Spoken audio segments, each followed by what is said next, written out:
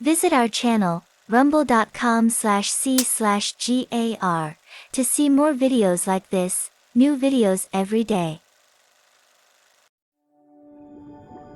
Tired of the everyday routine?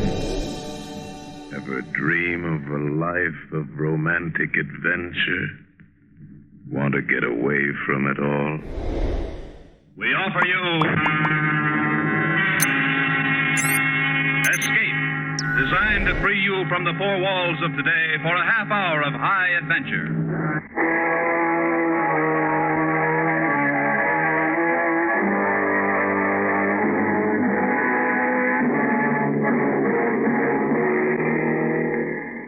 Years ago, in a science fiction classic, Green Blotches.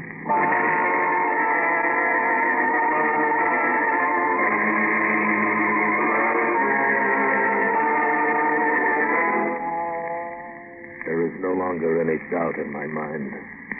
Though he walked like a man and talked like a man, Mr. Three was not a man, but a plant. And his country, which he called One, is not to be found upon the earth. It is the only possible conclusion to make after what happened to us in the valley of the Infernal River.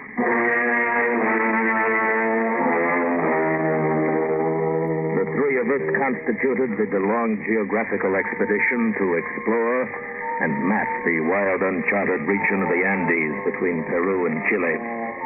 There was our leader, Professor Anton Demetrius, once of the University of Bucharest, and now one of America's most distinguished adopted scientists. In the valley of the Rio Inferno, we should find some very significant geological evidence which may well change our present conception of the age of our planet. There was young Leroy Haskell, the secretary of the expedition. Phi Beta Kappa, Ph.D., and as far as I was concerned, a scientific camp follower. He had written a book. The material I shall gather on this junket will make a book that should simply dwarf the success of my Reindeer in Iceland. And you know how well received it was. Then, of course, there was me, John Preston. My job was to survey the region and map it for the first time. There were two native guides, Jose and Pablo. We had been warned from the first. Everyone told us to stay away from the valley of the Infernal River, from which they all said no traveler has ever returned. But we were not to be dissuaded from our purpose. So after a week on the high mountain trails, we came at last to the entrance of the valley.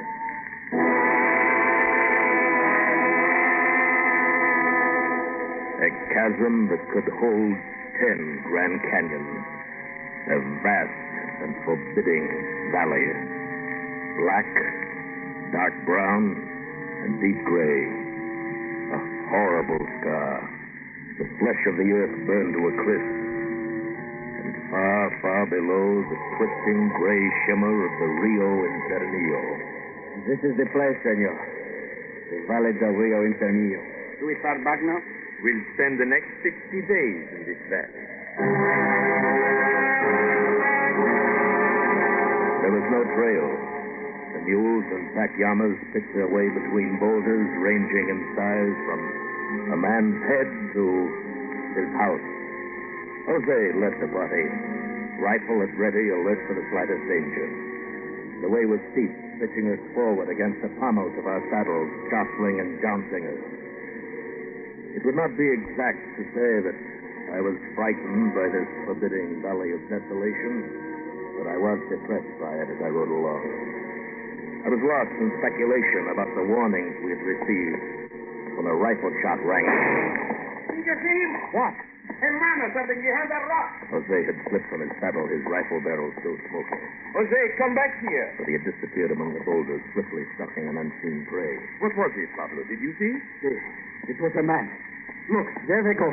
Down there between the rocks. Come on. We slipped from our mules and started down toward the spot where we had seen Jose running after a fleeting, yellowish figure.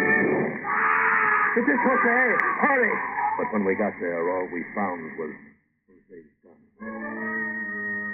That was all, except a splotch of green liquid on the stone, and smaller splotches of green splashed on one boulder after another, leading off toward the river. We followed the trail of green splotches, but they dwindled out a quarter of a mile away.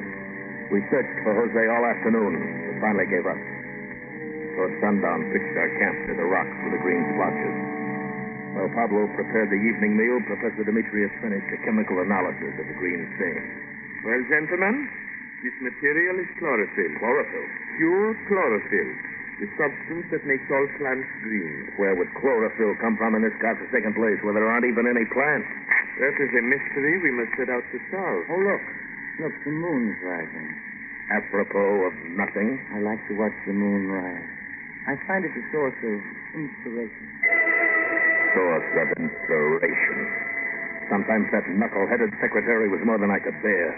In the midst of the riddle of the chlorophyll, he seeks the inspiration of the rising moon. Nevertheless, a moment later, the professor and I also stepped out of the tent into the crisp evening air. Far down at the eastern end of the valley, the disk of the rising moon glimmered between two towering peaks. It looks whiter and more silvery in this latitude. He wears a cloud of mist like the veil of a bride. Does he now?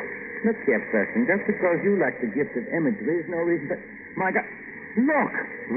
The moon, the new moon, setting in the west. He was right. Low in the luminescent western sky was the thin, delicate crescent of the new moon. And to the east, the full moon, which we'd been watching, had disappeared. A phosphorescent mist still hung about the peak. And as we watched, it slowly faded away and left the valley of the infernal river in deepest blackness. It was more than my mind could cope with. But it didn't bother our bright young man. Next evening, Leroy had a curious report for us. Well, I sold a copy of my book today, Reindeer and Iceland. What? Yes, I got this for it. Gold. Nuggets of gold. Yes, that's right. Who did you sell it to? Yes, what sucker gave you all that gold? An Indian. Indian? What happened? Well, I was down the valley way today gathering specimens of flora, and I just sat down to eat my lunch when I saw this Indian behind a rock staring at me. Then he saw the corner of the book sticking out of my knapsack. He pointed at it, and he said, "What is that, Reindeer and Iceland?" I was surprised. And then he said just what I had been thinking. That book has a wider reputation than you imagine. I thought it'd be quite a gag to sell one of my books to a Peruvian Indian, so I went into a long spiel about what a really fine and useful book it is. That shouldn't have been difficult for you. It wasn't. I ended by telling him that he could have this valuable and excellent example of American literature for only $3.50. What is $3.50? He said. Have I got $3.50? I was just wondering about that, I said. Turn your pocket inside out and you'll see. He did. And a lot of pieces of metal spilled on the ground. I took the gold nuggets and told him I'd include the other 4 copies I brought along. He's dropping back more for them. That's nice. Well, I think I'll turn in. It's been quite a day. Yes, hasn't it? If I brought more copies of my book, I could clean up down here. Next morning, I was awakened by the sound of groaning coming from Haskell's cot. What I saw there awakened me with a start and yanked me to my feet. Professor Demetrius. Professor. John, what's the matter? Come here quickly, please. Something's wrong with Leroy. What is it? Look. Is that Leroy? Yes. Why, his hair is turned white. Overnight. Well, what in the world happened to him? I don't know. Here, Leroy. Come on, old boy, wake up. Come on, Leroy, wake up. Come on, fellow, wake up. Come on. What's the matter? Now, how do you feel? You hurt anywhere?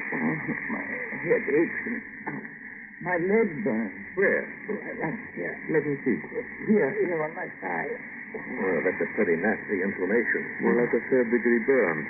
Right under your trousers pocket. Leroy, Yes. did you carry that gold in this pocket yesterday? Why, yes. And where was it last night? I put it under my pillow for safekeeping. Yes, and that accounts for it. That gold is poisoned in some way. Poison? What? Oh, no. No. What's the matter? Here in the mirror. Is that me? Listen, did that stuff turn my hair white? Just tell me. Tell me. Yes, my boy, it did. Oh, no. Listen, look. Look, there he is. I looked up. Standing in the entrance of the tent was an Indian with an enormous head and thickly painted face. He was wearing the usual white shirt and trousers of the cholo, and he was smiling a faint, ironic smile which made me dislike him intensely. The professor was first to recover from the shock of his appearance. Did you give our young man here some gold yesterday? I gave the young man some gold for some books. Did you know that gold was poison? Poison?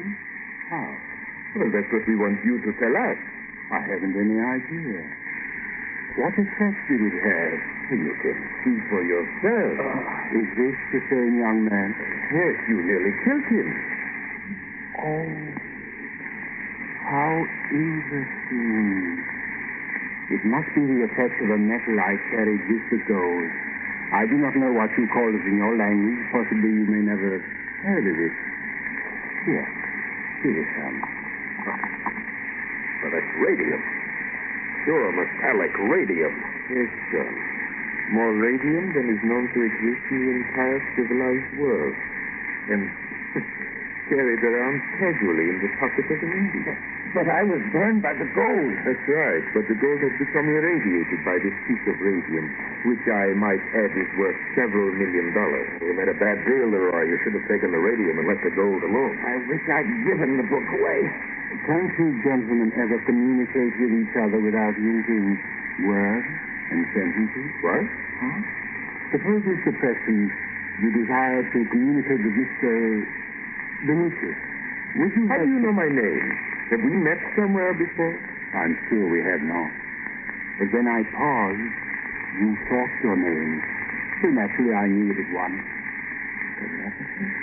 I believe that's the ancient word for it. Mr. Preston, I perceive that you want to know my name. Well, I have a number. In my country, the citizens are numbered. I'm sure when your own countries become densely populated, you too will adopt a numerical nomenclature. What is your number?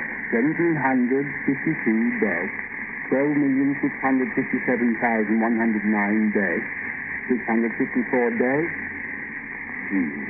That might become a little hard to remember. Where do you come from, Mr. Reed? The name of my country is one, or Turk.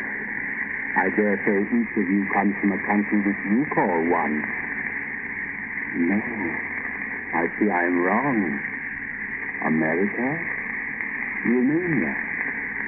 Very pretty name, but quite unscientific. Can you read our thoughts before we speak? Certainly. I take the language formed right out of your own minds and use them. If the creature has no language at all, one can choose his look out of the aluminum age, and that arose from the prehistoric steel age. A very heavy, clumsy metal, I have heard archaeologists say. Oh, breakfast, Pablo. Good, good. Set it up on the table there. Senor Preston, he is the one. What's that? That man there, he murdered Jose. What? Everything he has on is Jose. He wears Jose's clothes and his shoes. On his finger is Jose's silver ring, I know it. I saw him that day when Jose disappeared. Are you sure, Pablo? Sí, ciertamente. Pablo is quite right, gentlemen. You admit that you killed Jose? Oh, yes. You realize, Mr. Street, that your confession will place you in jeopardy of the law. Oh, then you do have laws in your country. Why, naturally. Pablo, take that rope there and tie Mr. Street to that chair. Sí, senor. You may consider yourself under arrest, sir. Give Pablo a hand, Leroy. Time to kill him. It will be a pleasure. We will have to carry him before a magistrate. That is most inconvenient. Professor Demetrius, you have studied physiology Yes. and perhaps vivisection. Yes? Then why all this fuss about the killing of a lower animal for scientific ends? A lower animal? Mr. Three, we are all human beings. Granted, Jose did not have the intelligence or culture such as we have. Nevertheless, he was a human being. Senor Preston, the pack animal clothes, they've broken out of the corral. I rushed from the tent, followed by Leroy and the professor. The mules and the llamas had indeed broken through the corral fence. were stampeding down the valley as if pursued for the seventh itself. Pablo tried to head them off, desperately shouting and waving his arms, but his efforts seemed silly in the face of their headlong flight. And then my attention was diverted in another direction. Preston, look! Our tent's on fire! It was. A sheet of flame licked up the oil canvas and enveloped the ridge. Our prisoner! We're burned to death in there! I'll get him. I ran back to the tent, pulled up the stakes to the rear wall, and shoved into the smoke-filled tent. Mr. Three was still sitting in the chair where we tied him. He slumped queerly, and the brim of his hat had dropped onto his shirt. There was no time to untie him. I picked him up, chair and all, and rushed out of the tent just as the walls collapsed. It occurred to me that he was remarkably light. John, is he all right? Suffocated, I think. As slow as the burning. Help me beat out the flames. Hey, what's this? He's collapsed. The clothes are empty. No. No, not quite. The professor tore open Jose's clothes and pulled from within a human skin. What in the world? I believe the deal. It is the skin of Jose. How do you know? See, there on his arm. The tattoo of the cross. Yes, I remember Jose had such a tattoo. What does it mean? It means that somebody or something has been stalking us, disguised in this. But I don't... Exactly as a hunter stalks a deer in a deer robe. Then it wasn't a human being? Was the devil?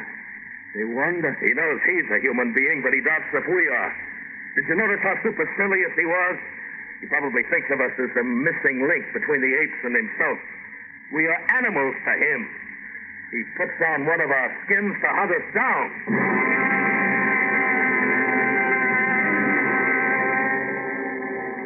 As we stood in the merciless sunshine in that black valley of hell, we were four frightened men, powerless to combat the kind of magic or witchcraft or super science which opposed it.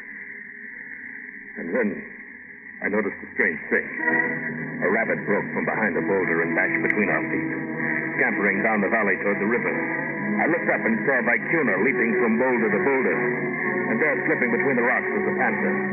Suddenly the whole valley seemed alive with flying animals, all rushing headlong toward the river. Rats, hathawks, civets, and finally a huge Yucamare, the great black bear of the Andes, lumbered by so close to us we had to jump out of his way. But he paid us no heed. He was too intent on following the others toward the river. No. What in the world? Look, up the valley, hopping from rock to rock. What are they? They look like yellow fleas from here. Whatever they are, they must be what stampeded our pack animals. It is the devil driving all the animals into hell. Look again, Pablo. They're getting bigger. They look like men to me. Yellow men, with the agility of mountain goats. As the strange hopping figures approached, we could see that they carried some kind of short metal rod that flashed in the sun. The closer they came, the more animals rushed by us. Devil or no devil, it was too much for Pablo. As a beautiful speckled deer came into view, Pablo raised his rifle. Don't shoot. There must be no holes in the skin. We whirled around. Behind us on a large boulder stood Mr. Three. He was naked, having shed Jose's skin. His face still carried the red paint of his Indian masquerade, but the rest of his body was a soft yellow, like a ripe peach.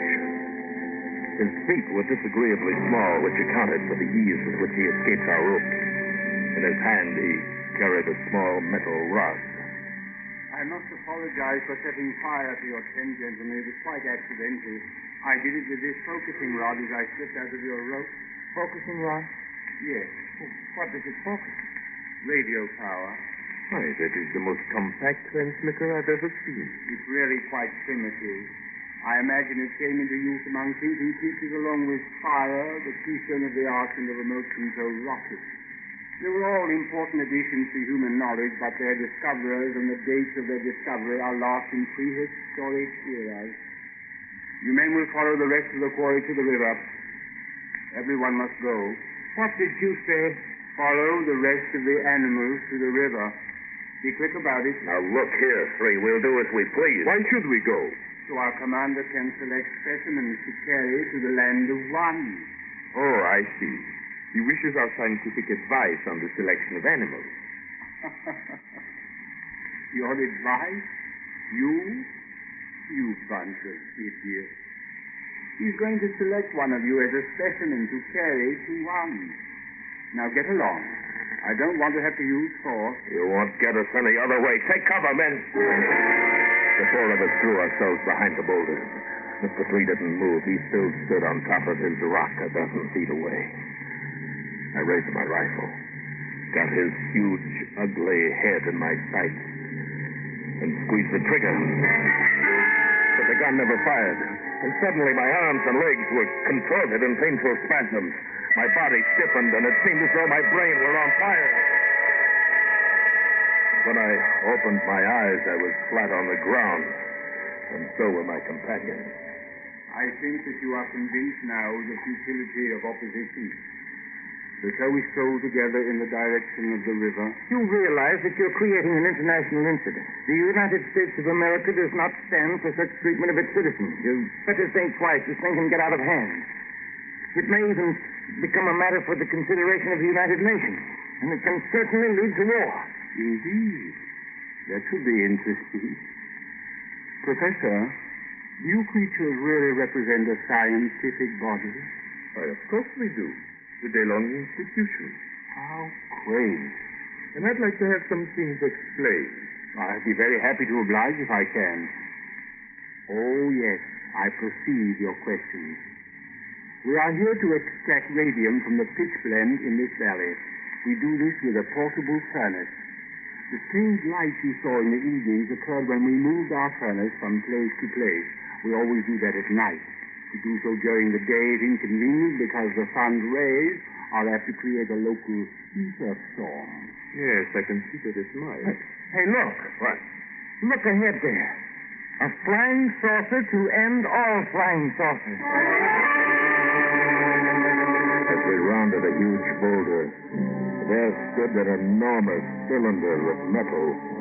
It towered at least 750 feet into the air and rested on a stone which could not have been more than 4 feet in diameter. Its huge bulk shored up by metal rods several hundred feet long, which protruded from the ship where the barrel began to taper toward the stern. 500 feet up the side of the cylinder were controlling planes, which looked tiny in comparison to the great bulk, and indicated that it must travel through space at inconceivable speed. Around the base of the ship, squads of yellow men were rounding up the animals in cages and stowing them aboard. They worked with military precision, obviously under orders, although no sound was uttered since all communication was mental. As we approached the ship, 4 yellow men appeared with a large cage. And from a porthole about 75 feet above the stern, another yellow man with a scintillating scar on his forehead stared down at us. Mr. Three drew himself up stiffly and saluted. What followed was a one-sided conversation put into words by Mr. Three, apparently for our benefit. Yes, sir. No, sir. Ordinary ruby-blooded mammals, sir, with intelligence somewhat higher than monkeys, sir. They communicate with simple thoughts exactly as monkeys do, sir, by chattering. They are absolutely insensible to all mental vibrations, sir, more completely than the 4-legged animals. I would suggest you take all 4. They will prove very amusing, sir, in the National Zoo. Their attempts to deceive each other and even me, sir, are quite ridiculous. I believe you will find them much more humorous than chimpanzees. Sorry you haven't the space. In that case, I suggest you take the brown one. He is the best physical specimen and obviously better adapted to his habitat. None of them have any minds to see, sir. Very well, sir. As the yellow men closed in on him, Pablo whipped out his knife, slashing and stabbing at his assailant.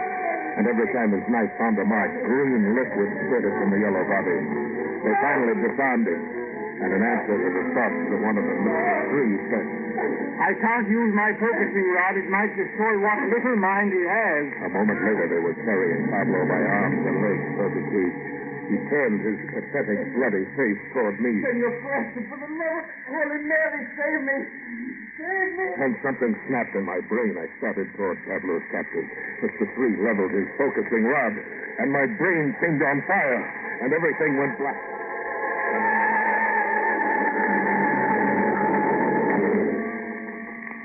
When I came to, the yellow men had vanished. The spaceship stood poised in the light of the setting sun, their ports and hatches closed. The professor and Leroy were leaning over me.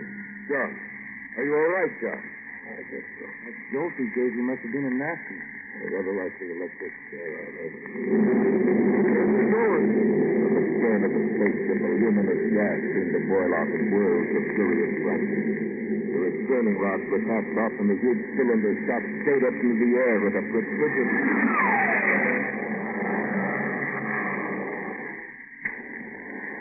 Blue, green, yellow, orange, red. You mean exactly, John. It was going so fast, the light of the exhaust ran through the entire color spectrum. It was traveling at least at the speed of light, 186,000 miles per second. Look, what's that phosphorescent glow? It's all over the hill. Yes. It's all over us. Yes. I believe we are covered with the residual emanations of radium. I suggest we go down to the river and wash it off. Otherwise, it will presently kill us. Professor? Yes? Did you notice the green liquid spurting from those creatures when Pablo knifed them? Like green blood? It was not blood. It was chlorophyll. But how could... You see, gentlemen, Mr. 3 and his comrades were not animals. They were plants. What? Possible, but true. Well, Leroy, you should be able to write quite an interesting book about this expedition. One that might even outsell Reindeer in Iceland. Yes, Professor. But who would believe it?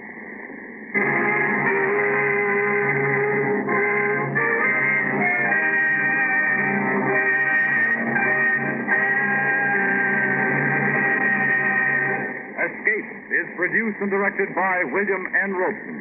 Tonight we have presented Green Splotches, written in 1920 by T.S. Stribling and modernized and adapted for radio by Mr. Robeson. Featured in the cast were Bill Conrad as Preston and Paul Frees as Professor Demetrius.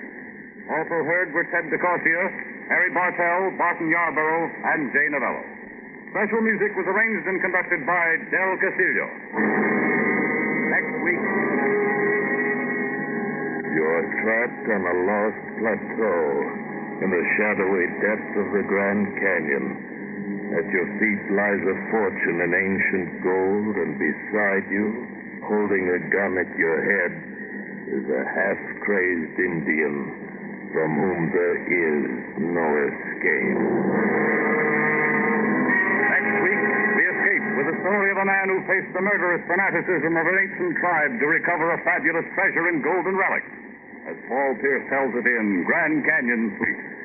Goodbye, then, until the same time next week, when once again we offer you Escape.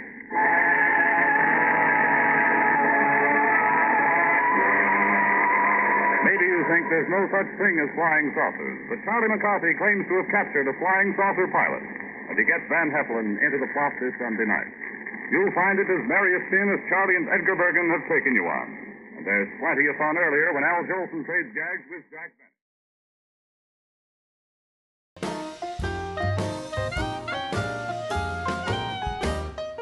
Thank you for watching Golden Age Radio. We post all new episodes every day. rumble.com/c/GAR. The Cavalcade of America, presented by DuPont.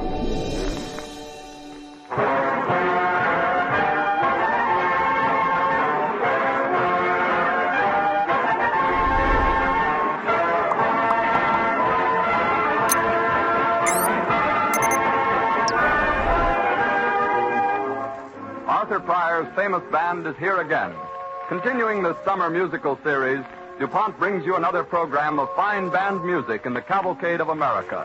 This evening's program includes a wide range of compositions played by the concert band under the personal direction of Arthur Pryor. Just as the Cavalcade of America in music shows the importance of music in our national life, so also does the short story of chemistry on this program indicate the importance of the work of research chemists. The contribution of DuPont chemists to the comfort, convenience, and happiness of nearly everyone is summed up in the DuPont pledge: better things for better living through chemistry.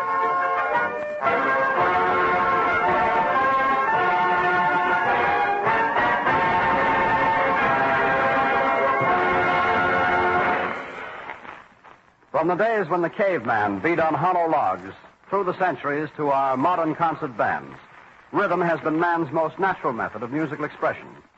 Marching feet and beating hearts are part of our rhythmic evolution. In 1896, John Philip Sousa wrote the first operetta in which march music predominated. De Wolf Hopper was the star, and the play enjoyed a long country. Arthur Pryor and his band bring us its song hit, the ever-popular El Capitan March.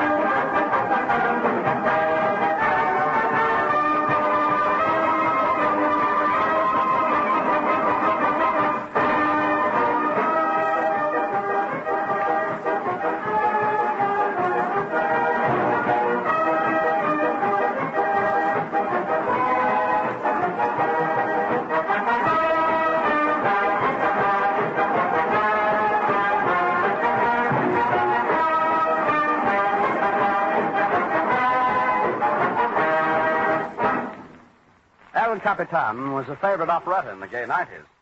But times change, manners change, and styles of music change. And concert bands reflect the life and the times. Arthur Pryor and his band play selections from a romantic operetta of that same time, the tuneful Robin Hood by Reginald de Koven.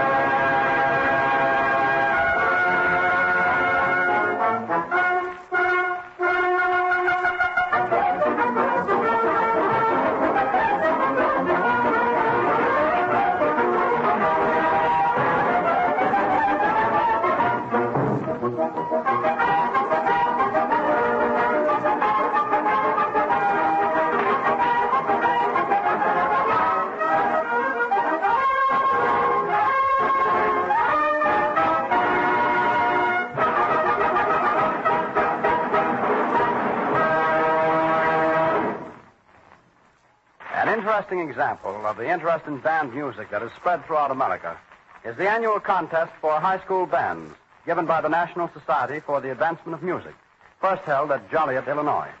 Amateur bands are no longer a rarity, as they were when in 1845 the Stonewall Brigade of Stanton, Virginia, founded what is said to be the oldest amateur organization in the country.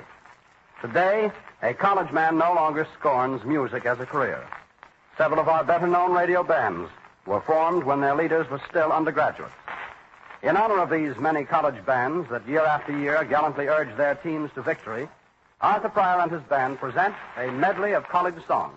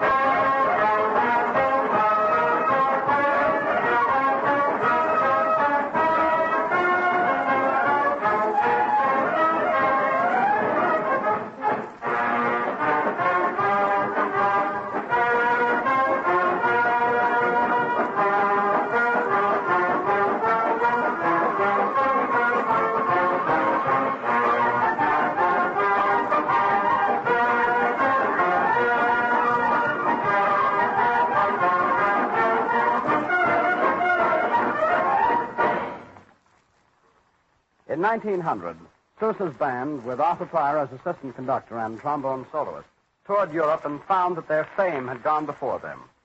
The tour was a triumph for the American organization, and a number of incidents are worth remembering. Let us reenact several of the high spots of the trip, beginning in Germany, where the audiences were impressed by the trombone solo that was played at each concert by Arthur Pryor. One evening in Berlin, after the performance, the manager of the theater approaches Mr. Pryor. Herr Pryor. Yes? There are 6 gentlemen here who would like to see you. They are the first trombone players from 6 German regiments. By all means, ask them to come in. Dankeschön. This way, gentlemen. Mr. Pryor. Herr Pryor, come in, gentlemen, come in. I'm sorry, my German isn't any too good. Oh, that is all right. I will be the spokesman for my college. Herr Pryor, that trombone solo you played tonight, what was it? Well, that was a number I wrote for myself. It's called Air Varie. Well, we have all agreed that it is the most difficult solo ever written for the trombone. You play the air and the accompaniment almost together, like 2 instruments. Well, I'll admit it requires pretty fast variation. Oh, it is incredible, Herr Pryor. My friends wonder, could we examine your trombone? Why, certainly. It's right here. Look it all over and you'll see it's just another trombone. Hey, what's going on, huh? Oh, these gentlemen play trombones in some of the German regimental bands. They're examining my trombone to be sure it's a regular instrument. Nothing up your sleeve, eh? Herr Pryor. Yes, sir? These gentlemen have examined your trombone thoroughly. I'm sorry they've taken it all apart. Well, what's their verdict? Just the trombone? Ja, mein Herr, but they say that what you do is impossible. They believe it is just another clever American trick.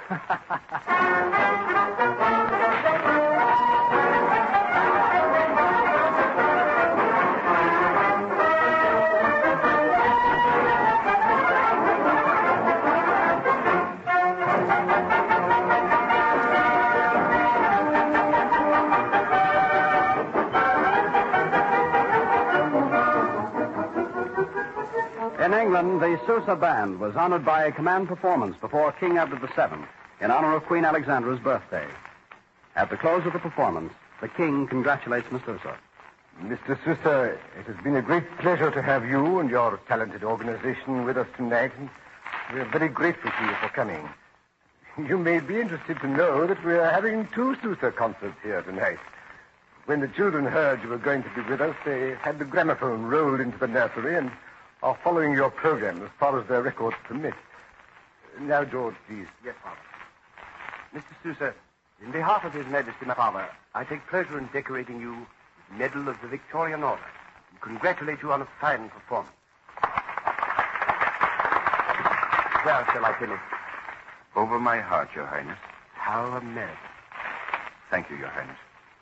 I hope His Majesty will allow me the honor of composing a march and dedicating it to him. With pleasure, Mr. Sousa.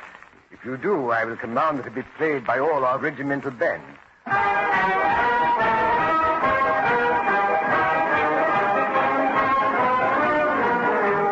That led to the writing of Imperial Edward, which John Philip Sousa dedicated to King Edward VII. No band concert is complete without a light, colorful musical impression listed as descriptive.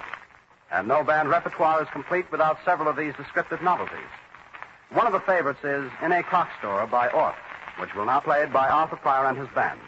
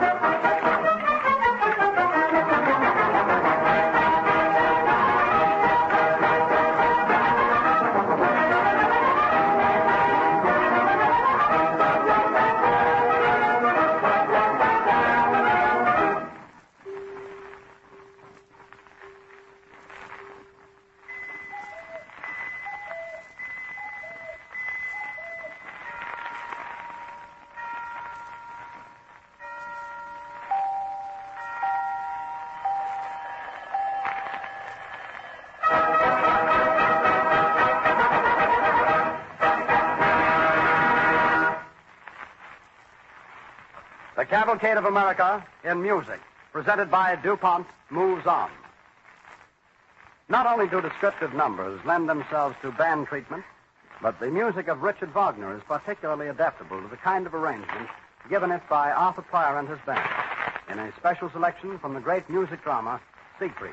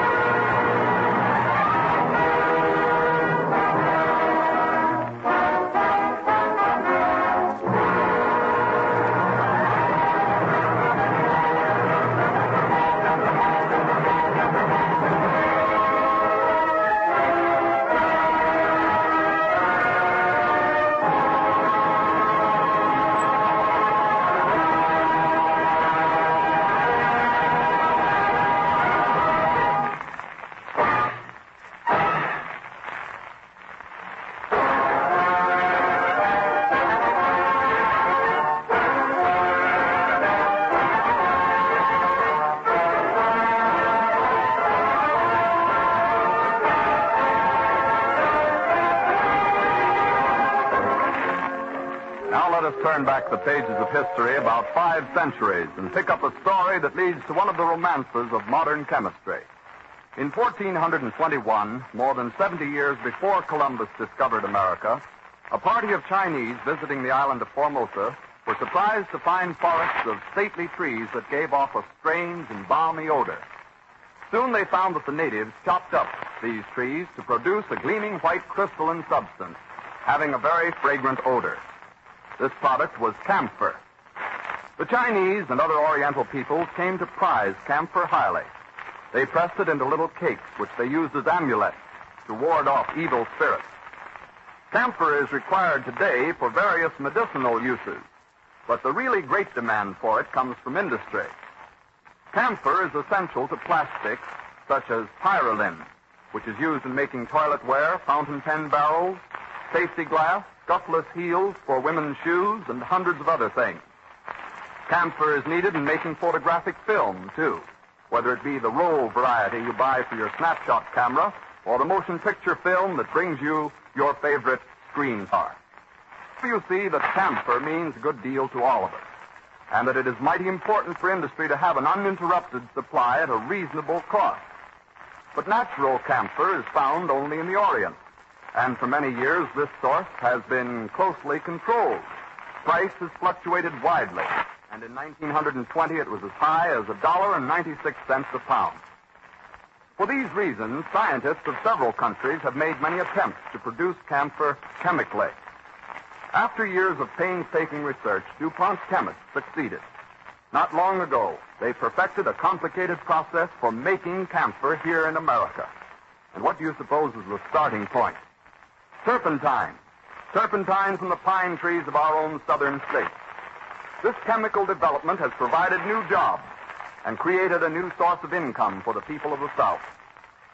In quality, DuPont man-made camphor rivals the finest grade that ever came from Formosa. It not only fills every demand for use in industrial products, but meets the United States government standards for pharmaceutical purposes. As to cost, this new chemical process enables DuPont to produce camphor at a price which makes it unnecessary to buy it abroad. The price for industrial camphor is now stabilized at about 35 cents a pound. This story of man-made camphor illustrates one of the many ways in which chemical research serves our nation. It also illustrates what DuPont means by its phrase, better things for better living through chemistry.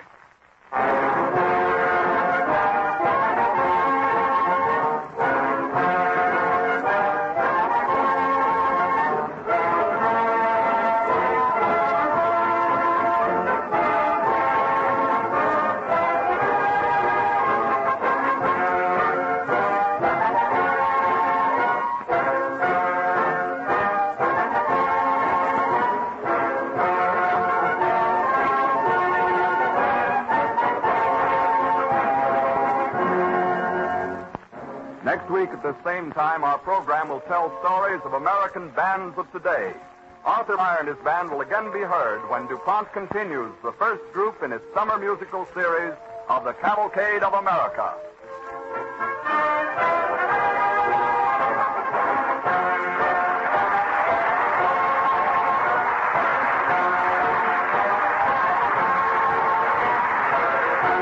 This is the Columbia Broadcasting System.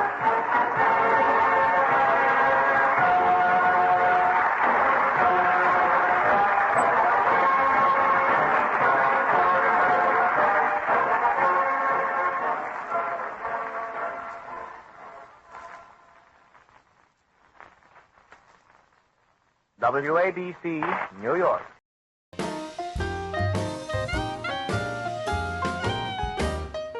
Thank you for watching Golden Age Radio. We post all new episodes every day. Rumble.com/C/GAR. Good evening, Crete. Tonight your Mystery Playhouse presents Inner Sanctum.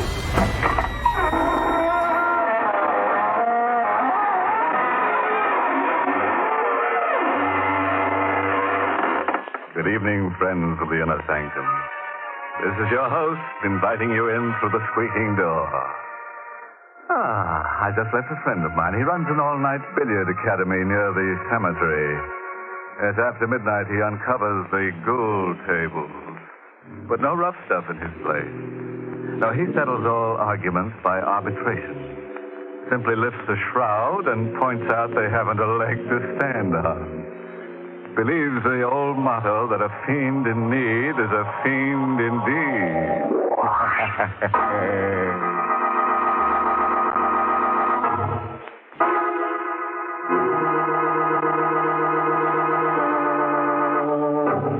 Now, dust off the edge of your chair, because that's where you'll be sitting for the rest of this half hour, and listen to Murder Comes at Midnight. This is the story of how one average family, even as yours and mine, spent a quiet night at their rented country house. A night of terror. As I said, the Cannings were just an average family. Harry was 29 and worked as a sound engineer for a broadcasting studio in the city. Ethel was 27 and had been a school teacher before she was married. Now she was kept pretty busy between writing the great American novel and taking care of Judy, her 7-year-old daughter. This was the first year they had rented a house in the country for the summer, and Ethel didn't take much to the idea of being alone either. At first, I didn't know what it was that woke me. Perhaps it was because I was expecting Harry. He phoned that he was working overtime. He wouldn't be home till after midnight. I didn't like the idea of his driving 60 miles from this city at that hour. Or maybe it was just because I wasn't used to being alone with Judy in the old house. I got out of bed. I opened the connecting door to Judy's room. She was sleeping quietly. I closed the door softly. Went across to my window. Something had awakened me. What? Was it a sound I heard in my sleep? Or was it a premonition? I looked out the window. The night was dark with 1,000 secrets. Harry should have been home by this time. My watch showed a few minutes after 12. Maybe he'd had an accident. Maybe that's why I awakened. Some sort of telepathy. And then I saw the headlight. It was Harry. He was turning in our road. The headlight phased me for a moment as he swung into our driveway. Everything was all right then. I'll be right down, Harry. Breathlessly, I raced downstairs to let him in. I was so happy I could cry. It was only then I realized what tension I'd been under, all because of my silly fears. I unlocked the door quickly. Oh, Harry, I was so Sorry to bother you so late, miss. Had an accident with my car. Oh, I thought you were my husband. Oh, sorry to disappoint you. Oh, no, I'm afraid you can't come in. My husband isn't home yet. Well, it won't be for long. Oh, my heavens, you're hurt. It's your arm. Oh, hurt in the accident. Afraid it's broken. Oh, you poor man. Here, sit down. Sit down right here. Oh, that's better. Yes. Your arm's so limp. Do you really think it's broken? I can't tell. It's kind of numb. Oh, dear, I feel so helpless. I don't know what to do. I took a first aid course during the war, but I don't remember a thing. Maybe I better call Dr. Schultz. Oh, please, don't go to the trouble. It's no trouble. The phone's right here. I said no doctor. But it's all right. Put down that phone, please.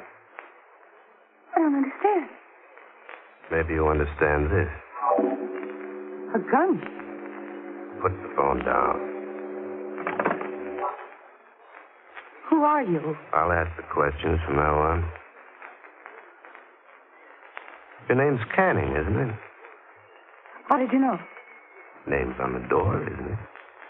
Oh. What kind of phone is that? What do you mean? Party line? No, it's a private wire.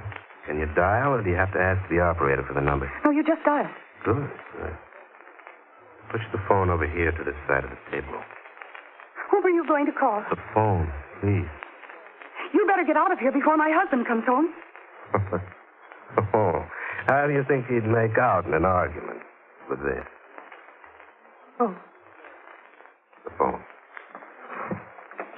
Thank you. Now step back a little. That's good. I have to put this gun down while I make my call. It's arm of mine. But you understand that I can pick it up faster than you could reach it from there, don't you? Yes, I understand. I see we'll get along all right. Oh, operator, get me Plaza 99970. Yeah, hurry, please. Well, this is 864. Please. After your phone call, you get out. Before my husband comes home. He's late already. You wouldn't turn an injured man out of your house in the middle of the night. Oh, hello, Linda? That's right. I had a little trouble. I hurt my arm. Look, I think you'd better come up here. Yeah, and bring Fred and Doc Stetson along. No. Everything's fine. Won't be any trouble. I'm a guest of some very good friends up here. Canning's the name. Or you drive up Highway 26 through Accord and turn right when you pass the first gas station. It's just a mile from there. You ought to be here by 6 in the morning. There'll be a light in the downstairs window. Right, Linda. See you in the morning. You can't stay here all night. You've got to go. Shut up.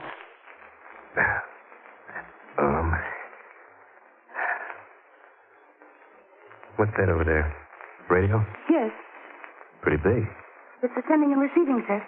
Harry built it himself. He's a radio engineer. Can you get shortwave police calls? Yes? Turn it on. But I don't... Turn it on. No. Well, getting brave, huh? I don't think you'd dare to shoot me. It would be murder. They'd send you to the chair. Now you get out of here. You call your friends and tell them to meet you someplace else. There, I've opened the door. Now get out. Worried about your husband, aren't you? Afraid of what'll happen to him if he comes home now, huh? I want you to go away. And if you don't go now, I'll run out and scream for help. There are other houses in this neighborhood, and somebody will hear me. Oh, go ahead and run. What? I won't shoot you. You won't? I don't have to. What do you mean? You wouldn't dare to run out and leave your kid upstairs. That little red-headed kid with the cute curls. Judy. How do you know I have a daughter? Easy. The doll carriage over there. How do you know she has red curls? Maybe I guessed it. And her name, too? Turn on that radio. All right.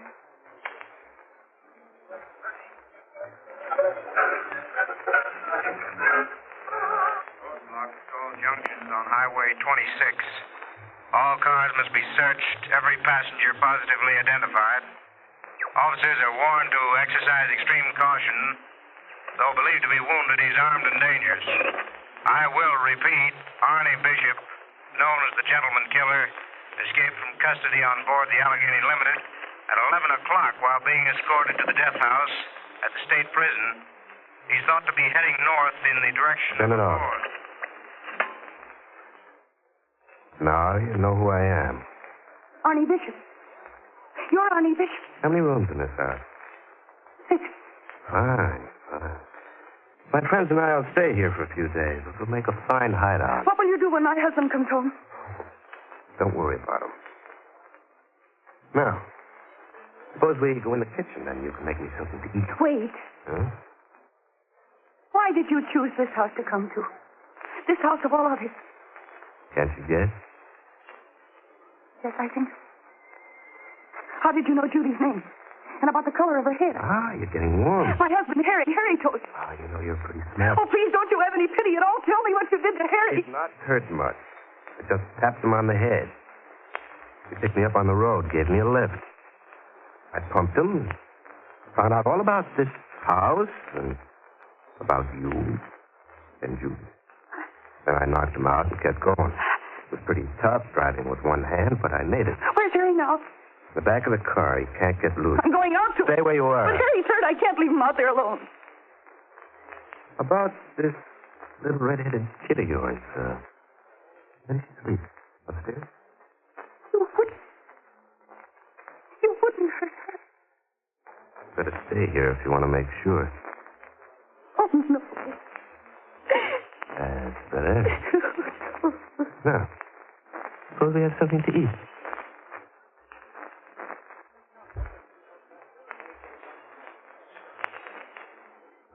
Now let's return to the little white shingled house on the hill, where Ethel Canning is entertaining her uninvited guest, Arnie Bishop. You know, he's a pretty courageous guy for an ex-convict. But then maybe he has the courage of his convictions. But Arnie isn't so smart, tangling with a red-headed gal. He ought to recall that old ditty. How's it go? Beware of a girl with deep red hair. A man is safer in the electric chair. But who can tell how a tale will end on Inner Sanctum? Let's join them in the kitchen. Well, excellent bacon and eggs. I'm sure my friends will like cooking when they come. More coffee? Yes, please. Careful. Oh, I was only reaching for the coffee cup. I thought you might have ideas about grabbing this. There's your coffee. What time is it? 20 after 2? 3.5 hours to go before my friends get here. How will they get through the roadblock? Oh, you leave it to them. Oh. What's that? That's the telephone. It's in the living room. You better get to it. Oh, you don't let go of that gun. Oh. You shouldn't have tried that. What are you going to do? Answer that telephone first. Get going. Yes. Anybody in the habit of calling you at this hour? No. All right, answer it. But be careful what you say. Hello? Yes, this is Mrs. Canning. Oh. It's for you. All right. Lay the receiver down on the table and walk away. That's far enough. Don't try anything. Hello? Linda? What, did you get started yet? Oh, where are you? What? Roadblock. Well, you've got to get through. I need Doc Stetson. You've got to make it, Linda. I can't stay awake forever. All right. Do your best. Call me back later. Oh. What's the matter, Mr. Bishop? Are your friends falling down on you? Shut up. I've got to think. Oh, you don't have anything to worry about, Mr. Bishop? Aren't you a guest of the Cannings in the little white shingled house a mile off Highway 26 north of Accord? Oh, you can be sarcastic, too. Oh, I wouldn't dare be sarcastic to you, Mr. Bishop. Especially when you have that gun. And with my husband unconscious in the car, and you threatening to harm my child. Oh, no. No, you still hold all the cards, Mr. Bishop, and you're such a big, strong, brave man. What are you trying to do? Get me mad enough to kill you? Aren't you going to kill me anyway? What makes you think that? Because you're a killer by instinct, Mr. Bishop. It's easier for you to kill than to do anything else. I wonder why you didn't murder my husband instead of just knocking him out. Was it because you thought you might need him? Well, you're not afraid of me anymore. No, I'm not. No, I just realized I can't afford to be afraid. What? I'm a woman fighting for her family, for Harry and Judy. And I've got to use all my wits against you. I can't afford to be afraid. That's some scheme in that crazy little brain of yours. Yes, Mr. Bishop, I have. I think I found the chink in your armor. You're a coward. Me? Yes, you. You're the one who's afraid now. Your friends aren't coming. You have a wound in your arm that needs treatment, and you know you can't trust me. You don't dare close your eyes even for 5 minutes. And you may have to stay here for several days. How do you like the prospect of staying awake night and day, watching me every minute of the time, afraid that you might drop off to sleep at any minute? Oh, that's how you figured, huh? Maybe you better kill us all right now, Mr. Bishop. That would be easy, wouldn't it? Just 3 bullets. Then you wouldn't have to worry about watching anyone. That's an excellent idea, Mrs. Canning. Yes. But then you'd have other worse things to worry about. Such as? This is Saturday morning. The milkman will come to collect for the week's milk. The neighbors will stop by to ask if I want my marketing done. And what will you do? Skulk in the cellar while they ring the doorbell? Yeah. And then there's the police. What about the police? They'll surely search this part of the country. They'll be making inquiries at all the houses. Do you want them to find the car outside? With Harry in it? Oh. You figured all the angles, huh? You know, you're pretty smart, Mrs. Canning. I think you're even smarter than Linda. But you forget one thing. Yes? You forget that little girl upstairs. What do you mean? Come along and I'll show you. Upstairs. You stay away from Judy. Oh! Maybe you think you've got everything figured out, but I'm still the boss. Gun muscle hurts, doesn't it? Now, shall we go upstairs? That's better. So you think Arnie Bishop is licked, huh?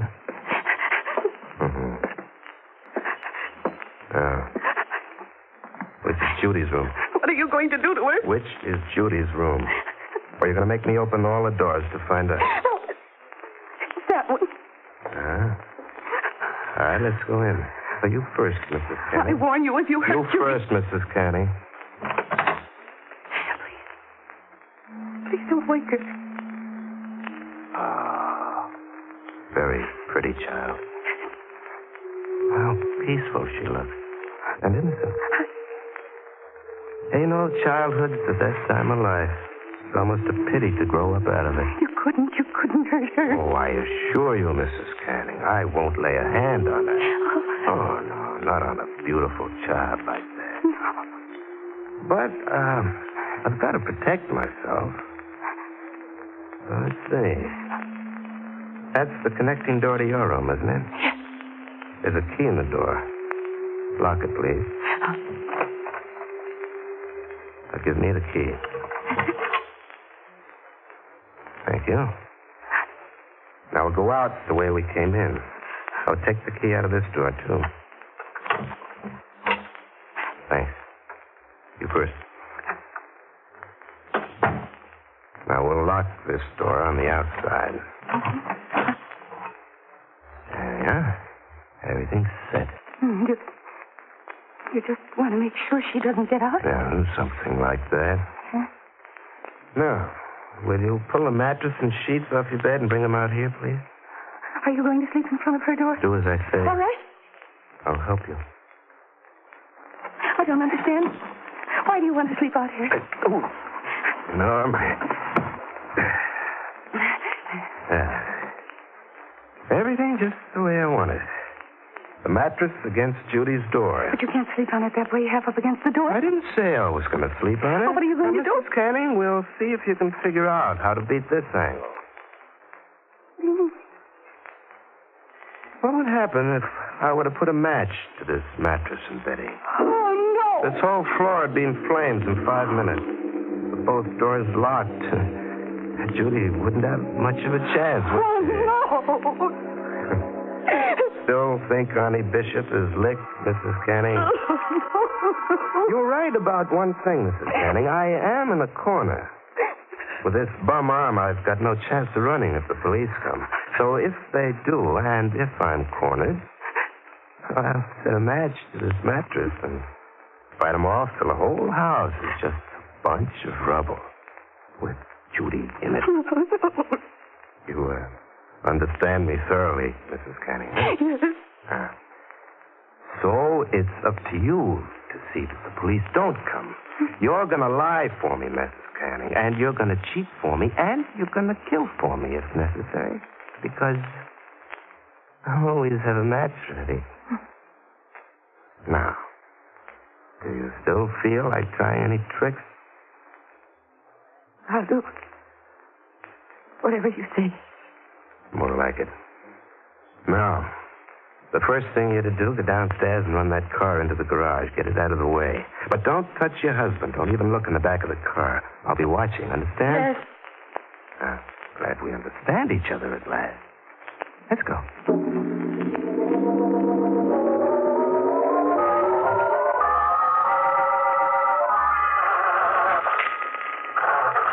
I'll be standing right here in the driveway, so don't try any tricks. I won't.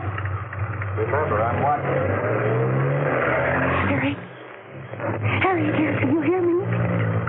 Harry? Harry? Oh, he's still unconscious. There's blood on his head. Mrs. Canning. Yes, I'm coming.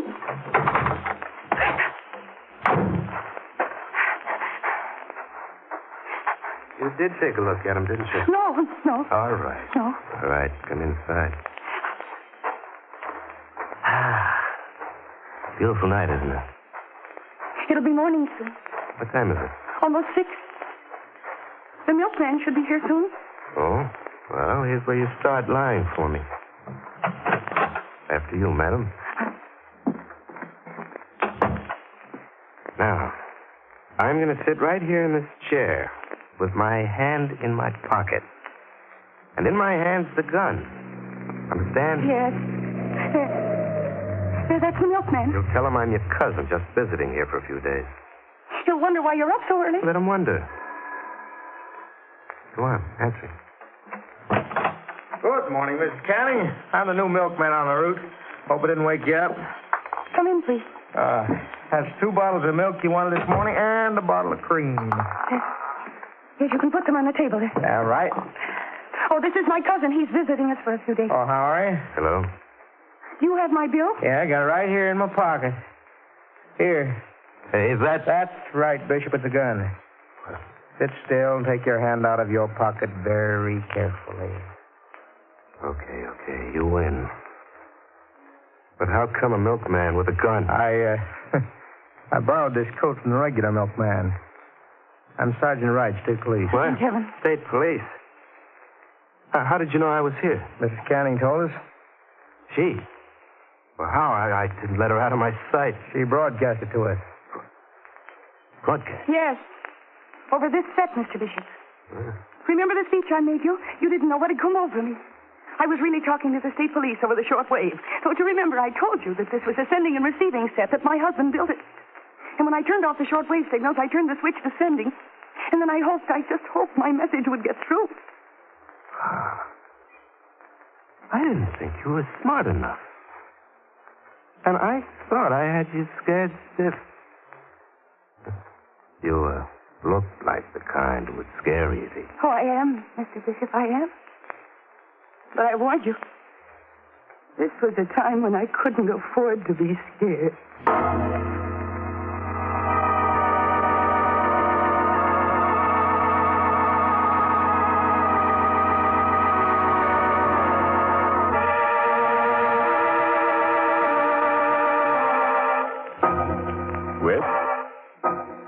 Which all goes to prove that a determined man can always get what he goes after. You remember Bishop tried to get free board and lodging from Ethel Canning.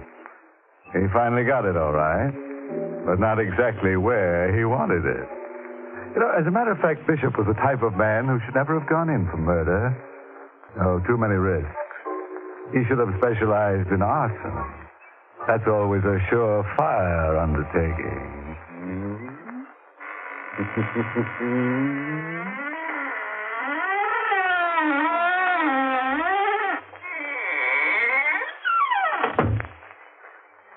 That was your host, Raymond Edward Johnson, closing the door on Inner Sanctum, tonight's performance from the Mystery Playhouse.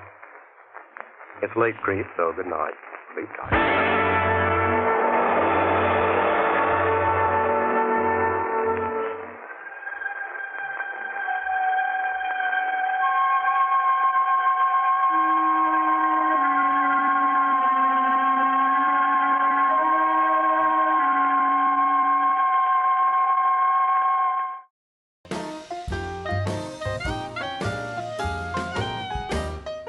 Thank you for watching Golden Age Radio. We post all new episodes every day. Rumble.com/C/GAR. Wait a minute. Have you heard the strange tales of the Whistler?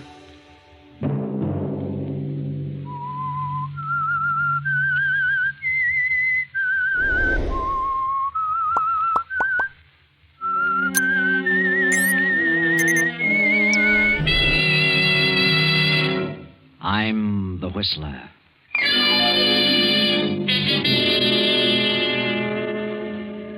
I refuse to accept the responsibility of the failure of our marriage. I know who caused it, and I know who she is. I refuse to give you up to her. And so, I have made a decision. Another Sunday night, and again, CBS presents The Whistler.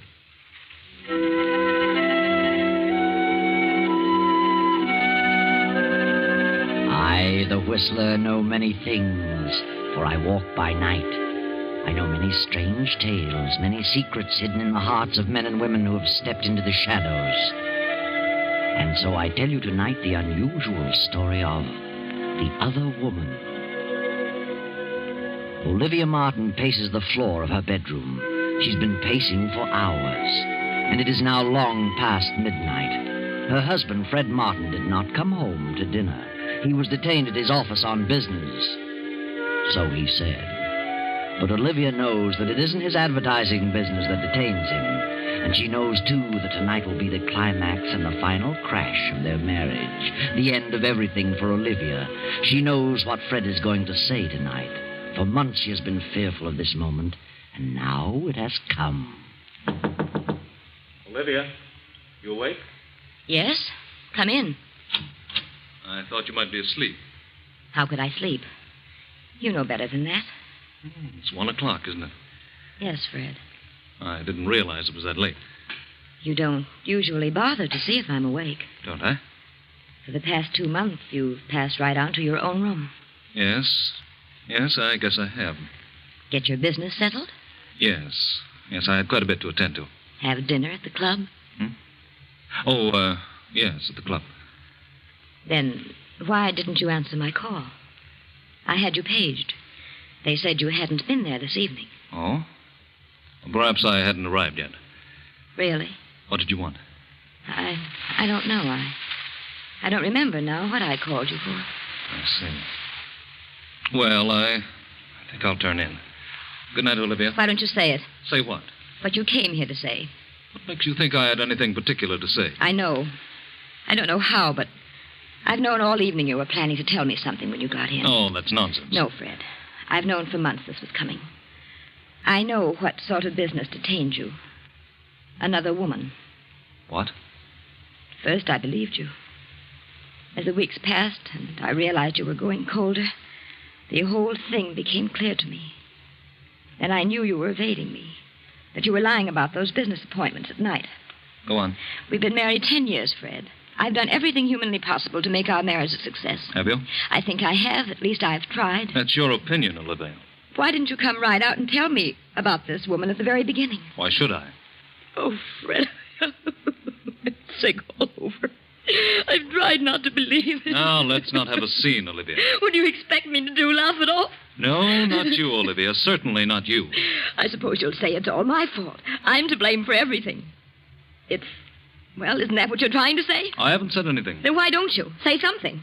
Why do you beat about the bush? You came here to say something. Say it. Very well, since you put it that way, I will. I'm going out of town tomorrow on business. I'm sending my things to the club. When I return, I intend to live there. Fred. Wait a minute, Olivia. I haven't finished yet.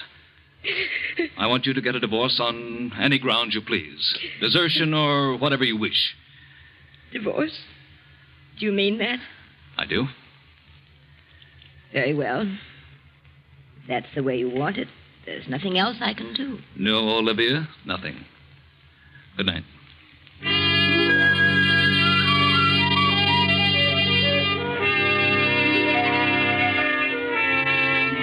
So Olivia sobs herself to sleep. And when morning comes, she finds Fred gone and his things already sent to the club. All day she wanders aimlessly about the house like a lost soul.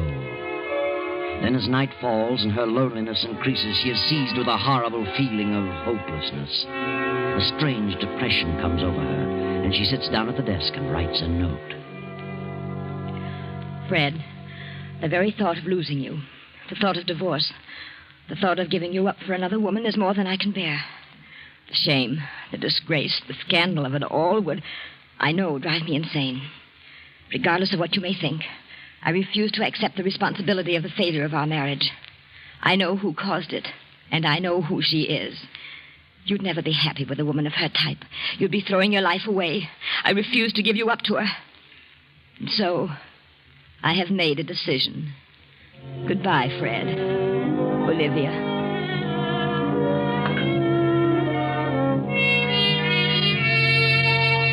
Olivia addresses the note to Fred at his club, steps out and drops it in the nearest mailbox. She wanders about for a while, then returns to the empty house, takes some sleeping tablets, and goes to bed. Then, the next morning at Fred's office, Doris, Fred's private secretary, is going over some papers. Yes? Very well. Put him on. Hello? Yes, Mr. Goldberg. This is Doris Hammond. Mr. Martin's out of town for a few days. Yes. Well, Miss Bartow is head of the art department. I'll have her check on it right away. Yes. Yes, goodbye. Yes? Tell Rita Bartow to come in here, please. Miss Bartow isn't coming in today. She's staying home. Has a bad cold. Oh, I see. Well, we'll send Jack Mallory in then. Yes, Miss Hammond. Do you want to see me, Miss Hammond? Oh, yes, Jack. I understand Rita's ill, isn't coming in today. No, I guess not. Well, Mr. Goldberg over at Lake Laboratories wants to know which ad she intended to run next week. Only Rita knows about that. Perhaps we'd better send them over to Rita's apartment and have her select the one she wants to use. Very well. Who shall I send? Well, I don't know of anyone who'd rather go on that errand than you, Jack. Well, how'd go if you insist? I don't think I have to insist, especially where Rita's concerned. All right. I'll run over there. I thought you would. Thanks, Doris. See you later.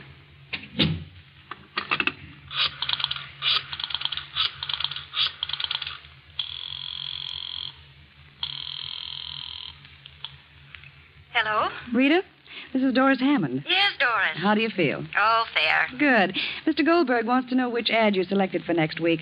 I'm sending Jack Mallory over with the layouts. He should be there in a short while. Very well. Now I've forgotten which it was. And send Jack back as soon as possible. He'll hang around all day if you don't.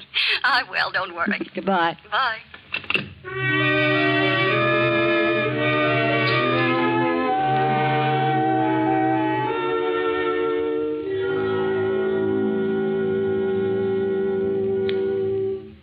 Hello, Rita. How do you feel? Oh, all right. Just didn't feel like coming to the office today. I thought you had a bad cold. No, not too bad. I'll be all right tomorrow. Mr. Goldberg wants you to select the layout for next week. Here they are. Which do you want? Well, I'd planned on this one. But I think you should make this section in red. Oh, I see. That's easy. I'll fix it up in a jiffy. Stands out better this way. We'll use this one for the week following. Okay. You look mighty lovely, Rita. Thanks. Where were you going, all dressed up? Well, I've got to go out of town this afternoon on that Henderson deal.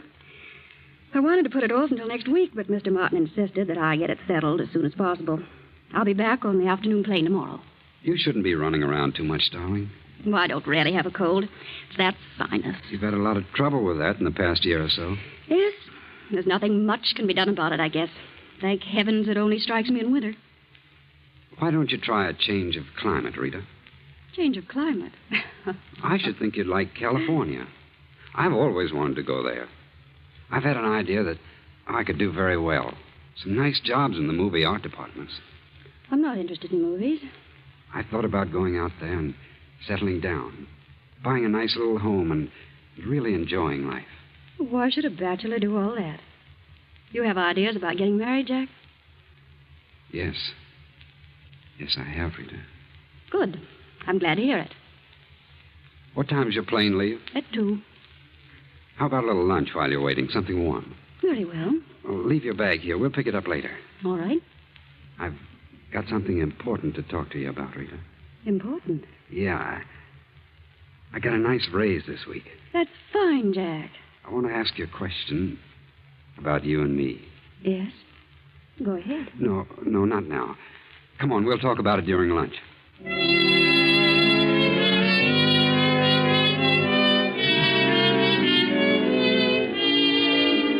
Meanwhile, Olivia Martin, having made a decision and formulated a plan, visits her husband's office and calls on Doris, the secretary.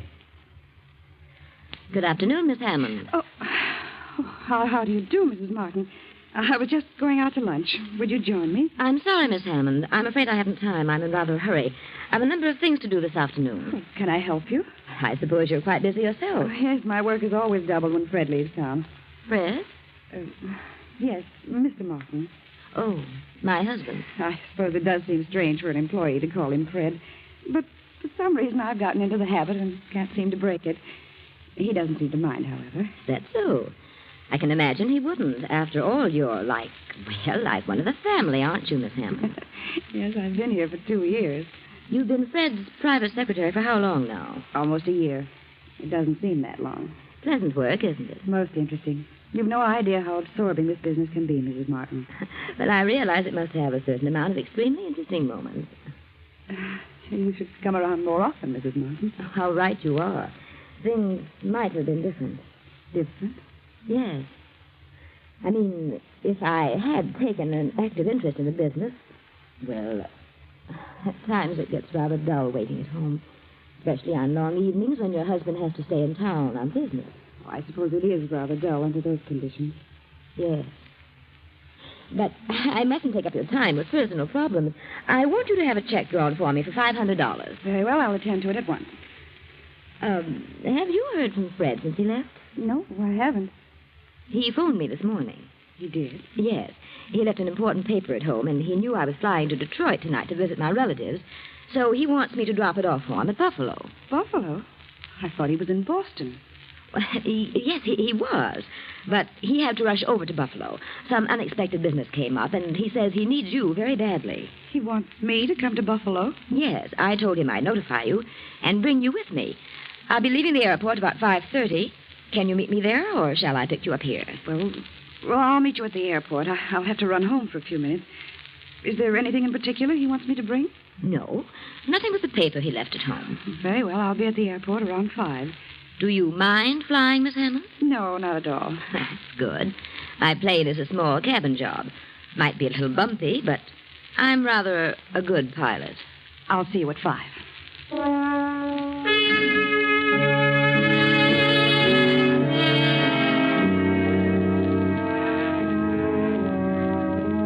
Shortly after noon, rain begins to fall. Round 2, the storm becomes heavier. Then Jack returns. Jack Mallory, where on earth have you been? Do you know what time it is? Yes, I'm sorry. I got to talking and didn't realize the hour. Well, what about the layout? Did Rita select one? Yeah, this one. She made a couple of changes in it. So? What changed? Oh, nothing important. Just wanted this section set up in red. Stands out better. Yes, so it does. Well, I'd better put it through right away. I'm sorry to have been so late with it. I'm glad you got back with it before I left. Left? Where were you going? Mr. Martin phoned. He wants me to join him in Buffalo. Something important has come up. Buffalo? Mm-hmm. I thought he was in Boston. He had to run over there in a hurry. Buffalo, huh? Strange. What's strange? Huh? Oh, well, I mean his being in Buffalo. What's strange about it? Oh, I don't know. I suppose he could be in Buffalo. Well, what's the matter with you, Jack? Why? Oh, nothing at all. Here, lean over here. What? Why? A little closer. What? What's the matter? Well, of all things, now I've seen everything. You've actually had a drink. You, of all people. Well, I don't approve of it as a rule, but I walked back from Rita's place. I got my feet a little wet in the rain. Felt kind of chilly. I was afraid I was catching cold, so I dropped in at a bar on the way back and had a drink. Well, I hope you don't get sick. Can't afford to have you and Rita both out. No, that's right. A lot of work to be done this week. Here, take off that top coat. It's damp. Let me have it. I'll hang it over the radiator. Well. What's wrong?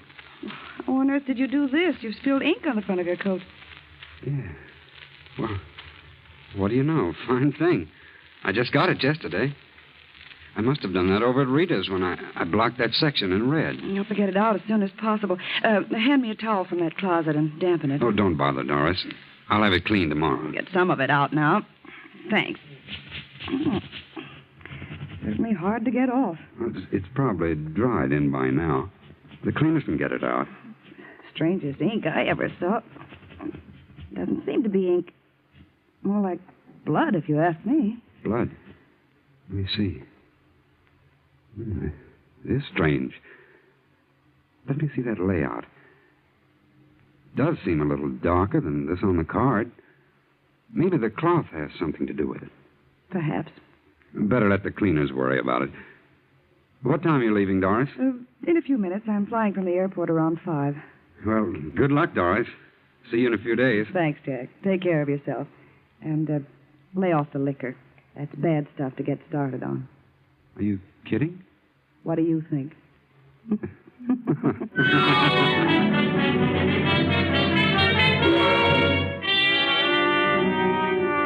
For a few brief moments, Doris stands staring after Jack as he passes through the door to the outer office. Then she picks up the towel, studies it for a moment. Suddenly she tosses it into the desk drawer, leaves the office, and goes home. Then around 5, Doris meets Olivia at the airport. Oh, Mrs. Martin, do you think we should try it tonight?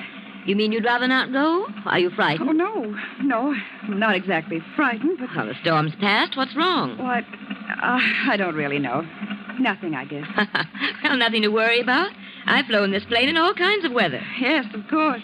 Well, we're all set. Let's climb in.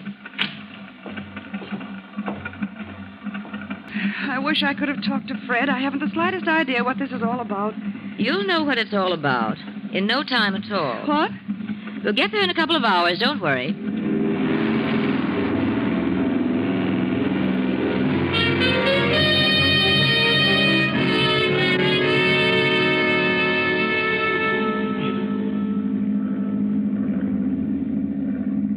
How far have we come now? Oh, I don't know. About 75 miles, I should say. Where are we? I can't see a thing. We're not far from Monticello. How can you tell? Can you see that down there? No, not too well. I'm flying by instruments. I hope we don't run into a storm. Frankly, I don't like to be in a plane during a storm. Well, I don't know of anyone who really does. We could have taken a train. We could have, but on this particular trip, I was in somewhat of a hurry to get to my destination. Tell me, Doris. May I call you Doris? Of course. Aren't you just a bit upset over this trip? What do you mean? Just that. Do I seem upset? Yes, you do. Something preying on your mind? Yes. Yes, there is something bothering me. So? What is it? I'd rather not say. A guilty conscience? Guilty conscience? Isn't that what it is? What are you talking about? Are you looking forward to a nice visit in Buffalo? Why, I don't know. I don't consider it a visit. It's part of my job. And a very pleasant job, too. I'm sure you'll miss the job and its attendant interests. Working late at night, several nights a week with Fred. What do you mean by that? Why should I lose my job? Your job isn't all you're going to lose. Do you know what you're saying? Yes, and you know what I'm talking about. You're crazy. Fred isn't in Buffalo. Where is he? I don't know. But wherever he is, you'll never see him again, you little cheat. Put this plane down and let me out. You're mad. I'm going to put it down, straight down on its nose. What? Fred won't think you're so attractive next time he sees you. No. No, you're out of your mind. You can't do this. You can't. You can't. Put that key back in the switch. I won't. You hear me? I won't. You must listen. Give me that key. Pull up. The street. Pull up. Ah!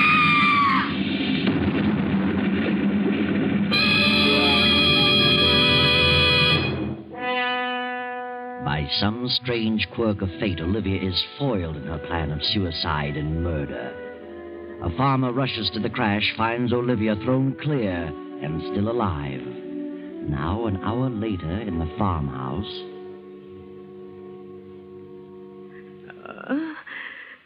Well, how do you feel, ma'am? What? Why, who are you? I'm Doc Sanders. Doctor?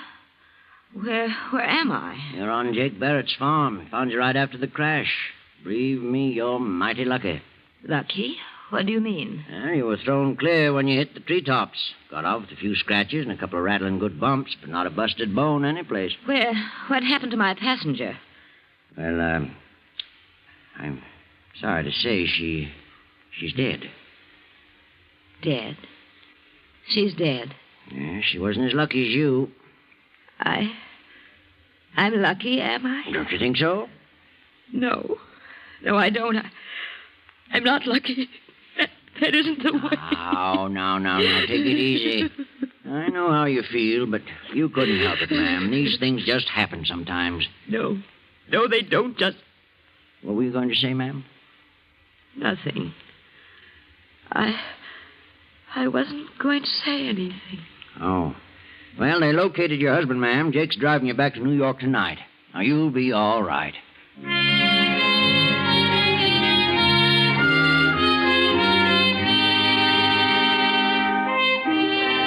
Well, Olivia, now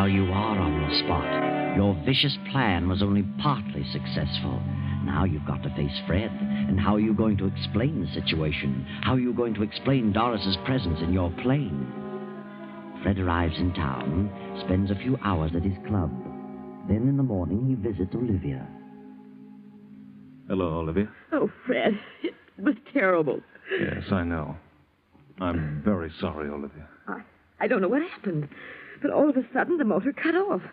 I couldn't find a clear spot anyplace. I thought I saw a clearing, but it was more trees. And with no motor, I couldn't pull up. You were very fortunate. Yes, I suppose so. Where were you going? Why, well, after you left, I got to thinking things over, and I just couldn't remain another night in this house alone. So I decided to go to my sister's in Detroit for a while. Mm-hmm. Why did you fly? I don't know. I just wanted to get away as fast as possible. Wasn't it a rather bad night for flying? No, I've flown in worse weather. Storm had cleared. I see. I was never so shocked in my life. Oh, Fred, I'm so sorry. So terribly sorry. No. Get hold of yourself. You couldn't help it. It was just one of those things. I know how you feel. Doris was she was a lovely girl. It's a shame. Yes. She was young. Had everything to live for. I know how you must feel, Fred. Yes, I'll certainly miss her. Can you ever forgive me, Fred? Of course, Olivia. I never want to fly a plane again. Never. Tell me, how did Doris happen to be with you? Where was she going? Well, she said she wanted to visit some friend in Buffalo. Asked me if I'd drop her off there. How did she know you were flying that way?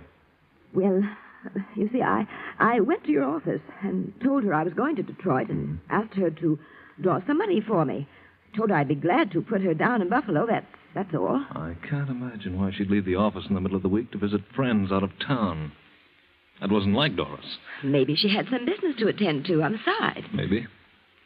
Well, I can't imagine what it might be. Maybe it was personal business. Possibly. Olivia, are you telling me the truth? Why? What do you mean? Have you told me the real reason you wanted to leave town? Well, certainly. Weren't you, running from something? What would I be running from? You were carrying out a plan, weren't you? Plan? What plan? Didn't you have a definite idea in mind when you wrote that note to me? Note? It seems you've forgotten the note. Why don't you tell me the truth, Olivia?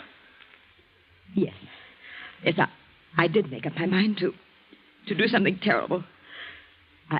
I was going to kill her and myself. I couldn't stand it any longer. But after I mailed it to you, I seemed to come to my senses. I saw things clearly and realized how awful such a thing would be. I just couldn't go through with it. So you decided to forget the idea and go on to Detroit? Yes. I swear I changed my mind about killing her. I couldn't be a murderer. You really expect me to believe that? Fred, you must believe me. You must, please. I know what you think, the note and everything that's happened. That note is certainly definite evidence against you. Note? Yes.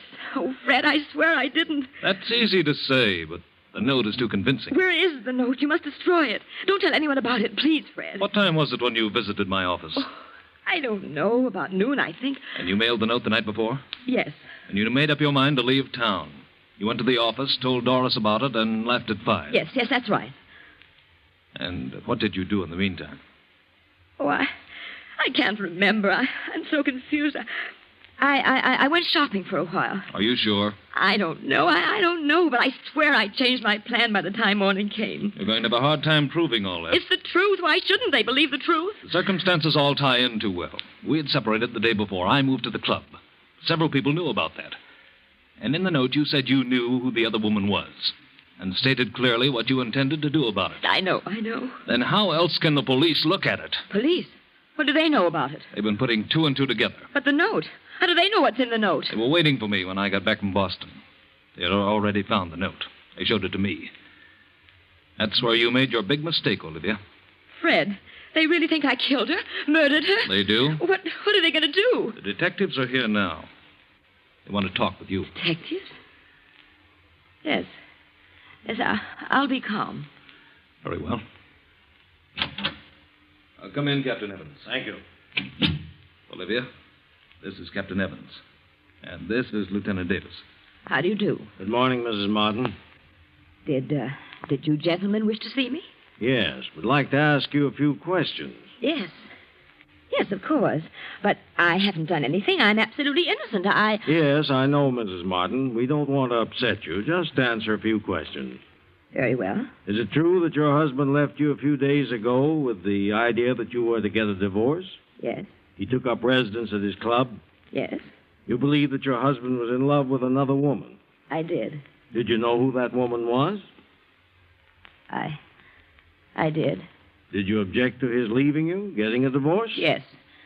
Yes, I did. Well, after he left you, did you write this note to him? Yes. I wrote it, but I... You mailed it to his club? Yes. Next day, you got some money at his office, about noon, and exactly 5 o'clock, you took off in your plane. Yes, but I'd changed my mind. I couldn't go through with it, and I didn't. I swear I didn't. Where were you, Mrs. Martin, between noon and 5 o'clock? I went about town. I did a little shopping. I don't remember what else I did. Can you prove where you were during that period? No, I don't see how I could. No one was with you during that time. Did you frequent any establishment where you were known? No, I didn't. I saw no one I knew. Are you sure, Olivia? I'm positive. What difference does it make where I was between noon and 5 o'clock? It makes a lot of difference. Because it was about that hour that Rita Bartow was stabbed to death in her apartment.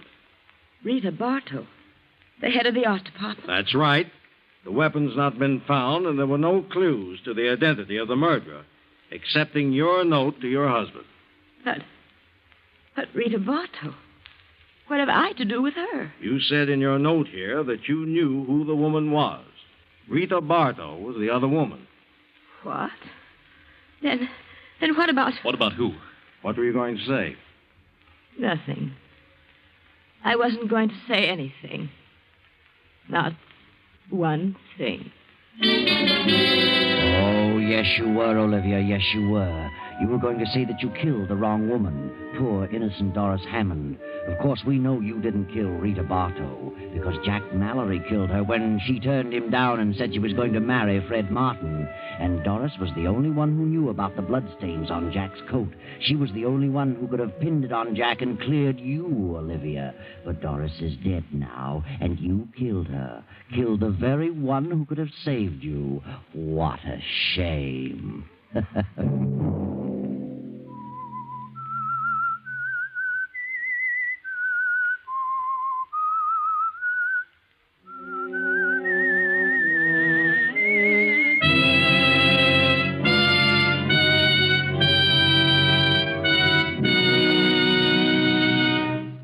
CBS has presented The Whistler.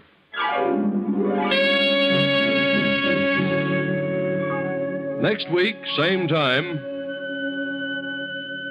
I, the Whistler, will return to tell you another unusual tale. Good night. This is the Columbia Broadcasting System.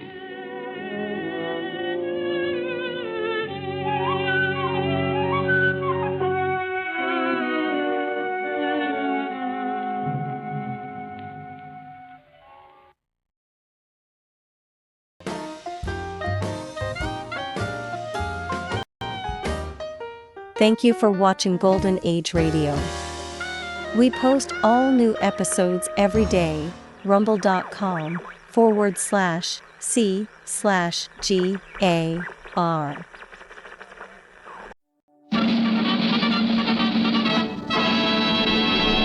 From Hollywood, California, the Lux Radio Theater presents Fred McMurray and Madge Evans in Up Pops the Devil.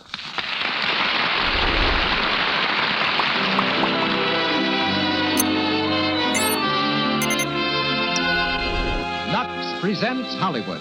Or perhaps I should say, you present Hollywood. For your loyalty to our products makes this program possible. Heading tonight's presentation are Fred McMurray and Madge Evans. Our guests, Jimmy Starr, ace screen columnist, and Howard Greer, internationally famous dress designer. Our music is directed by Louis Silvers, while the entire production is under the personal direction of Hollywood's most eminent personality.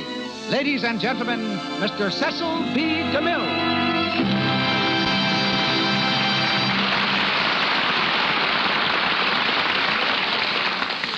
Greetings from Hollywood, ladies and gentlemen. For years, the motion picture business has had its unwritten laws, an invisible code authored by experience and enforced by tradition.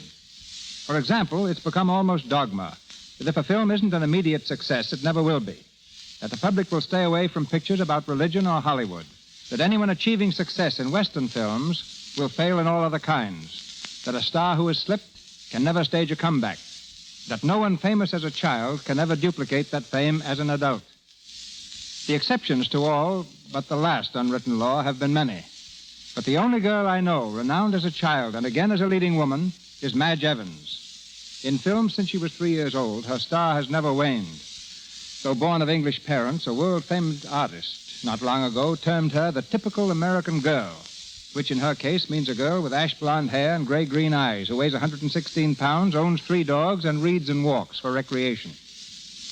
We hear Madge tonight as Anne Merrick, and Fred McMurray as Steve, her husband. Fred is dividing his time these days between Paramount Studio, where he's playing opposite Carol Lombard in True Confession, and the home which he's recently purchased in Brentwood Heights. Give Fred some time off, and you're pretty sure to find him skeet shooting or improvising tunes on his old love, the saxophone. From the original New York cast come Janet McLeay as Luella May Carroll and John Marston as Gilbert Morell. On to the play. The Lux Radio Theater presents Up Pops the Devil by Gilbert Hackett and Francis Goodrich, starring Fred McMurray and Madge Evans.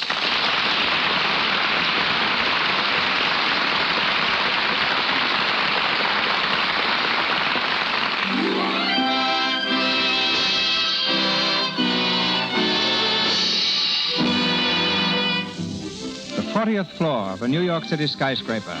In the inner sanctum of a publisher's office, Gilbert Morell, the firm's editor, is hunched over his desk, absorbed in a blue-covered manuscript. There's a knock at the door, and his secretary appears.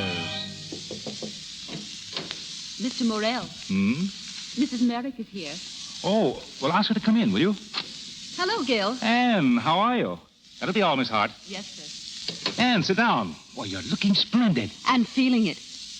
Marriage agreeing with you? Beautifully. Well, good. It's been ages since I saw you. Well, did you read the manuscript? Oh, yes. Just finished it. And? Well, it's pretty good. Oh, is that all, Gil? Just pretty good? If you want me to be frank. Is it yours? Mine? Oh, no. It's Steve's. Steve's? My husband. Oh, I didn't know he was a writer. He isn't exactly. I mean, he's never had anything published. But he loves writing. I think it's the only thing in the world he really wants to do. And when does he find time for his writing? Sunday morning, Saturday afternoon. Just then? Well, he has his job other days. And sometimes he writes late at night. Gil, I thought his last one was a grand story. I still think so. Oh, now, don't act that way. I don't say he can't write. I don't say the story isn't good. It is, Anne. But it's not good enough. If you expect to get anywhere in this writing game, you've got to make it your whole job. Not just Sunday mornings and late at night. You've got to really work at it. Then if Steve gave up his job, you think he could make a living at writing? Yes, eventually. Just when is eventually? Oh, I should say in a year and a half. Maybe even a year. That's entirely up to him. Oh. I wish you'd tell him that. Me? We were going out tonight. It's our first anniversary, a celebration. Can you join us? Well, I don't know. Oh, we'd love to have you. And I know you'll like Steve. All right. Count me in. May I use your phone? Certainly. Steve ought to be in. It's Saturday. Where are you living? Oh, we've got a 2x4 apartment on 8th Street. Greenwich Village? Do you like it? Well, it's hectic, but it's cheap.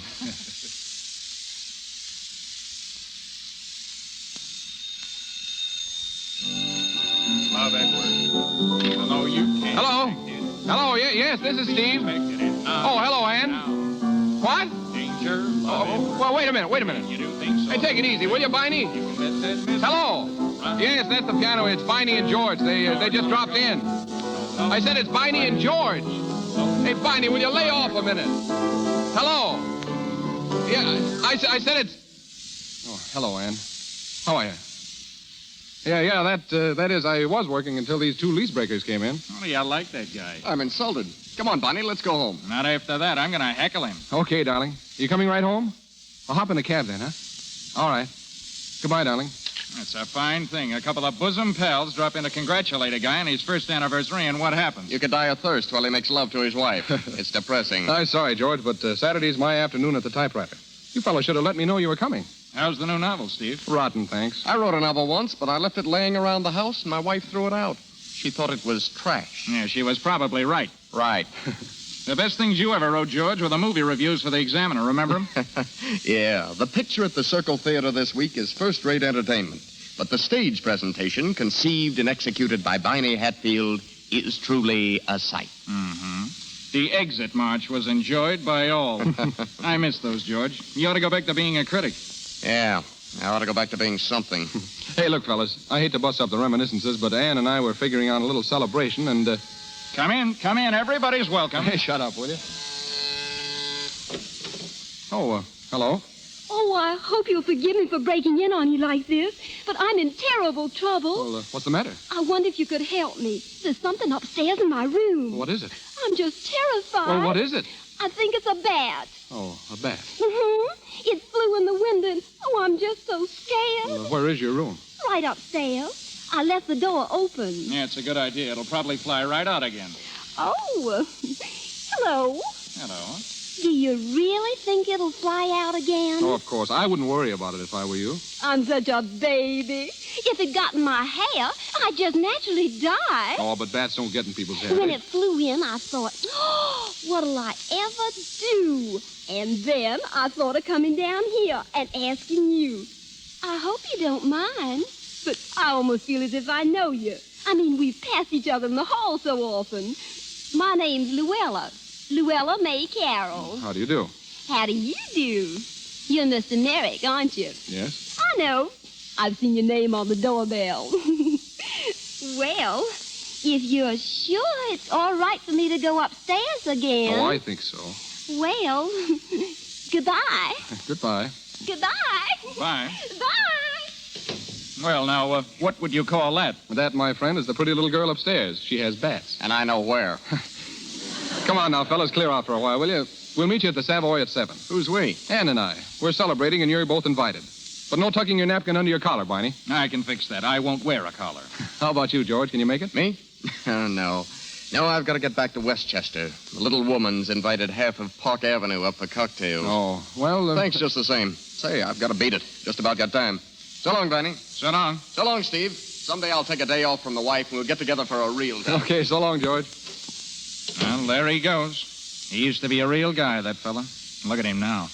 Running home with his tail between his legs. Today's the first time I've seen him in months. Yeah, it's the first time anybody's seen him since he married the Steckel Millions.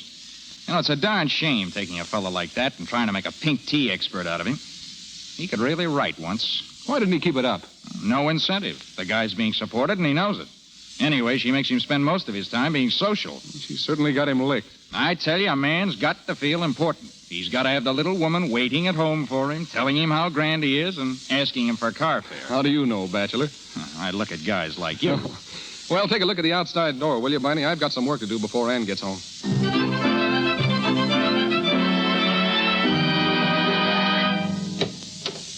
Steve, are you home? Here. Oh, hello, darling. I was just getting dressed. Hello, darling. Did you get my present this morning? Swell, just what I needed. Did you get mine?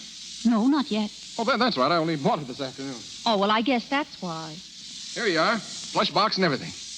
Oh, Steve, you didn't. Go on, take a look. Oh, Steve, It's a bracelet. Oh, it's beautiful. Do you like it? Like it? Oh, but you shouldn't have spent so much money. Oh, what's the difference? I'm going to be a rich and famous author someday. Quick, give us a kiss. Look at your mouth. It's not if I got too much rouge on. You have now. Give me a handkerchief. I thought you'd be all dressed, darling. No, 3 shakes. Oh, Barney's coming along. Oh, is he? Yeah, I invited him. I had to get rid of him this afternoon. But I invited someone, too. Gilbert Morell. Morell? Oh, the publisher? I sent your manuscript to him. Oh, say, he's important. What did he say? He wants to speak to you at dinner. You know, you had your nerve to send my stuff to him. Oh, it was all right. I used to know him years ago. Oh.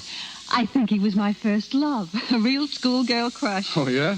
Am I supposed to be jealous? Mm-hmm. Terribly. Well, I am. Hurry, darling. We can't keep him waiting.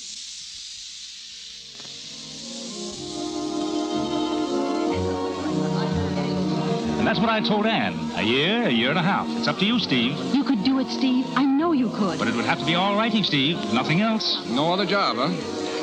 Well, thanks, Doctor. I feel much better. Let's forget the whole thing. Oh, Steve, that's childish. Now, darling, let's not talk about it. You know you don't want to stick at that filthy job you have now. Did I ever say that? No, but I know. Now, will you be a good little wench and shut up?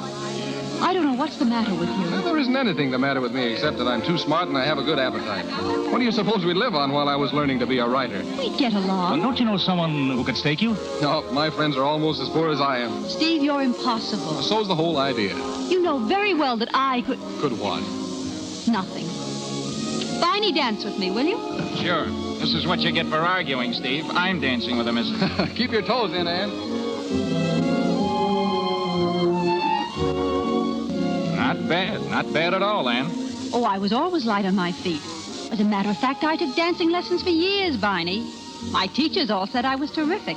You didn't know that, did you? Sounds like a build-up. It is, Viney. Yeah? What for? I'm angling for a job in the stage show at the Circle. Yeah, sure. I mean it, Viney. Go on. You wouldn't want that. Why not? You wouldn't work in a chorus. What's wrong with it? Well, it's too hard. Hard? Yeah. You start rehearsing at 10, then you give a performance. Just as you start to take out your costume, you hear your music, another performance. Rehearse, grab a sandwich, another performance. Rehearse, another performance. Now, when you get home at night, you're lucky if you can stand up. I could do it, Viney. Oh, I'm sure I could. Well, if you want the job, I'll get it for you, but... Thanks, Viney. I'll remember that.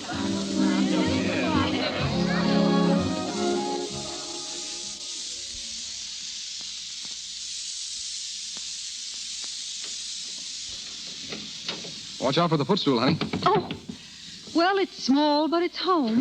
Turn on the lights, huh? Here, I'll take your wrap. Thanks. I still say you're going to write a grand book someday, Steve. My best critic and severest friend. He's nice, isn't he? Gilbert, I mean. Swell. I used to be crazy about him. I still think he's pretty grand. Whoa. He said such nice things about you. He said you could write.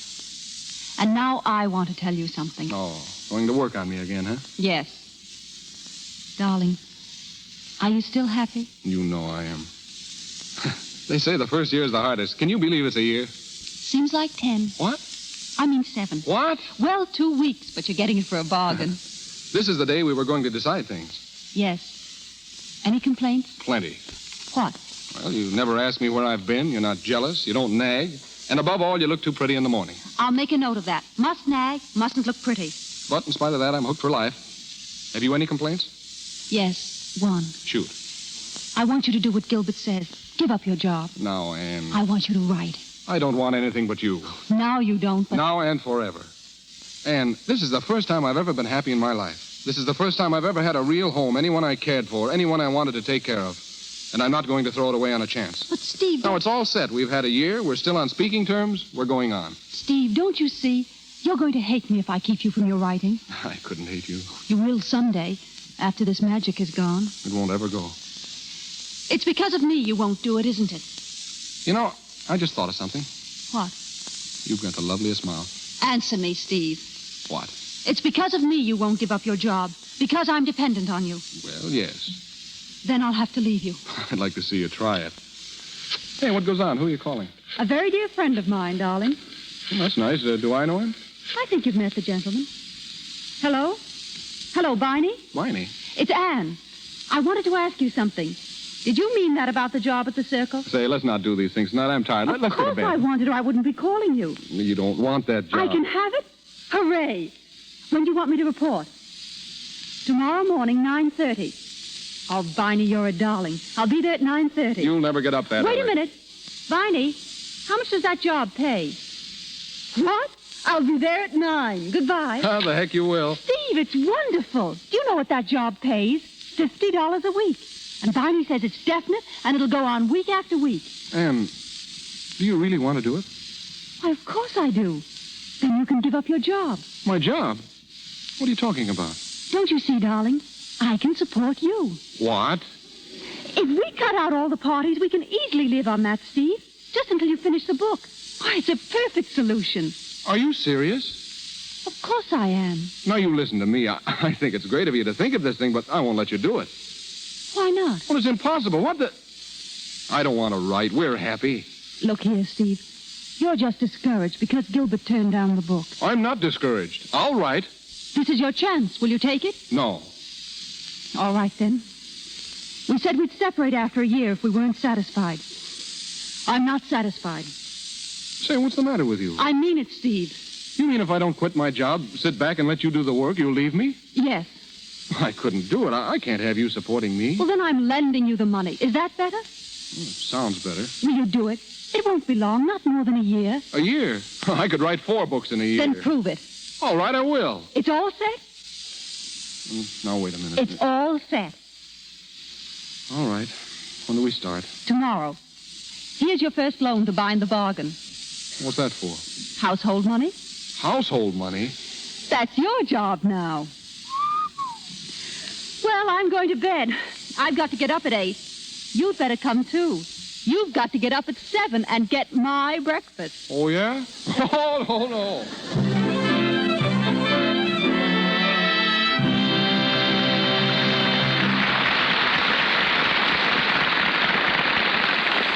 The Lux Radio Theater's production of Up Pops the Devil continues in just a moment.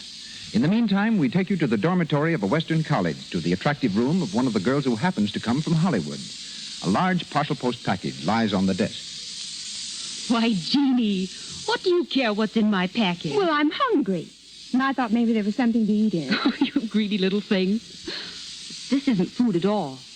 It's something to wear. Well, next to food, I like clothes. Come on, open it and let me see. Oh, all right. But you open it if you want to. Oh, Marcia, look. It's some new undies. Oh. Gee, they're lovely. I never saw anything so beautiful. I didn't expect these. Why, they're just like those of Mother's I liked so well. And look, there's something else tucked down here in the box. A big package of Lux Flakes. Uh-huh. Isn't that a surprise? Oh, no, not exactly. Mother always sends Lux along with anything special, just to be sure it gets the care it deserves. She doesn't realize how fussy I am about always having Lux on hand to protect my undies and sweaters and things. Well, why should you worry? You never wear your things out, and anyway, you have so many. Oh, Jeannie, don't be silly. I want to keep my things nice looking just as long as I can. That's why I always Lux them. Well, these things are so exquisite, I'd be afraid to wash them at all. But haven't you heard the slogan, anything safe in water is safe in Lux? Mother says that's because Lux Flakes haven't any harmful alkali. When you come to Hollywood, you can ask her. She'd love to tell you all about it. Mr. DeMille takes us back to our play. We continue with Up Pops the Devil, starring Fred McMurray and Madge Evans.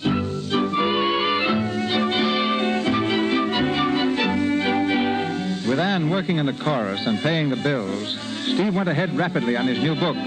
But now, after 4 months, the situation is beginning to pall. It's late afternoon, and Steve at his typewriter is trying vainly to concentrate, interrupted repeatedly by the routine of housekeeping.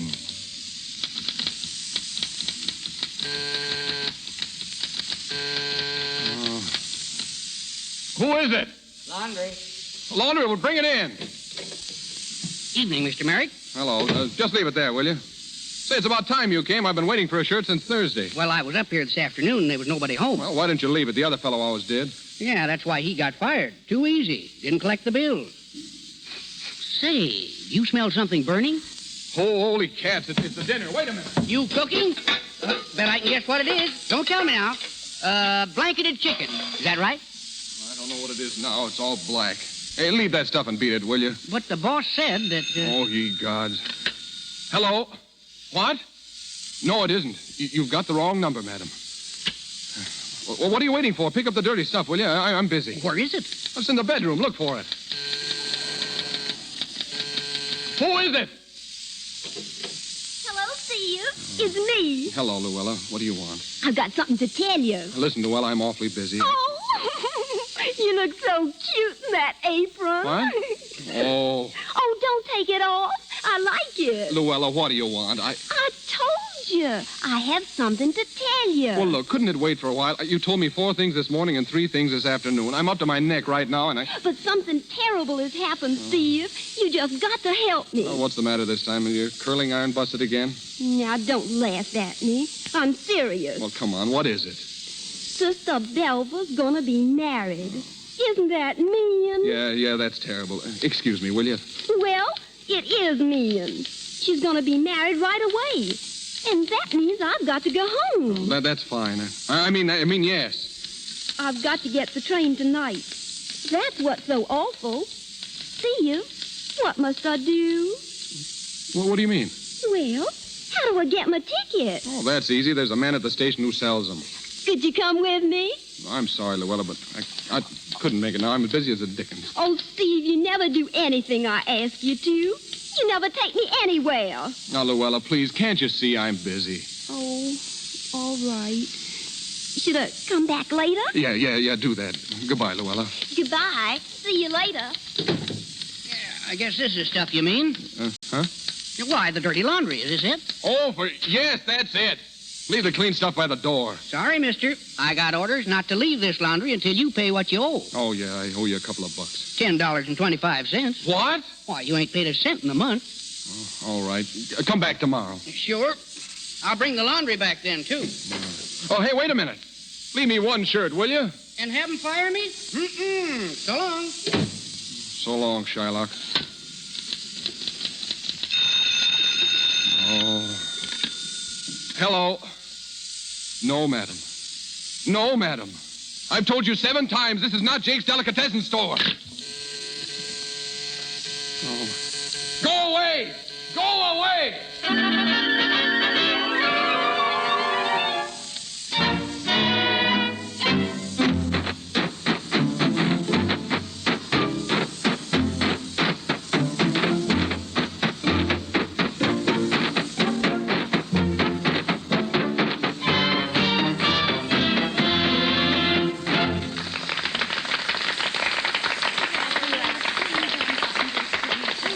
All right, girls, back at 8:30 tonight. 8:30 for the last show. Hello, Ann. Hello, Barney. How are you? You look tired. I am a little. I'll be all right. Why don't you take a night off? And get Doc? Thanks. But we need the money too much. Lend me a nickel, will you, Barney? Say, it isn't that bad, is it? I want to make a phone call. Sure. Here. Thanks, Barney.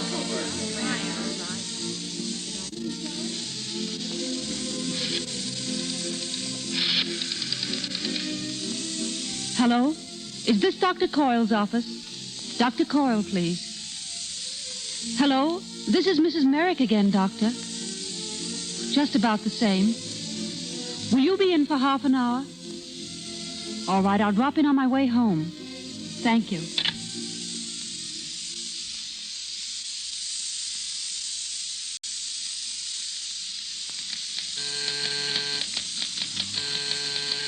Who is it? It's Anne. Oh, I forgot my key. How are you, darling? all right, I guess. What's the matter? I ruined the dinner, that's all. Again? Huh? What'd you say? Nothing. I don't care about dinner anyway. What's wrong with you? I'm all right. You don't look well. Oh, I'm just tired. Oh, I'm a dirty swine. Here, you've been working all day. You come home tired and the dinner's spoiled. It doesn't matter. All I want is coffee. How did your work go today? Oh, fine. I worked hard. That's grand. Everything's going along all right now. I'm glad. I'm such a fool. I get so terribly anxious, Steve. Oh, why? Well, I want you to finish this. Gee, I'm going to. Soon? Sure, I'm shooting right ahead now. Where is your work? Oh, never mind about that. Come over here and... Steve, What? is this all you've done? 1 page? Oh, holy cats, yes, that's all I've done. Why did you lie to me? Because I'm so tired of arguments. Did you try? Did you ever sit down and try to write? Yes, I've tried. Trying doesn't get you anywhere. Oh, Steve, what's the matter? I'm in a rut. I never go anywhere. I never see anybody. I just stick around here all day. You said before you couldn't write because you had no time. You had a job. People kept dropping in. Now you've got nothing but time. And still you can't write. Well, I'm dull. No man can write when he's dull. What do you want to do? I don't know. If I knew, I'd do it. Darling, do you know you didn't kiss me when I came in? Yeah, I know. This whole business has gotten under my skin the last few weeks. It's made it impossible for me to be close to you. Is that it? I just wondered, because I haven't changed. I still want you. Oh, Anne. I'm sorry I spoiled your dinner. I wasn't hungry. I'm just an egg. You're a swell egg. You know, if you could get a night off, maybe we could go someplace. Couldn't you take one night off? No, I mustn't. Well, you said the other girls did. Yes, but they docked them for it. Well, they couldn't dock you. You've just been paid today. Oh, don't worry. They take it out of next week. No, I'll go back to the factory. Hey, look. How about me calling for you at the stage door tonight? You pretend you don't know me, and I'll pick you up, huh? Oh, darling, you'd better spend that time working. Well, all right. Oh, Ann, could you let me have $10 tonight? $10? Yeah. That's a lot of money, Steve. I know. Well, take it out of the household money. There isn't any. Oh, don't be silly. I put $28 behind the clock last Saturday. Where did it go? Well, the milk bill, the butcher, the grocer, and the laundryman, and... Listen, will you let me have $10? What do you want it for? If I could only have some money without having to account for it, I'm only borrowing it. But we're spending more money than we make, Steve. We've always spent more than we make, and we're still alive, aren't we? I think the best plan is for me to keep the money and pay the bills. Where do I come in? Well, I'll give you an allowance. Oh. And how much were you planning to give me? Well, do you think $7 a week would be all right? $7? Don't you think that's too much? Well, then would $5 do? Good Lord, $5 a week. Well, Steve, we're both working for the same thing, aren't we? You know everything I have is yours. Then give me $10. What for? Oh, for Pete's sake. Here it is. I don't want it. That's childish. Well, let's not talk about it. All right, it's there on the table. I've got to go. Ann, what time are you coming home tonight? Right after the show, of course. Why? You were late last night. Gil turned up. That's a habit of his, isn't it? I notice he doesn't turn up down here. He doesn't want to interrupt your work. My work. A lot he cares about that. Oh, darling, please. He's crazy about the first chapters you sent him. Yeah, he must be. Steve, what makes you act this way? Oh, I'm sorry. I don't know what to... Where'd you go? Out for a sandwich and then to his place. Alone? Should I have had a chaperone? Well, if it's just the same to you, I wish you wouldn't. A little over a year ago, you wouldn't have said that, Steve. Well, we weren't married then. You're my wife now. Oh, I see. Well, I need some diversion after working. Work? You call that work? You try hanging around this place all day, never going anywhere, never seeing anyone. Seems to me Luella's here enough, keeping you from your work. What? Does she know how things are? What do you mean? That I'm working so you can stay home and write? Of course she doesn't. Then I'll tell her. What are you trying to do? That girl doesn't mean a thing to me. You know that. But she's the one person left who doesn't know I'm being supported. Can't you leave me one person who's got some respect for me, even if it's only someone I pass in the hall? You made me a fool before everyone else. Made a fool of you? I'm just trying to make you amount to something. Stevie, won't you please take me to the... Oh. Hello, Luella. Anything I can do for you? I just wanted to ask Steve something. I'm such a baby. I don't know what I'd do without him. Anne, I've got to go home tonight. Back to Villeport. Sister Belle was being married. How nice. Couldn't you come to the station with me, Steve? I'm sorry, Luella. I told you. Just to the ticket office. Those men are always so cross. I'm afraid he can't. Steve's got to work tonight. His publisher is waiting for him to finish his book. Oh. Wait a minute. I think it would be fine, Luella. What? I'd be delighted to do it for you. Oh, I see. Well, I've got to go. Good night, Steve. You'll find your allowance on the table. Good night.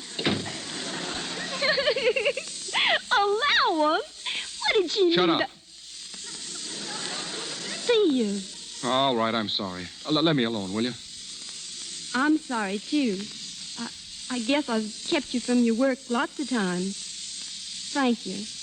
And goodbye. Goodbye. Oh, wait. You're not going yet. Oh, I must. You're not. I haven't got my reservation yet. Well, forget it. I'll see that you get your ticket, and I'll put you on your train. Oh, Stevie, could you? Of course I could. But first of all, we're going out on a party, a grand farewell party. What do you think of that? Oh, that'd be marvelous.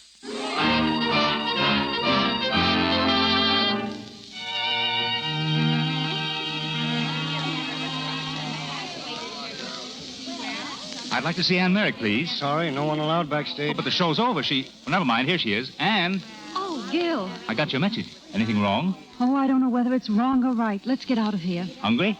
Well, I didn't have any dinner. Well, come on, I know a place. I think you need a little cheering up.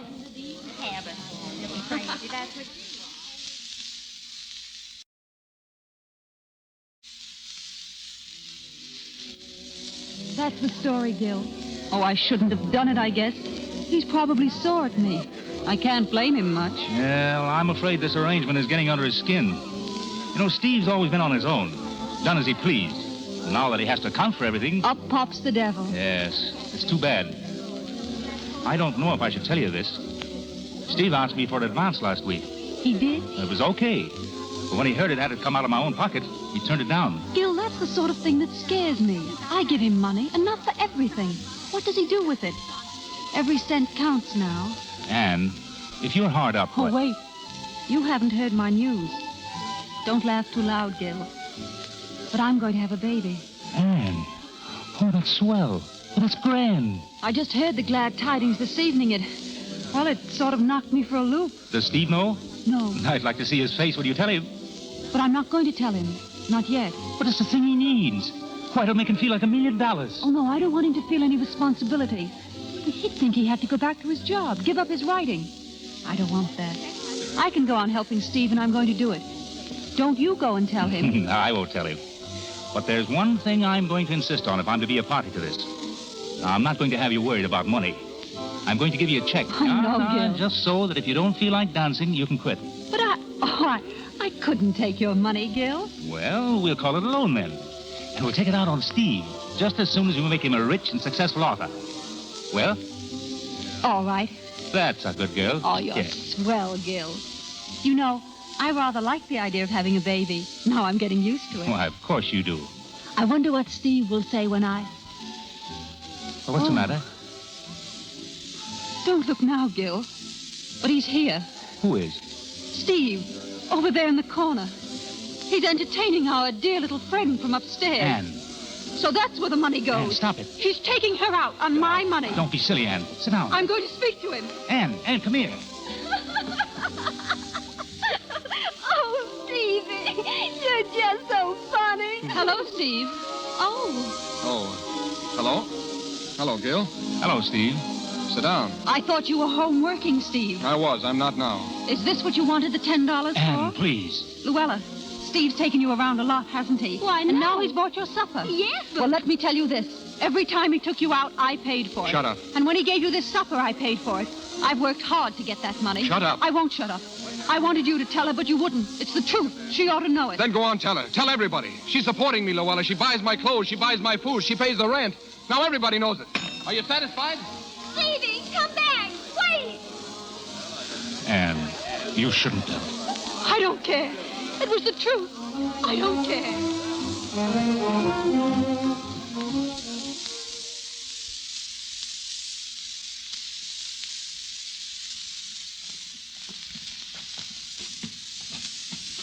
All right. All right. Thanks for bringing me home, Gil. Good night. I'll call you in the morning. Steve. Oh, I'm glad you're here. I won't be for long. Where are you going? I want to tell you something. Haven't you said enough? All I want is to get out. Steve, I want to tell you something. Something important. There's just one thing I want to tell you. That supper tonight was the first money I ever spent on Luella. Then what have you done with the money? Well, if you must know, I've been paying installments on your anniversary present. When I bought that bracelet, I didn't know I wasn't going to have any money of my own. That's why I didn't tell you. I didn't want you to know you were paying for your own present. I knew I could pay it back, and you're going to get it back, every last cent of it. I'm going to get a job and feel like a man again. Oh, you can't go back to that job again. You can't. Anything would be better than this. You don't think I can do anything. You don't believe in me. Don't believe in you? After all I've done for you, after I nearly killed myself working so hard. Oh, if it was so hard, why didn't you quit? Because I couldn't. Why couldn't you? Because you had to support me. Well, you don't have to support me. I've made money before, and I can make it again. You don't have to go back to that job. Here's your check. You don't need that job. What check? Well, it's an advance on your work. Gilbert gave it to me tonight. Here. Yeah? He wouldn't give it to me. I asked him. He said any money would have to come out of his own pocket. Steve, I want to tell you something. Do you think I'm a fool? This check is made out to you. What do you mean? It isn't for me, for my work. He gave it to you. Girlhood crush, huh? Get out. You were up at his place. You've been sneaking out with him every night. Get out. I'm making the money. This is my place. And if you don't like what I'm doing, you can get out. Yeah, that's swell. Go on back to your job. Be a nobody all your life. A nobody? A nobody? That's what I've been for 4 months. Cooking, sweeping, answering bells, having to beg you for every nickel. That's what I've been, a nobody. And I'm sick and tired of the whole business.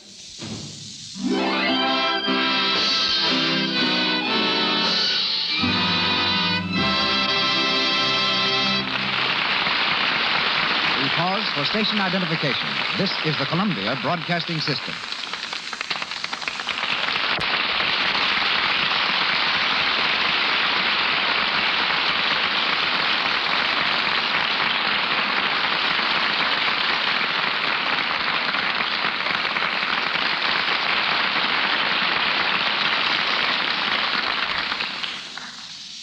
Pausing between scenes of Up Pops the Devil, our trip to backstage Hollywood finds us meeting Jimmy Starr.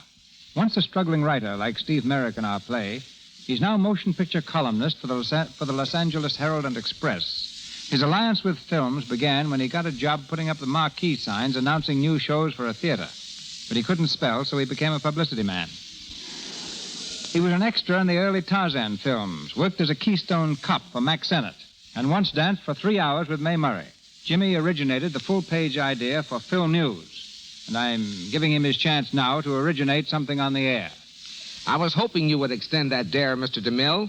As a matter of fact, I have some suggestions on how to conduct a radio program. Naturally, Mr. Starr, naturally. I expected that. Remember, we have millions of listeners, and I don't want anything to happen that would offend them. I know. I'm not exactly picking on you, Mr. DeMille. It's guys like Winchell and Fiddler. When they start dealing out news about Hollywood, they miss a chance to tell the story the way it should be told over the radio. After all, we're dealing with sound. My idea is simply this. Now, suppose Simone and Gene Markey really got serious. I'd explain it with something like this.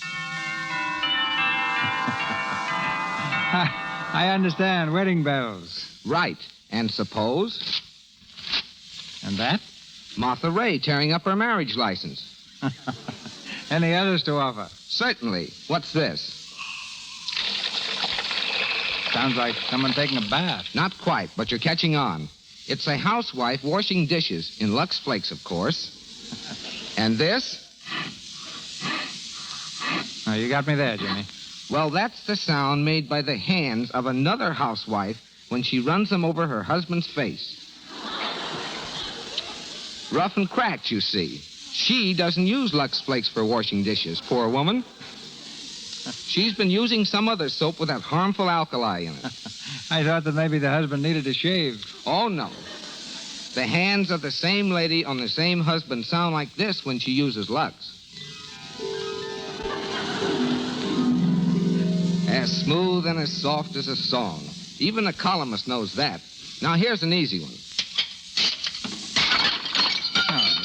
Very simple. That woman just dropped the dishes she was washing. Wrong again. That's Loopy Valet and Johnny Weissmuller spending a quiet evening at home. Clever, Mr. Starr.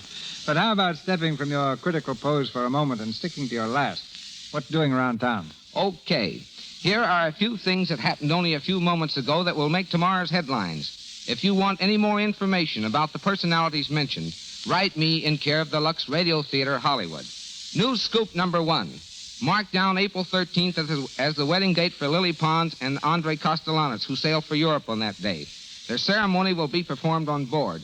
Miss Pons has always considered number 13 her luckiest. News scoop number 2.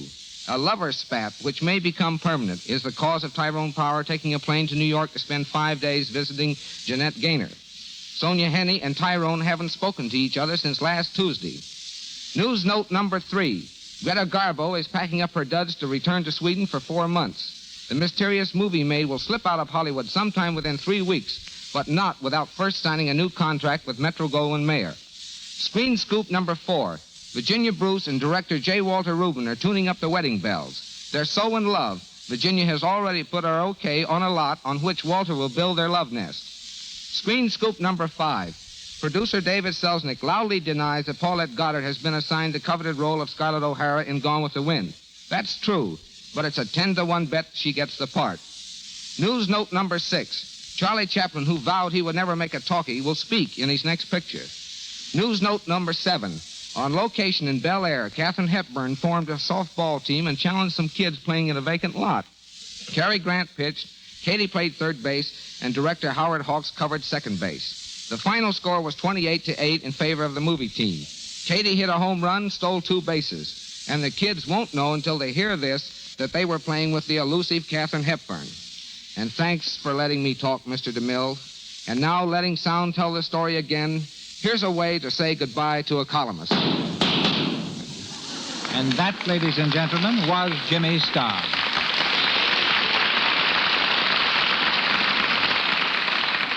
And now back to Fred McMurray and Madge Evans and Up Pops the Devil.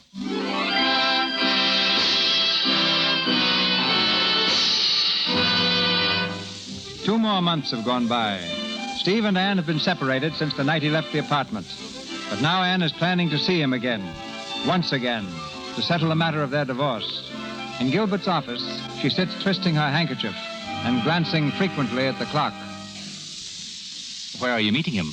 At the Park Crescent. We're having lunch. Would you like to come, Gil? Good Lord, no. Well, what's the matter? Are you scared? Well, not exactly, but I wish it were over. You haven't heard from him at all? No, just those weekly money orders. He sent me another this morning, $100. I wish he wouldn't do things like that. I'm trying to dislike him. His war debt. He said he'd pay it all back to me. You've quite a collection. What are you going to talk about at lunch? The divorce. He doesn't know anything about it yet. Will you tell him you're going to marry me? Yes. And when are you going to tell me? Oh, Gil, you're a darling. But I couldn't marry you. You're still in love with him, aren't you? I tell you, I hate him. The only thing we're going to discuss is the lawyer's instructions. But you might want to tell him about the baby. I'll never do that. But it isn't right not to tell him. Gil, please. I know what I'm doing. I hope so, Anne.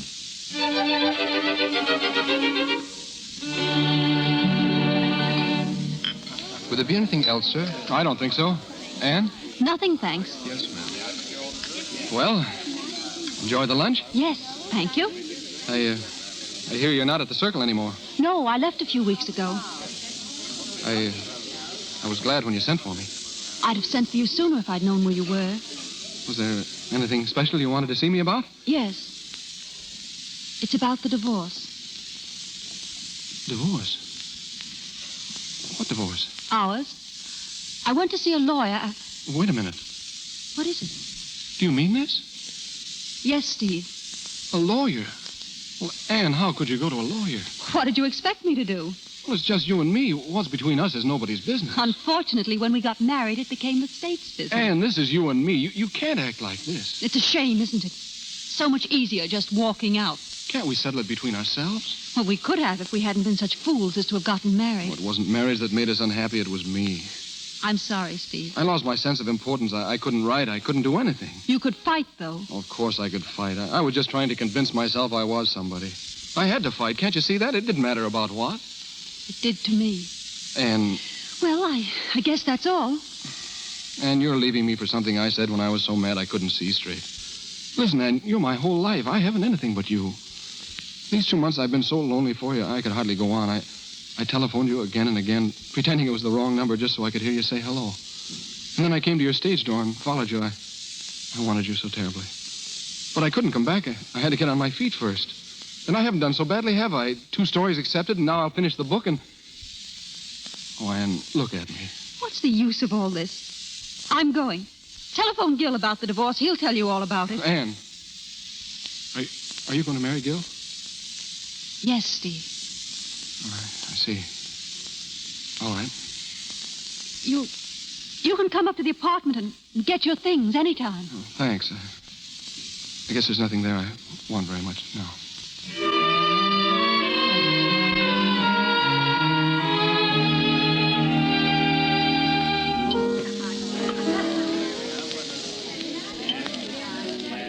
Give me another one of those, will you? Sure.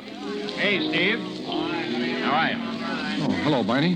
Where you been hiding? I've been around. Yeah? Funny I haven't seen you. I just came from the apartment. Went up to see Anne. Oh, yes? I haven't seen her since she quit the show. She got another job, Barney? Huh? Well, I don't think so. What'd she quit for, then? Huh? I say, why'd she quit the show? Don't you know? How should I know? Well, if you don't know, I don't know. How was she, Barney? Okay. Gil Morrell was up, too, for a while. Yeah? He came to say goodbye. Yeah, to who? Say, what is this? To Anne. To Anne? Yeah, Morrell's going to Europe for a couple of years. You're crazy. How do you like that? I'm crazy. You mean he's really going? If he isn't, he's an awful liar. Alone? I guess so. Why? Let me out of here. Hey, where are you going? So long, Barney. Hey, what's the matter with you? I'm crazy. Hey!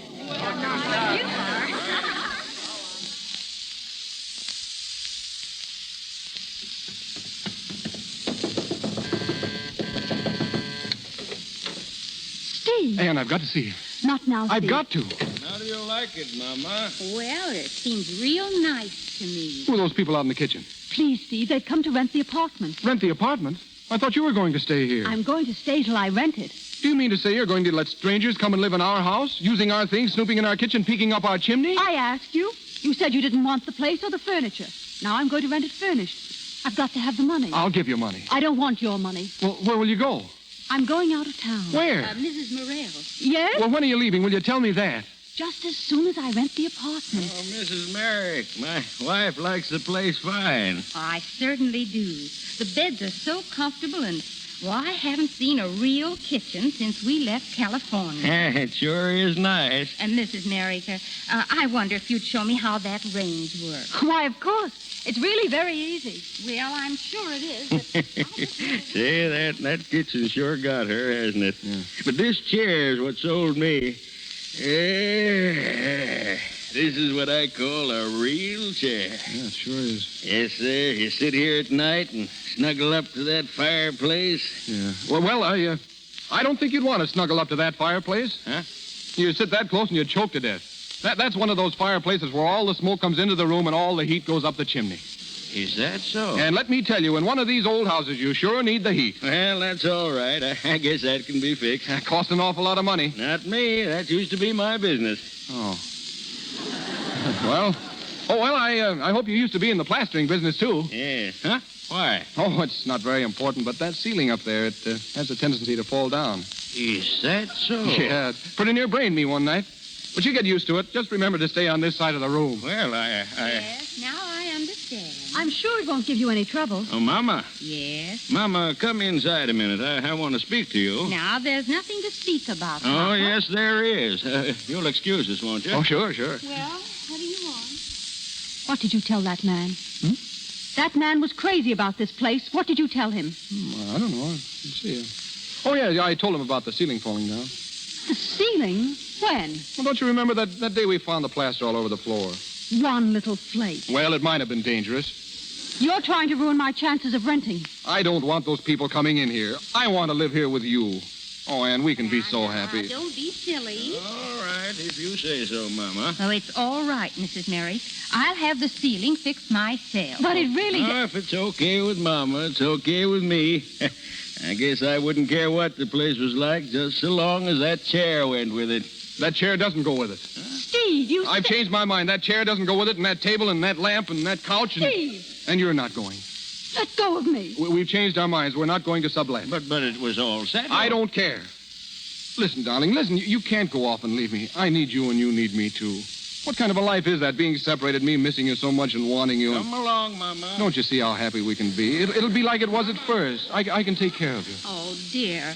I wish now I'd never seen the place. Mrs. Platt, don't listen to him. You can have this place. Oh, I'm afraid, dearie, you don't know what you want. But I was like that, too, with my first. Mama, are you coming? Come on. What did she say? Are you satisfied now that you've driven them away? Now that you've spoiled my chance of renting? Do you think by doing that you'll force me to coming back to you? What did she say? Do you? Answer me that. Because if you do, you're crazy. I can take care of myself. I've made money before, and I'll make it again. I know. She said something about your first. Oh, she's crazy. Ann, are we going to have a baby? Yes, Well, how long have you known it? 2 months. 2 months. Then you knew it when we were separated. Yes, Why didn't you tell me? I was going to. Going to? That's swell. You were going to tell me, but you didn't, did you? 2 perfect strangers from California walk in and tell me I'm about to become a father. That's great. That's swell. Well, you see, Why didn't you tell me at lunch that day? I didn't want to. Why not? You'd have said the wrong thing. No, you're just trying to get even. Do you mean to say that you were going to walk out that door without even telling me? My own baby? It's not your baby, it's mine. Yours hasn't got a father? No. What? Well, he's a brute. What, the baby? Yes. No, I mean you are. Oh, Ann. I don't want to fight anymore. I don't want to talk anymore. Why don't you kiss me? Oh, Steve, Darling, I'm so crazy about you. you've got a funny way of showing it. You were going to let me walk out. You had me scared. I thought you meant it. You stupid.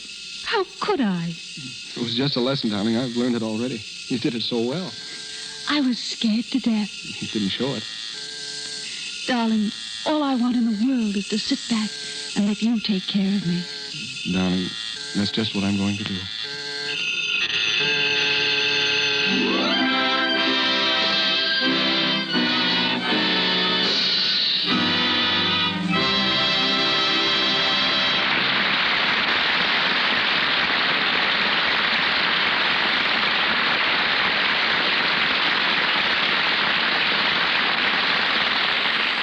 Up Pops the Devil is ended, but our stars pop up again a little later. Now a moment with Howard Greer, owner of one of the most exclusive dress shops in the film capital. If he'd not been a machine gun corporal during the World War, he wouldn't be here tonight talking about clothes. When the war ended, he took the first job he could get. It was with Paul Poiret, the famous French designer. And today, the ex-machine gunner ranks among the world's foremost stylists. Mr. Greer's clientele has included practically every Hollywood star since the days when Clara Bow was popularizing the third-person neuter and Norma Shearer was making cowboy films. Prior to opening his shop, Mr. Greer worked for me, and I was never sure whether it was because or in spite of me that he left pictures for his own business. The truth of the matter, Mr. DeMille, is simply this. I'd much rather make clothes for off-screen wear because private clothes provide the advantage of an added dimension. Once in a while, I do get caught in a picture, however. At the moment, I'm making the clothes Katharine Hepburn will wear in her next film. What do you think, Howard, is your most original contribution in designing costumes? Well, back in the days when sound first came in, dresses made out of taffetas and beaded materials made so much noise they interfered with the dialogue. So I took a chance, designed an evening dress out of wool. And no one was more surprised than I when, 6 months later, Paris came out with a complete line of woolen evening gowns. Today, however, sound has been so perfected that we can use all types of materials without encountering any trouble at all. Well, the current issue of Life magazine showing the popularity of white fox furs is another proof of your ability to set styles. The present popularity of white fox is practically the result of a panic. A few years ago, when silver fox was dominating styles, a wholesale fur company found itself stuck with thousands of white fox skins. They offered me all I could use on dresses to divert some interest from silver to white and dyed fox. Previously, furs had been used only as collars, cuffs, and trimming. I used the skins intact as sleeves. Again, Paris followed. At the moment, both white and silver fox are very much in favor.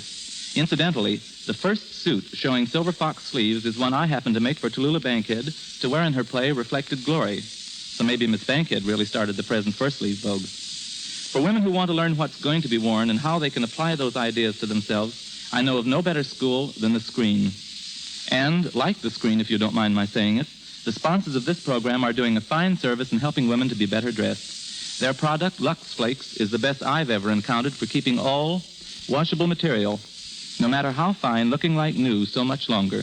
My advice is to buy fewer but better clothes. If they're washable, take care of them in Lux Flakes, and you'll find in the long run you'll be spending much less money and will look more attractive. Your recent showing of fall and winter clothes, Howard, was one of Hollywood's important events. What are some of the style highlights it indicated?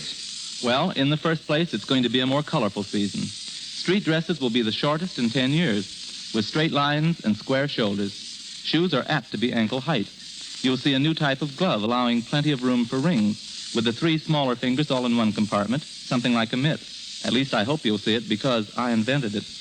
Hats are madder than ever, and anything goes. Box coats will be exceedingly popular, and colors for all clothes will be warmer and more vivid.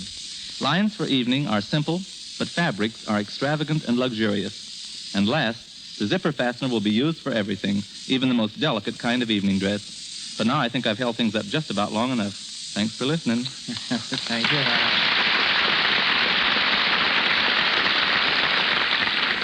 While most people go to the city to work and to the mountains for a vacation, Fred McMurray and Madge Evans have just done the opposite. Madge returned last week from a nice, quiet rest in New York. And Fred has been in the San Bernardino Mountains working on his new film. Which only proves again that the movies are a tricky business. You know, just before I came here tonight, I was working on the set of True Confession and thinking how mad we must appear to people who happen to drop in and hear the language of motion pictures. You mean our dialogue? No, I mean a conversation like this. Look out, Fred. We're going to kill that baby and put a silk around the broad. We'll drop that gobo over your head and don't look at the blimp. Just make sure you're behind the 8 ball. The average person needs an interpreter on a movie set. And perhaps we should explain that in screen language, when you kill a baby, you merely turn off a small spotlight. And a silk around the broad is a diffuser hung in front of a wide rectangular light. While a gobo, for those who are interested, is an oblong shield that keeps light out of a camera lens. The blimp being the padded camera covering that deadens sound, and the 8 ball simply a new type of microphone. I might add that we're not referring to food and drink. when we tell an electrician to take his keg of beer and spaghetti and put them in a corner. The keg of beer is just another variety of small light, and the spaghetti, the wire cable. It's practically another language. But what about all this hard work Fred was doing up in the mountains? The story I heard was that he went to Lake Arrowhead. Yes, to go swimming. Oh, what a hardship. Well, let me explain, Madge. Arrowhead may belong to sunny California in summertime, but in October, I think the Eskimos take possession of the lake. If it was that cold, why didn't they use a double? Well, they did take a double up there, but it seems that while the double was a beautiful swimmer and incidentally is a good friend of mine, the only stroke he knew was a dog paddle. Now, suppose you tell us about that trip to New York. Oh, nothing very exciting, Fred. Just a nice change and a chance to see some of those Broadway shows. I was rather amazed to find out how many of our Hollywood neighbors are now in plays there, or soon will be. Mona Barry, Frances Farmer, Frederick March and Florence Eldridge, Ian Keith, Walter Houston and Nan Sunderland. But it's very good to be back home and to be with all of you here in the Lux Radio Theater once again. Many thanks. Good night, C.B. Good night. Good night, Madge. Good night, Fred. I'll see you behind the 8 ball.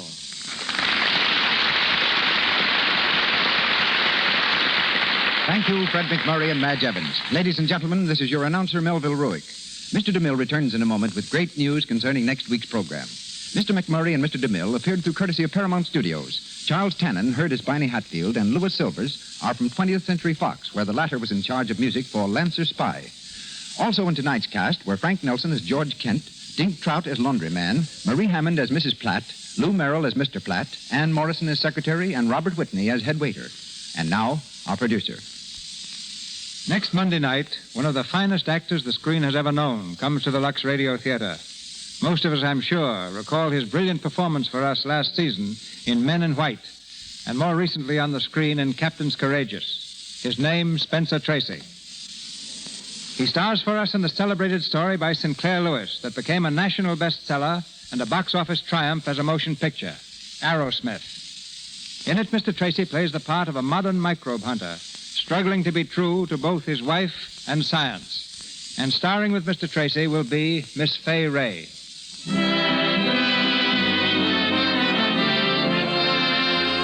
Our sponsors, the makers of Lux Flakes, join me in inviting you to be with us again next Monday night when the Lux Radio Theater presents Spencer Tracy and Fay Ray in Arrowsmith. This is Cecil B. DeMille saying good night to you from Hollywood.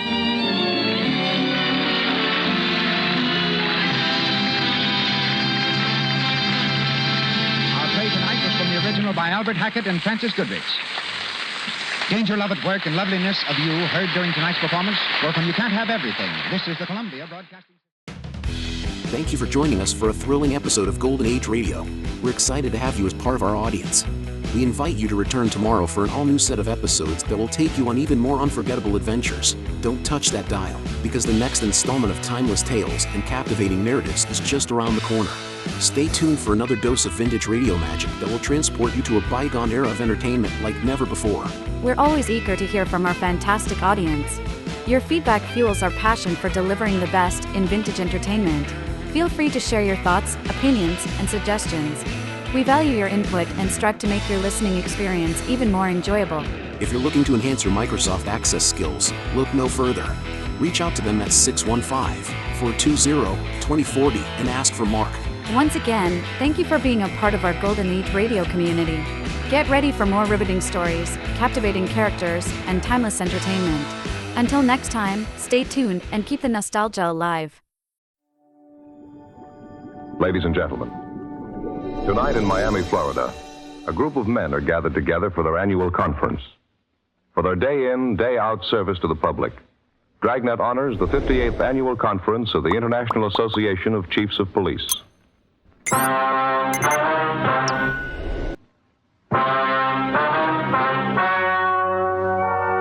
story you're about to hear is true. The names have been changed to protect the innocent.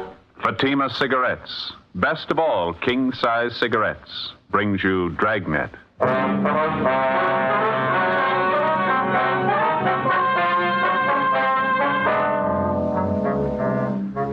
You're a detective sergeant. You're assigned the homicide detail. A wealthy retired businessman suddenly disappears.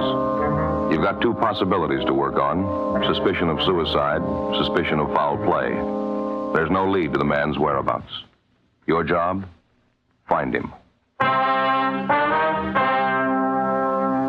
The latest Fatima sales report shows thousands and thousands of king-size cigarette smokers are switching to Fatima. More and more smokers coast to coast are finding in Fatima the difference is quality. You see, Fatima contains the finest domestic and Turkish tobaccos superbly blended. And Fatima is extra mild, with a much different, much better flavor and aroma. You'll find Fatima gives you all the advantages of extra length, plus Fatima quality, which no other king-size cigarette has. Fatima, best of all king-size cigarettes. Definitely the best quality in its class, but the same price as the cigarette you're now smoking. Next time, insist on the best. Buy king-size Fatima in the distinctive golden yellow package.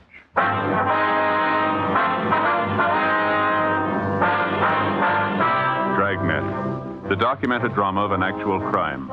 For the next 30 minutes, in cooperation with the Los Angeles Police Department, you will travel step by step on the side of the law through an actual case transcribed from official police files.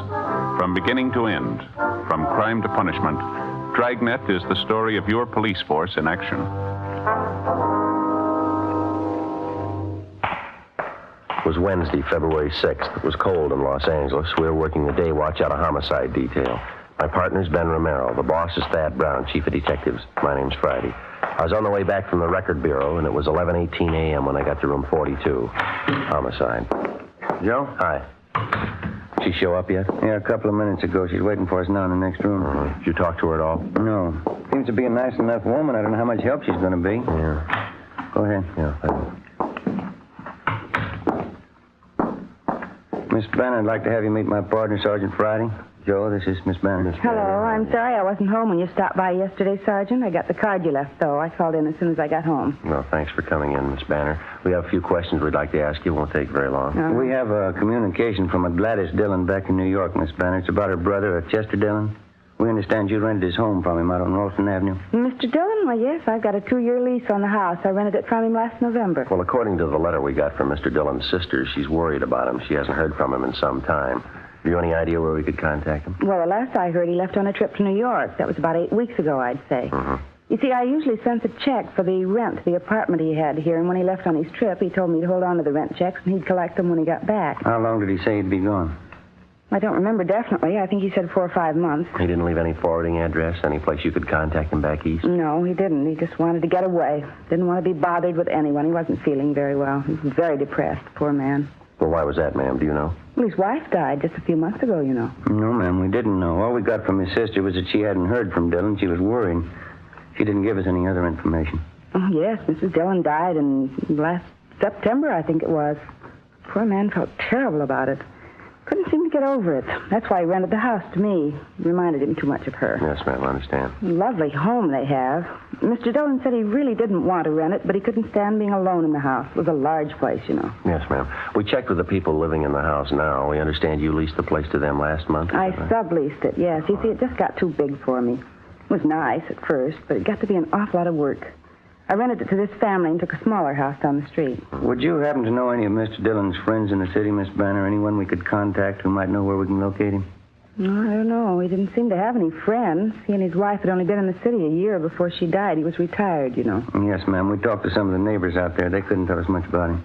Maybe some of the people he did business with might know something. Have you tried the neighborhood bank out there? I know that's where Mr. Dillon had his account. No, ma'am, we haven't yet. Well, I can give you the bank's address.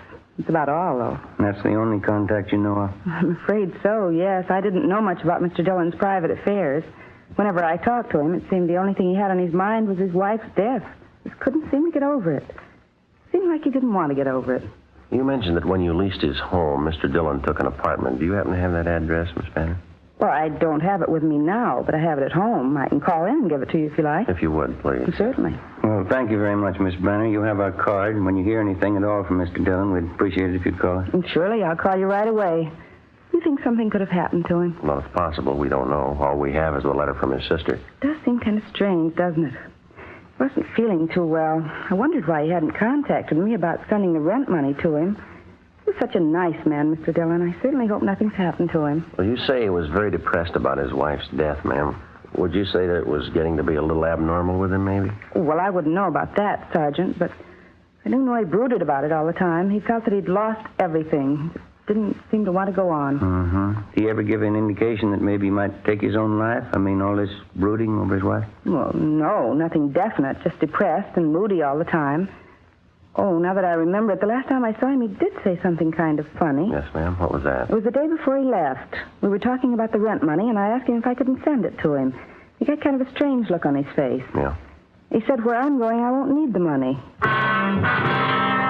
The day before we called on Lucille Banner for an interview, a letter had been received from a Miss Gladys Dillon in Elmira, New York. Her request was routine.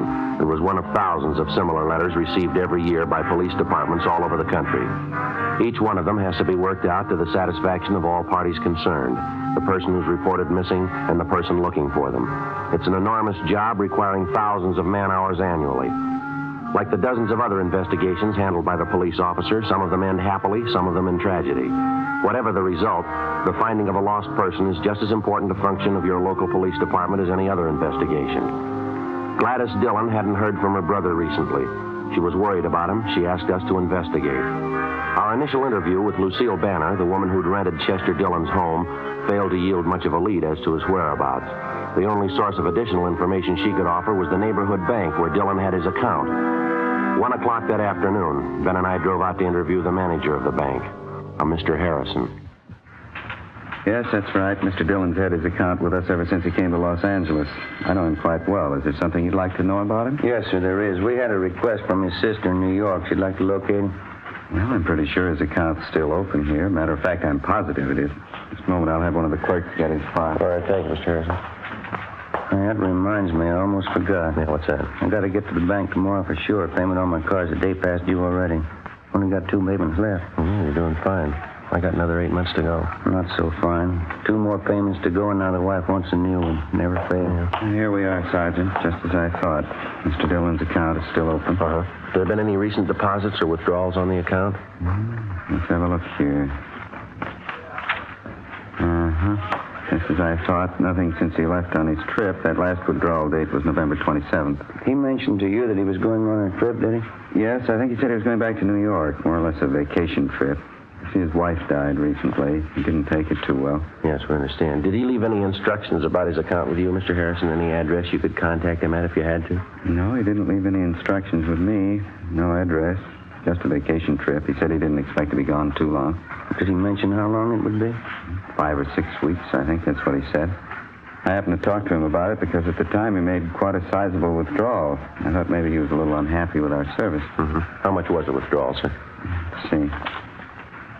And here it is, November 27th. He withdrew $2,400. Was that in cash or in traveler's checks? Do you know that? Let's see. No, it shows here that it was in cash. Mr. Harrison, you said a minute ago that you knew Mr. Dillon pretty well? Yes, that's right. He used to stop and chat with me whenever he'd come in the bank. That was usually once a week. I didn't know him socially, though. And you mentioned he seemed to take his wife's death pretty hard. What would you say his mental condition was the last time you saw him? All right, I'd say. Just after his wife's death, he wasn't in very good shape. Brooded about it quite a bit. Then he began to pull out of it. Seemed to be in a fairly good frame of mind. Planned this vacation. Was looking forward to it. I see. Why do you ask? Is something wrong? No, sir, not that we know of. Routine check. That's about the size of it. Does Dillon have any other real estate besides the house on Ralston Avenue? Would you happen to know that? Not to my knowledge, no. He has no other business connections in Los Angeles. Here are all his references right here. See, most of them are charge accounts and so forth. I remember the time he opened his account with us, he told me he was retired. He and his wife came out here for their health. Do they have any relatives out here? Do you know, Mr. Harrison? No, from what I understand, both of their families are in the East. They don't have any children, according to his application. Very few relatives. And since Dillon was in here last November to make that withdrawal, you've had no communications from him at all, is that right? No, sir, I haven't. What seems to be the trouble? You have an idea something might be wrong? Nothing definite, no, sir. We'd been told about his feeling depressed over his wife's death, and there was some indication he might possibly have done away with himself.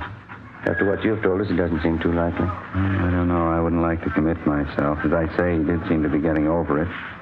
I didn't know him that well, though. Might be entirely possible. He was devoted to Mrs. Dillon. Maybe he could have taken his own life. I don't know. Well, it leaves a big question to answer, doesn't it? What's that? Why do you need the $2,400 to do it? 1 1:25 p.m. We continued interviewing the bank manager, Mr. Harrison, but he was unable to come up with any further leads. Before we left the bank, he gave us a complete list of all of Chester Dillon's references. We gave him our card, and he told us he would pass along immediately any information he might get on the whereabouts of Mr. Dillon. 1:45. We went back to the office where we got a call from Lucille Banner. She gave us Dillon's last known address, and we drove out to check it. It was an apartment court in the Pico Crenshaw area. We talked to the manager, and she told us that Dillon had moved out 3 months before, on November 22nd. He told her that he was moving in with a close friend of his, and he gave her his forwarding address. It turned out to be a single-story frame cottage located in one of the older residential districts of the city. The name on the mailbox read Raymond L. Schaefer. We rang the bell, and a man who identified himself as Raymond Schaefer ushered us into a small living room. He told us that he was from the same town in the east that the Dillons came from, and that he was a longtime friend of theirs. No, I haven't seen Chester for months. Last November, I think it was. That was the last time I saw him. You say at that time Dillon was living in the apartment down in the Crenshaw area, Mr. Schaefer? Yeah, that's right. You mean he never came here to live with you? No, it's just like I told you before. He talked about moving in here with me, but he never did. I haven't any idea where he is. Well, he gave your name here as a forwarding address, Schaefer. Have you been getting his mail? Yeah, matter of fact, I have. He told me he was going to do that. Never came to pick it up, though. Seemed funny to me. You're still getting his mail here, is that right? Yeah, it's still coming. Not much of it. Maybe a letter a week. Mostly bills and advertisements. Mm-hmm. This list of names you've given us, sir, these are all the people in the East Mr. Dillon was acquainted with, people he might contact on his trip back there, is that right? That's all of them. As far as I know, he hadn't been back there yet, though. How do you know that? I got a letter from my sister Gert a couple of days ago. If Chester was in town, Gert would have known about it. He would have been sure to stop by and see her. I wish I could help you. Tell you the truth, I'm getting a little worried about him myself. Well, just have one more question, Mr. Schaefer. Do you know if Mr. Dillon was in the habit of carrying large sums of money around with him? No, I don't think so. Chester was pretty cautious that way. He wasn't too free with a dollar, you know. Would you happen to know if he had a large sum of money with him the last time you saw him? No, if he did have, he didn't mention it. I see. You can't think of anything else that might give us a lead on Mr. Dillon's whereabouts, anything at all? I think I've told you everything. I wish there was something I could tell you that'd help. I sure hope nothing's happened to him. Yes, sir. Now, would you mind showing us that mail you're holding for Dillon, please? Oh, sure, Sergeant. Right over here.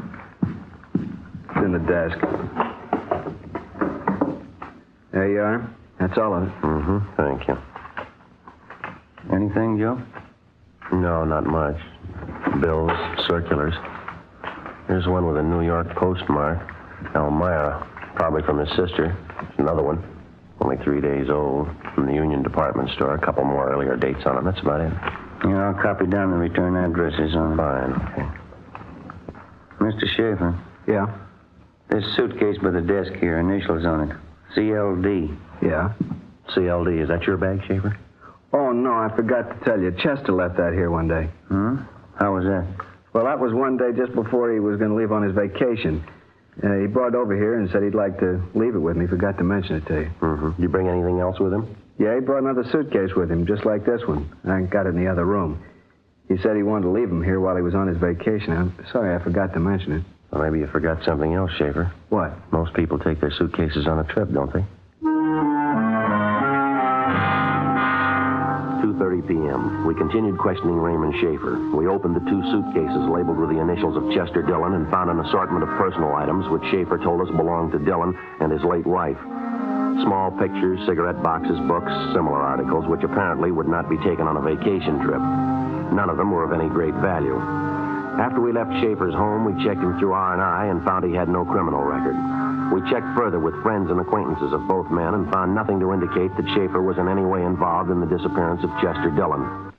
3:30 p.m. We called the office and found that there'd been no answers so far to the broadcast and missing persons bulletins that we'd gotten out on Dillon. We started checking the references given us by the bank. First was the Union Department Store. It was located on Main Street in the south end of town. We checked with the credit department to see what information we could get from them. Yes, here's the file on the Dillons right here. Chester L. and Sarah J. on Ralston Avenue. Yes, ma'am, that's the one. What information would you like, sir? Well, we're trying to locate Mr. Dillon, ma'am. Have you had any recent change of address on that account? No, we haven't. If they moved, you know. Well, we believe so. We don't know his present address, though. Well, we do have an outstanding bill of theirs, I noticed. Sent them several form letters. We've been trying to contact them ourselves. Have there been any recent charges on that account, do you know? Let's see. Nothing too recent, no. Last charge was made on December 5th. Yes, Thursday, December 5th. That's a couple of weeks after he disappeared, Joe. Yeah, that's right. What was that charge for, ma'am? What did Mr. Dillon buy? Oh, Mr. Dillon didn't buy anything. Beg your pardon? The slip was signed by Mrs. Dillon.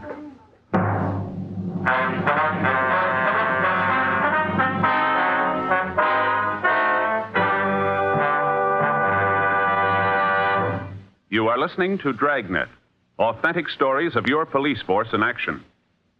If you smoke king-size cigarettes, listen to Fatima's amazing new offer. Buy a pack of Fatimas. Enjoy their extra mildness and superbly blended tobaccos. If you don't like Fatimas better than the king-size cigarette you're now smoking, return the pack with the unused Fatimas and we'll give you your money back, plus postage. We make this amazing offer because we believe Fatima is the best of all king-size cigarettes. Smokers all over the country are confirming this every day. Here is the latest state-by-state report. State 1, Fatima sales up 72%. 2, sales up 54%. 3, sales up 107%. 4, sales up 192%. And those are just a few. Remember, if you're not convinced Fatima is better than your present king-size cigarette, just return the pack with the unsmoked Fatimas before December 1st and get your money back plus postage. Fatima, Box 37, New York 1. Buy Fatima. Best of all king-size cigarettes.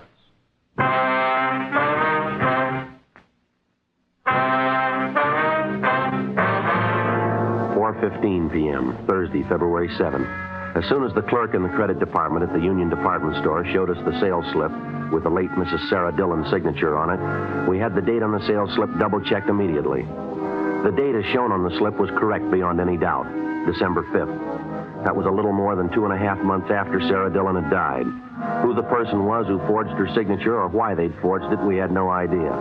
The amount of the charge purchase as shown on the sales slip was for $418, all of it for women's clothing. We attempted to check with the salesgirl who handled the purchase, Laura Van Kirk, but we were told it was her day off. We called her home. They told us that she was gone for the day and couldn't be located. They said she'd be at work the following morning. 4:40 p.m., Ben and I took the sales slip with a forged signature on it and drove back to the office. We went directly to forgery detail, briefed them on our findings, and gave them the sales slip. Then we drove back to the home of the Dillon's friend, Raymond Schaefer, and checked through the 2 suitcases there. We came up with a small photo of Mrs. Dillon along with exemplars of her handwriting, as well as her husband's, which we found in an autograph album in one of the suitcases. The handwriting samples were checked against the signature on the sales slip, but neither of them matched. The work of compiling a list of all known female forgery suspects was begun immediately. The following morning, Ben and I went back to the Union Department Store, where we interviewed the salesgirl, Laura Van Kirk, who'd handled the purchase. Yes, I remember making the sale, officer. I'm not too sure about the woman who bought the things, though. I mean, what she looked like. Well, could you try to describe her for us, Miss Van Kirk, just as well as you can remember? She had light brown hair, I'm pretty sure of that. Not too old, maybe in her late 30s, early 40s. She was a plain-looking woman, 5'5" or 6", thin as I remember her. She wore glasses, I remember that, too. I see. You got that picture of Miss Dillon there, Ben? Oh, yeah. Yeah, here you are. Would you take a look at this picture, miss? Now, does that look like the woman you waited on? No, that's not her. The woman I waited on was much younger. She had light brown hair, too, not gray. Thin face, I think. And she wore glasses, I'm sure of that. Do you remember if there was a man with her, Miss Van Kirk, or was she alone? No, she was alone. Now that I remember, there was something very different about the glasses she wore. I don't know if that's important or not. What about her glasses? They were horn-rimmed, as I remember, very light color. And there was some metalwork along the top edge of the frame. Very smart-looking. Gold metal all along the top. Light brown hair, slight build, thin face, late 30s or early 40s. Wore light horn-rimmed glasses and gold metal on the frame. Yes, that's right. Check me if I'm wrong, Joe. That description sound familiar? Just what I was thinking. Horn-rimmed glasses, metalwork on them. The woman who came to see us at the office? Yeah, you got it. Lucille Banner. Ben and I went back to the office and had Lucille Banner checked through R&I. She had no criminal record. Then we drove to the home on Ralston Avenue, which Chester Dillon had leased to Lucille Banner, and which she in turn had sublet. We obtained a copy of the lease which the Banner woman had with the current tenants and which bore her signature. We brought the copy of the lease downtown, gave it to Don Meyer in handwriting, and asked him to compare Lucille Banner's signature with the signature on the sales slip that we'd obtained from the Union Department Store. 15 minutes later, he called us at the office with the results. Yeah, Don. Mm-hmm. That's so. You're right. Thanks a lot. What did he get? Says there's no question in his mind. Yeah. Both signatures match perfectly. What the reason was behind Lucille Banner's forging the signature of Mrs. Dillon on the sales slip, we didn't know. Whether or not it had any connection with the disappearance of Chester Dillon, we didn't know. As soon as we got the handwriting report from Don Meyer, Ben and I left the office immediately and drove to the bungalow which the Banner woman was renting on Ralston Avenue. It was a block down the street from the Dillon house.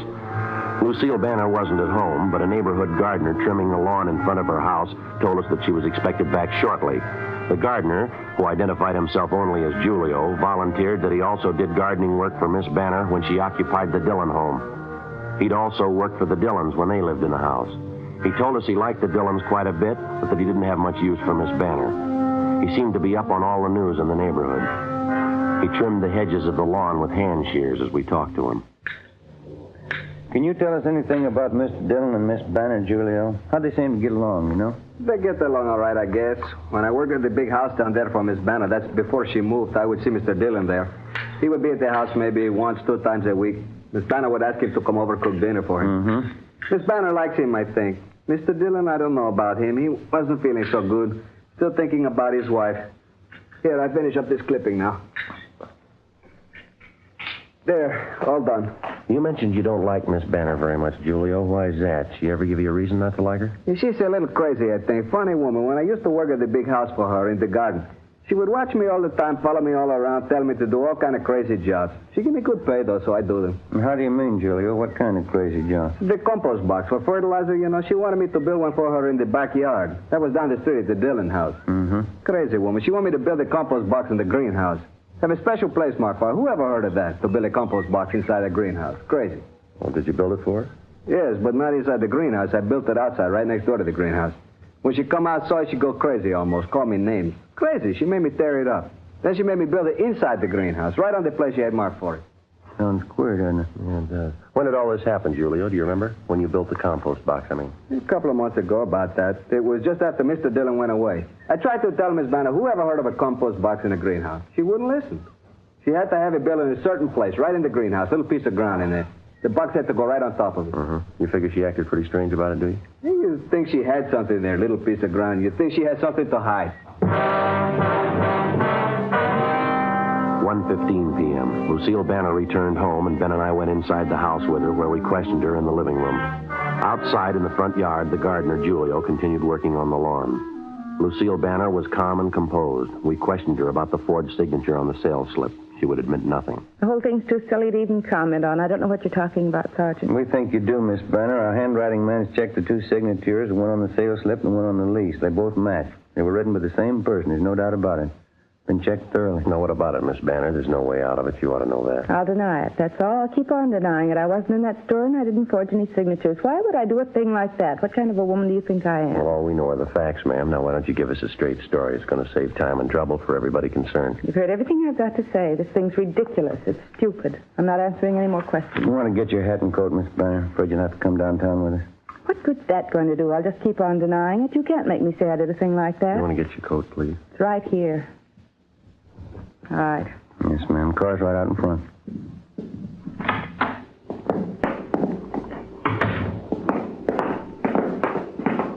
Hold it a minute, will you, Ben? Yeah, okay. Julio? Yes, sir. See you a minute? Sure. Hello, Miss Banner. Julio?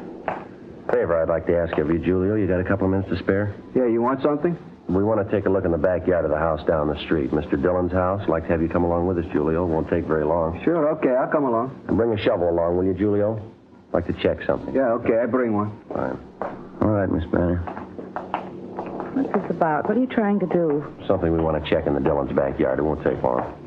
What would it have to do with me? I don't have anything to do with that house. I don't even live there anymore. You realize that, don't you? Yes, ma'am, we realize it. I'll call my lawyer. I'll call him as soon as I get to a phone. Yes, ma'am. Julio? Back this way, Sergeant. Through the gate.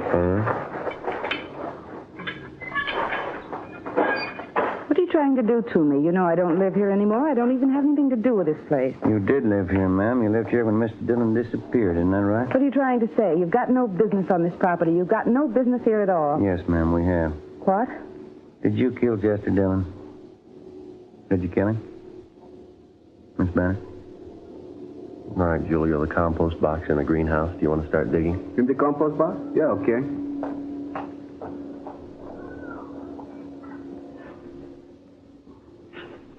He was an old man. So old he was sick. Ma'am? He didn't want to live anymore. He didn't have any reason for living. Why shouldn't he give me the house? Why shouldn't I have his money? I was nice to him. I cooked for him. Wanted to take care of him. He just didn't want to live anymore, that's all. All right, Julio, you can hold it up. You want to tell us, ma'am? He needed a woman. Anybody could tell that. He needed me. We got along fine, Chester and me. I offered to marry him, and he wouldn't do it. All he could do was think about his wife. She was dead. He'd sit around and talk about her all the time. You killed him. Is that what you're trying to say? I wanted to marry Chester and take care of him. He wouldn't do it. We had an argument in the kitchen one night. I had a gun, and I killed him. I killed him. Is that where you buried him? In the greenhouse? Yes, I buried him deep. The gun, too. He'll be all right. Poor Chester. Yeah. He was so old. He needed a woman. Anyone will tell you that. He needed me. Well, I guess you made a mistake. No, Sergeant, he did. Yeah? He didn't want me.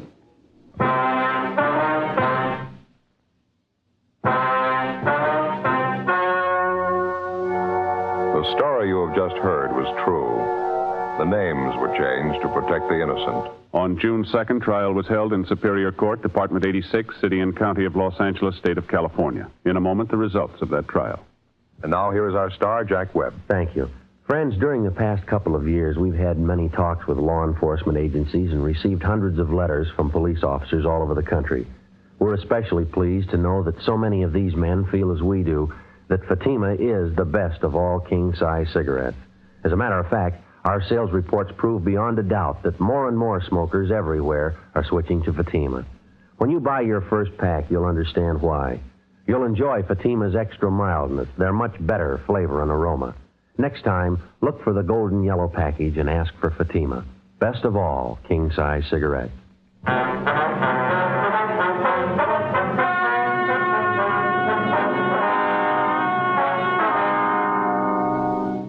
Lucille Marie Banner was tried and convicted of murder in the first degree. She received the sentence as prescribed by law. She is now serving a life term in the State Penitentiary for Women, Tehachapi, California.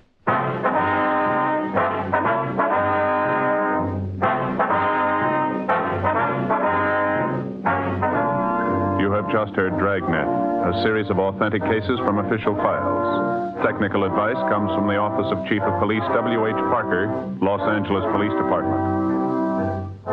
Fatima Cigarettes, best of all king-size cigarettes, has brought you Dragnet, transcribed from Los Angeles.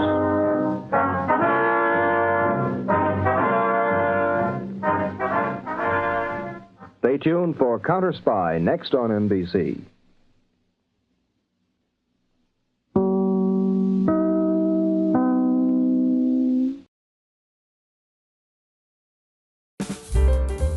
Thanks for watching Golden Age Radio. We have new episodes every day. Sit back, close your eyes, relax, and let your imagination take over. That's right.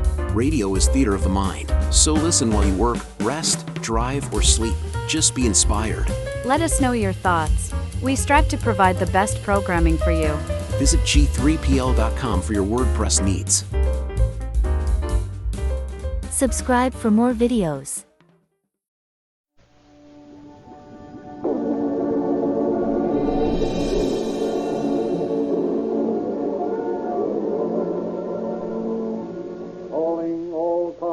Copyrighted program created by the Rio Grande Oil Company. Los Angeles Police calling all cars, attention all cars, broadcast 106. Stand by to assist Captain Cato and Nick Harris on a special assignment. That's all. Rolls and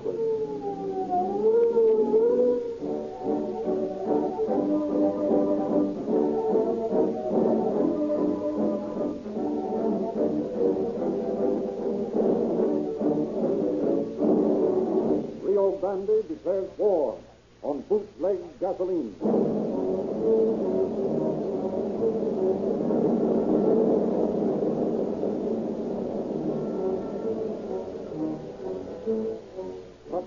wars in the gasoline industry have created many cheap brands of the cheapest gasoline carelessly produced in crude, bootleg stills. Low prices attract many motorists who don't realize the damage done to their motors by such carbon-laden mixtures. Because Rio Grande's sensational patented cracking process has made cracked gasoline a leader among the quality gasoline, Rio Grande assumes leadership in the oil industry's war on poor quality gasoline. Rio Grande refinery experts have perfected an entirely new gasoline to sell at a lower price, yet it is guaranteed to exceed United States government standards and specifications for safe motor fuel. And because Rio Grande cracked gasoline is famous for its use in more police cars, fire engines, and other emergency equipment than any other brand, we decided to name our new gasoline after the famous G-men who came to the aid of the police to stop bootlegging. We asked those of you who use low-priced gasoline to try Rio Grande G-Gas. Make no mistake, this new G-Gas is not cracked. Rio Grande cracked gasoline, for very little more per gallon, gives you 100% efficiency, police car performance, Petra ethos, and much greater value. But if your budget won't stand the extra pennies for superlative performance, then be a G-man. Get the finest gasoline made in the low-price field, Rio Grande G-Gas. The low-price gasoline that's guaranteed to exceed government specifications.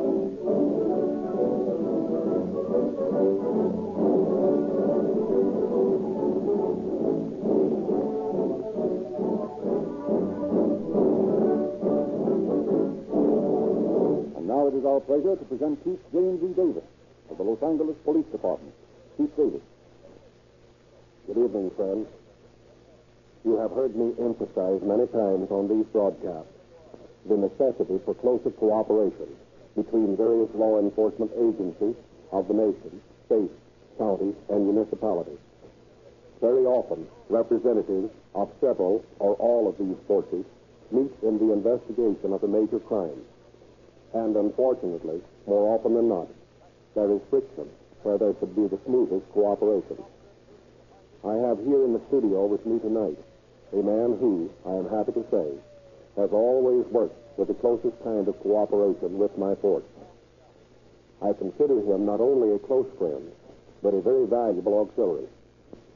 When I know that Miss Harris has been brought into a case, I know that my men will have the finest kind of cooperation. Friends, it is a privilege for me to present one of the finest private detectives in the world, Nick Harris, who has opened his private file to bring you tonight's broadcast of Calling All Cars. Ladies and gentlemen, Nick Harris. Thanks, Chief. And I could say a lot of nice things about you, too. And good evening, everyone. I'm very happy to participate in the fine work this broadcast is doing. During the many years I've been a detective, I have constantly carried on what might be called missionary work in my attempt to educate the public to the fact that crime does not pay. For this reason, I have watched with interest the splendid work Calling All Cars has been doing for the past 2 years along these same lines. I was more than pleased to cooperate when I was asked if I had some material we might use for these broadcasts. The story we selected to dramatize tonight is a strange one. The sort of a story you might expect from the pen of an Edgar Allan Poe or a Conan Doyle. Yet it all happened, just as you will hear. Had the mastermind of this criminal been employed upon a more legitimate enterprise, he might have made himself many times the fortune he hoped to gain by his illegal activity. But criminals are funny that way. They never seem to learn that apparently the easy way of the lawbreaker is inevitably the hardest way. We, who every day see the fallacy of the criminal's psychology, can only hope that through our educational activities, those who may be contemplating a crime may be deterred before it's too late by the realization of the idiocy of breaking the law.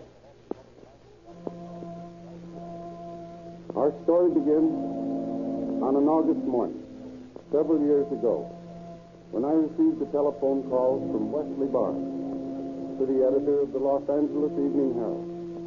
West was somewhat excited. He told me he had a mystery for me to solve and asked me to hurry over to the city room. 15 minutes after he called me, I was standing beside his desk. Well, Wes, what's on your mind? This note came in this morning's mail. What's it say? Listen, it's addressed to the city editor, and it reads, if you will go to the Westlake district, you will find a man named Gavreau. When you find him, you will have the mastermind burglar. I am writing this to save some mother's innocent son. And it's signed a friend of humanity. What do you think about it? Maybe it's a publicity stunt some Hollywood press agent is pulling, and maybe it's on the up and up. I've got a hunch it's on the level. Well, if it's a publicity gag, I don't want to be the goat. And if it's legitimate, it's a matter for the police. So I thought I'd better send you out and get the lowdown. Okay, Wes. Only listen. If it turns out to be the real McCoy, you're giving me a scoop on it. Don't worry, Wes. You'll get it. Exclusive.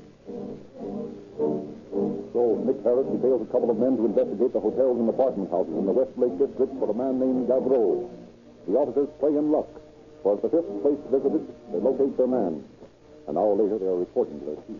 We found a fellow by the name of Gavreau, registered the El Capitan Apartments in West 6. First name is George. What'd you find out about him? Well, not much, but enough to sound suspicious. Yeah, the manager of the El Capitan says he's a queer one. What do you mean by that? Well, he comes here and goes out at strange times. Nobody knows anything about him. He keeps to himself all the time. Well, sounds worth following up. You boys go out there and shadow that bird. Find out where he spends his time and why. Okay, Chief. Watching their man whenever he leaves his apartment, the shadows soon discover that he makes daily visits to a trunk factory on Main Street. They interview the manager of the establishment. Yes, gentlemen, what can I do for you? You know a man by the name of Gavreau?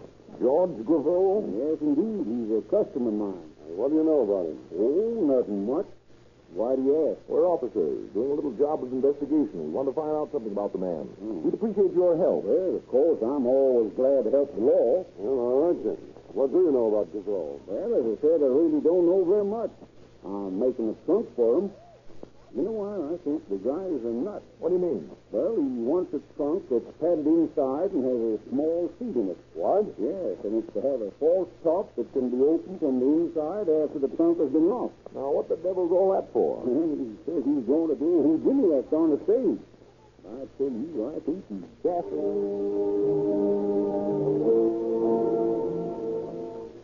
Well, it sure enough sounds daffy to me. But don't forget that note that banded him as a mastermind burglar. I'm beginning to like the looks of this case. But it doesn't make any sense, Chief. That's why I'm beginning to like it. I think maybe there is something here. When they start making no sense, you're just around the corner from the answer. Now, you boys go on out that guy's tail and don't lose sight of him, day or night. You may be surprised what they find out about him.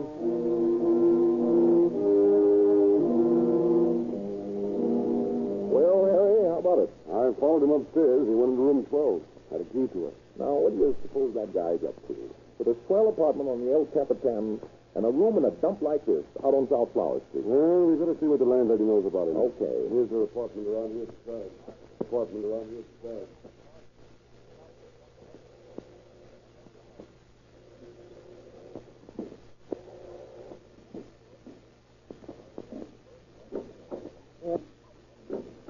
Yes? You have a tenant here by the name of Gavreau?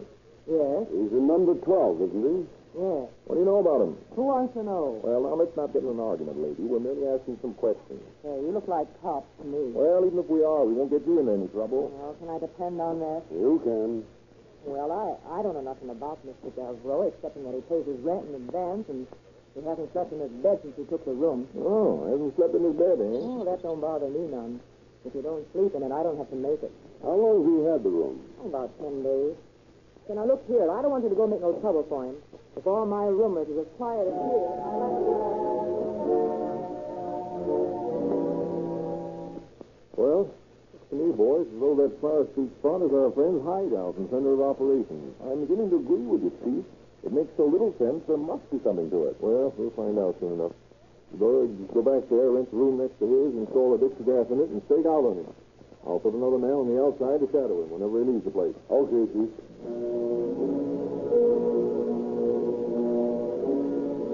With a man constantly at the Dictor glass and another constantly shadowing Gavreau when he leaves the rooming house, the suspect is always under Nick Harris' surveillance. A few days later, Gavreau was seen scraping up an acquaintance with a boy about 19 in Westlake Park. He was followed to the Flower Street room, and once certain that Gavreau had gone to his room, the Harris operative joined his partner at the Dictor glass. He just came in. Yeah, I know it. I've been hearing him. Picked up a young kid from the park there. Both in there now. Put on those earphones and see what they're saying. I couldn't get close enough to hear them in the park. Would you like to make $20,000, sir? Who would? I think you'd like to let much go if you're doing safety something. Okay. What's the record? Water, got a liquor thing? Not a bad idea. Very well. Thanks. See how? Right. Now, what to do? I'd like to tell you a little about my past to make the thing clear to you. When I was in the Army, I served in the intelligence corps. But it seemed to me that there was some way to get across the lines without taking the usual chances. After a bit of thinking, I figured out a way that worked very successfully. What's that got to do with this idea of yours now? Indeed it did. I'll come to that. Okay. I had a case made that to all appearances was just an ordinary packing case. But inside I had it fixed so that I could hide there and be inside when the case was sent across the border. Then, when I was safe on the other side of the lines, I'd sneak out, get the dope I wanted, and climb back in again. My helpers would then get the case back across the lines, and there I was, safe and sound and in possession of all the information I wanted. Hey, that's pretty slick. Well, it's along the same lines that I want to work now. But I need an assistant who can be trusted. That's where you fit in the picture. Sure, I get it. I'm having a trunk built that looks like any other trunk on the outside. But inside it will have everything needed to work a job. Now, when the trunk is finished, I'll get in it. With all the tools I'll need, and you'll have it sent to a bank vault for storage. Then when you get inside the vault, you'll get out and rob the bank and get back in again. Pretty swell. But wait a minute. How'll you get in and out of the trunk without help? That's where I've done the most work. To anyone looking at the outside of the trunk, it will be securely locked. But I've had a secret latch built that can be worked by me from the inside. So you see, all the plan needs is someone to help get the trunk in the bank and out again. How do you live while you're in there? You got to eat. I've taken care of that, too. There's room for food and water.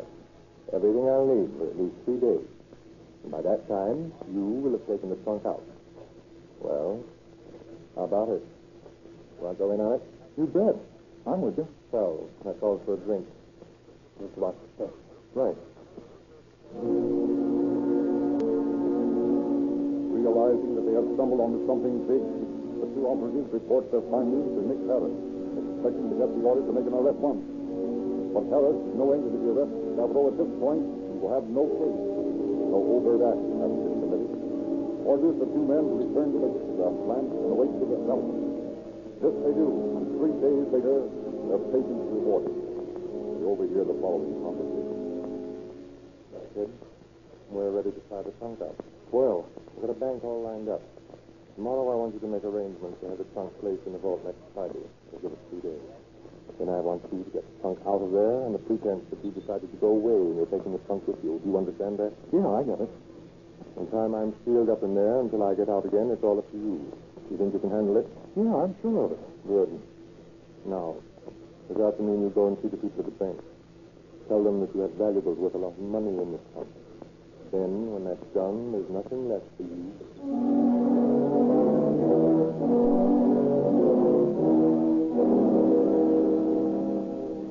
And that's the story, Mr. Wanger. But it's the most fantastic scheme I've ever heard, Mr. Harris. It's incredible. Well, as it may, it's true. Now, I want to ask your cooperation in this matter.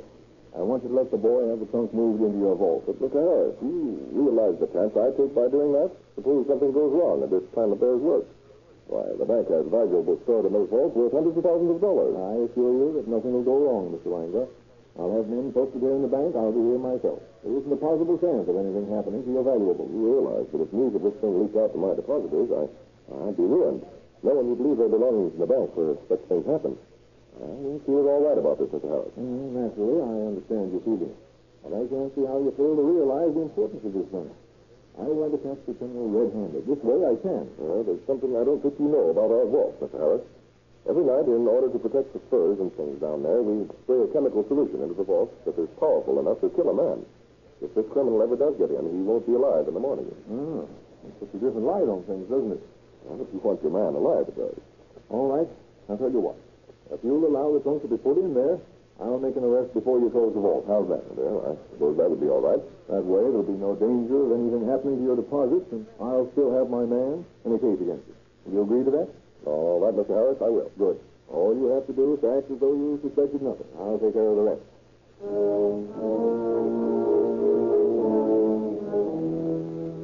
But the very next day, Gavreau suddenly changes his plans.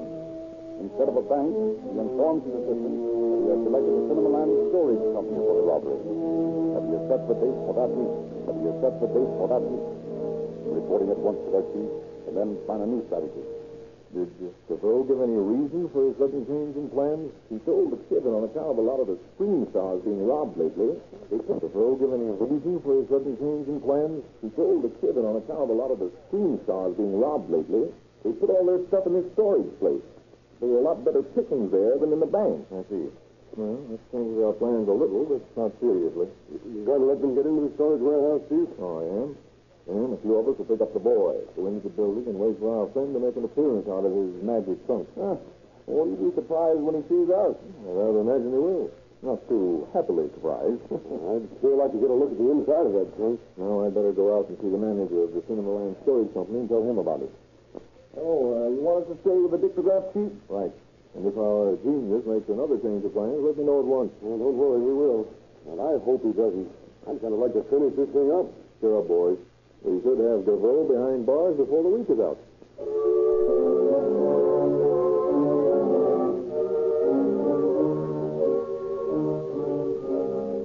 Unbelievable, that's what it is. Like a storybook. Not quite as harmless as a storybook, but certainly a strange scheme. Well, what is it you want me to do? Well, I'm not just sure of what day they'll bring the trunk in, but I'll have men stationed outside watching your place all the time. All you have to do is to act as though everything is all right. Have the trunk moved into the warehouse, and let my men take care of the rest. And you're sure there won't be any slip-up? Absolutely. And we can have a single fear. Well, all right. But I'd be afraid Pitch don't play it else was ever here. Gives a fellow the creeps knowing that bandits are around. How to know it's the right trunk? I'll let you know. Now, don't worry about that. Kind of nervous about it, but well, I guess it's okay. I was sure you'd see it that way. Thanks a lot. Don't worry. Thus, the plans are carefully laid. An inescapable net is thrown around the Cinemaland Storage Building. A dozen service operatives are placed at strategic spots in the neighborhood. From the second story of a small building across the street, 2 men watch night and day.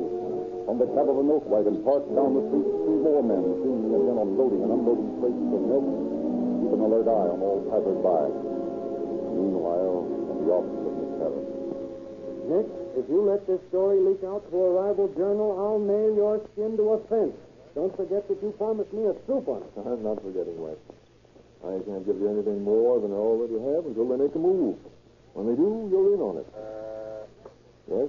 Detective Klein and Pickle here to see you. Oh, all right, send them in. Yes, sir. What's up? Nothing will do your rag any good, you old weasel. Just Herman Klein and Ed Cato from Central. I sent for them. Well, I guess I might as well leave you to talk to them. Let me know when things begin popping. Come in. Hello, boys. You know Wes Barr, don't you? Sure. How are you, Herman? Ed? Hello, Wes. Might know we'd find you here if there was something breaking. Sit down, boys. I thought you might be interested to know that we expect our little trunk genius to pull his act any minute now. Good. I was going to think maybe he's been running up the wrong alley or something. No, we're in the right alley. It's just been a matter of waiting. But it looks as though we're just about to go, finally. Yes? Albert is 120, Chief. Devereaux has just locked himself in the trunk. We're supervising the loading of it onto a truck now. Good. Stay with that trunk. Don't lose it no matter what happens. I'll head to the storage building at once. Right. Well, that's what we've been waiting for, boys. How about it, Wes? You still leaving, or do you want to go along? What a question to ask me. Come on. Picking up a newspaper cameraman on the way, Harris, Cato, Klein, and Barr roll out Sunset Boulevard to the warehouse. A block from the destination, they see a delivery truck pull up to the entrance of the building. 2 men jump out and let down the back gate. Better cruise by and get a good look at him, Herman. When you get to the other corner, pull around it and park. Okay. Okay, Herman. Bring around here and stop. Barr, you and I had better cut across this lot. Herman, you and Cato walk up the other side of the street. We'll let him get the trunk inside and pick up the kid. The other side. Herman, you and Cato walk up the other side of the street. We'll let him get the trunk inside and pick up the kid. Okay, Nick. Come on, Ed. The kid. Okay, Nick. Come on, Ed. Ed. Okay, Nick.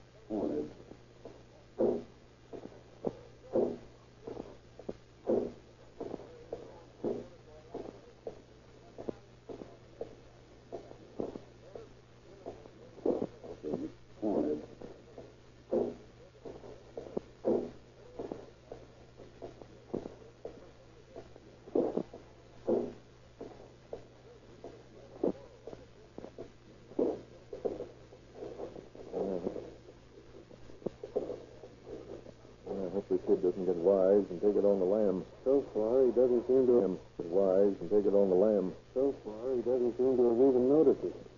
All wrapped up in his work. Yeah. Hold it a minute away. Light a cigarette or something. Light a cigarette or something.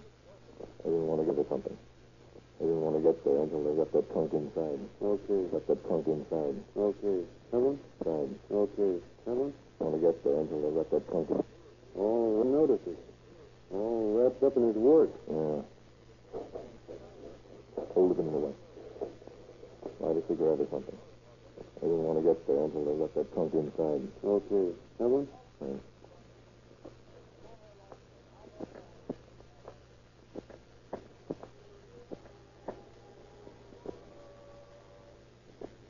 All right. Let's go. They're inside. Let's go. They're inside. They're inside. Inside. Inside.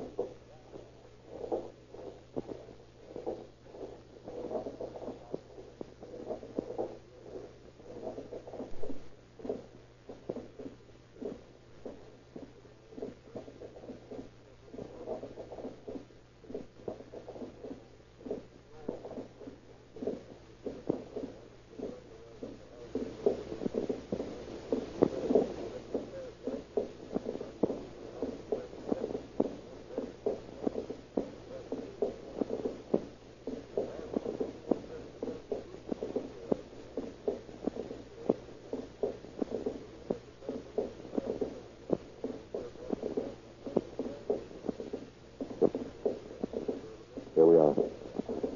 Here we are. Here we are. The kid's coming out. Right. You see Herman and Ed? Yeah. They're coming across the street. Quiet. Pardon me, buddy. What's your name? Huh? What's that? What's your name? Ed Silver. What's in that trunk? What's it to you? Maybe this is it. Say it. That's right. Now, how about it? What's in that trunk? Why, some clothes. Look here, Silver. This isn't going to do you any good. You told the people in that warehouse you had oil samples in that trunk, didn't you? Well, yes, I guess I did. Now it's... Yes, I guess I did. Now it's closed, eh, kid? I don't know. Closed, eh, kid? I don't know. How long are you going to leave George in that trunk, Silver? Why, I knew something would happen. I knew something would happen. All right, kid. We know all about it. You go up and see George? Why, I guess I wasn't cut out to be a successful burglar. I had a feeling something was going to go wrong. Come on, kid. Let's go up, boys. There you go, man. Good. Trunk's up on the vault. You want to go up there now? That's right. The elevator's right over there. Don't start things till I get my camera set up, will you, boys? I wouldn't think of it. This is going to be something worth photographing. This way. Through this full door here. Some door, that. Looks like a bank. Looks like a bank. It is a bank. At least, the board itself, absolutely burglary. Yeah, we can see that it is. There's the trunk. All right, Mac. Get the cameras up. Okay. All ready? Let it go. All right, Devereaux. You might as well come out of there. He's going to play possum. Come on, George. Open up. Are you coming out, or do we bust this trunk to bits and pull you out? Maybe he smothers to death. No, I don't think so. Devereaux, I'll give you just one more chance to do your Houdini and come out of there. If you don't, we're going to smash that trunk to bits and you with it. Look, there's a whole piece of the trunk lifting up. Come on out, Devereaux, and keep your hands in sight. Don't shoot! No, we're not shooting, Devereaux. That is a flashlight picture. Now, stay where you are, you won't get hurt. And look at that trunk. It's falling all apart. Put the cuffs on him, boys. Right. Come on, Houdini. Here's something for you to play with. See what you can do with them. How'd you know I was in here? We've known all about you for quite a while, Gabriel. But how? No one knew but the kid and I. And we'll tell you all about it when we get to the station, George. And they got you too, kid. Yeah, they got me. Oh, that's too bad. I still don't see why it didn't work. All right, Herman. Suppose you and Ed take them down and book them while we look through this trunk. I'm going to make a thorough examination of it. Right. Come on, you two. We'll take a little ride. I can't see why it didn't work. How could you know that? Oh, well, you're looking at this pair of an neighborhood. cards to pass the time away, bandages and iodine in case of injury, a complete set of burglary tools, food, water.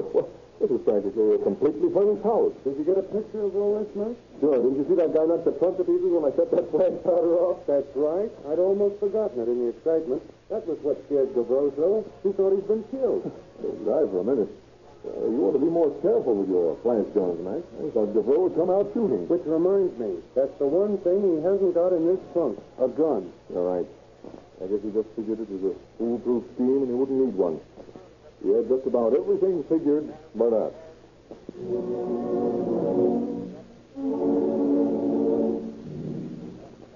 Gavreau and the boy are held on charges of attempted burglary. When the day arrives for the trial,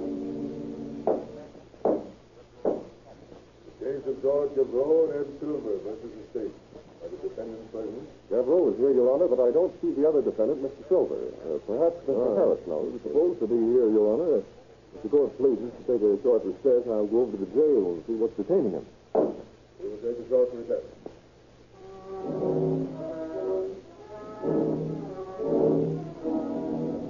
across the bridge of sighs goes Miss Harris to the old county jail, scrutinizing the prisoners he passes, looking for the strangely absent Silver. A turnkey leads the detective to Silver's cell, where the boy is lying on his cot. Silver. Silver. Get up. You were supposed to be in court a half hour ago. Better open the cell, turnkey. Well, you're trying to pull a fast one. Yes. Come on, Silver. There's no use trying to get out of this. Move. Turn him over. Poor kid. Couldn't stand the gas. Looks like it was heart trouble. Well, he's better off this way, I guess.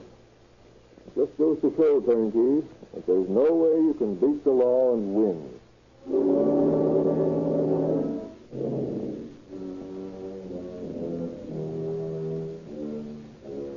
So Ed Silver beat the rap by the surest way, death. Gavreau, so-called mastermind burglar, was sentenced to the maximum term prescribed by law for the crime of attempted burglary, and after serving his sentence was deported from this country as an undesirable alien. And so ends the story of one of the most ingenious plots I have ever run into. Had it not been for that mysterious letter, Gavreau might have been able to carry out his scheme and even now be living off the thousands of dollars of loot. But, fortunately for a great many people, such was not the case. And as the result of our discovery, trunks left in storage are thoroughly inspected before being allowed to be placed in warehouse or bank vault. Thus, my advice to anyone who might wish to try this scheme is, it might have worked once, but it won't work now. You can't commit crime and get away with it.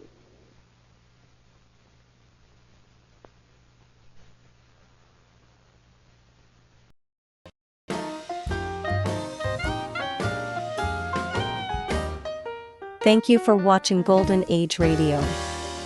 We post all new episodes every day.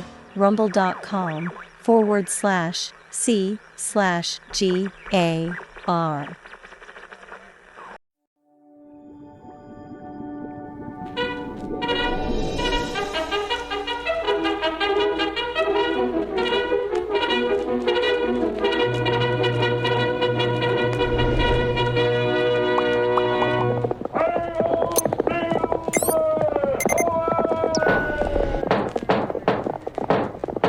Fiery horse with speed of light, a cloud of dust, and a hearty hi-yo Silver, the Lone Ranger.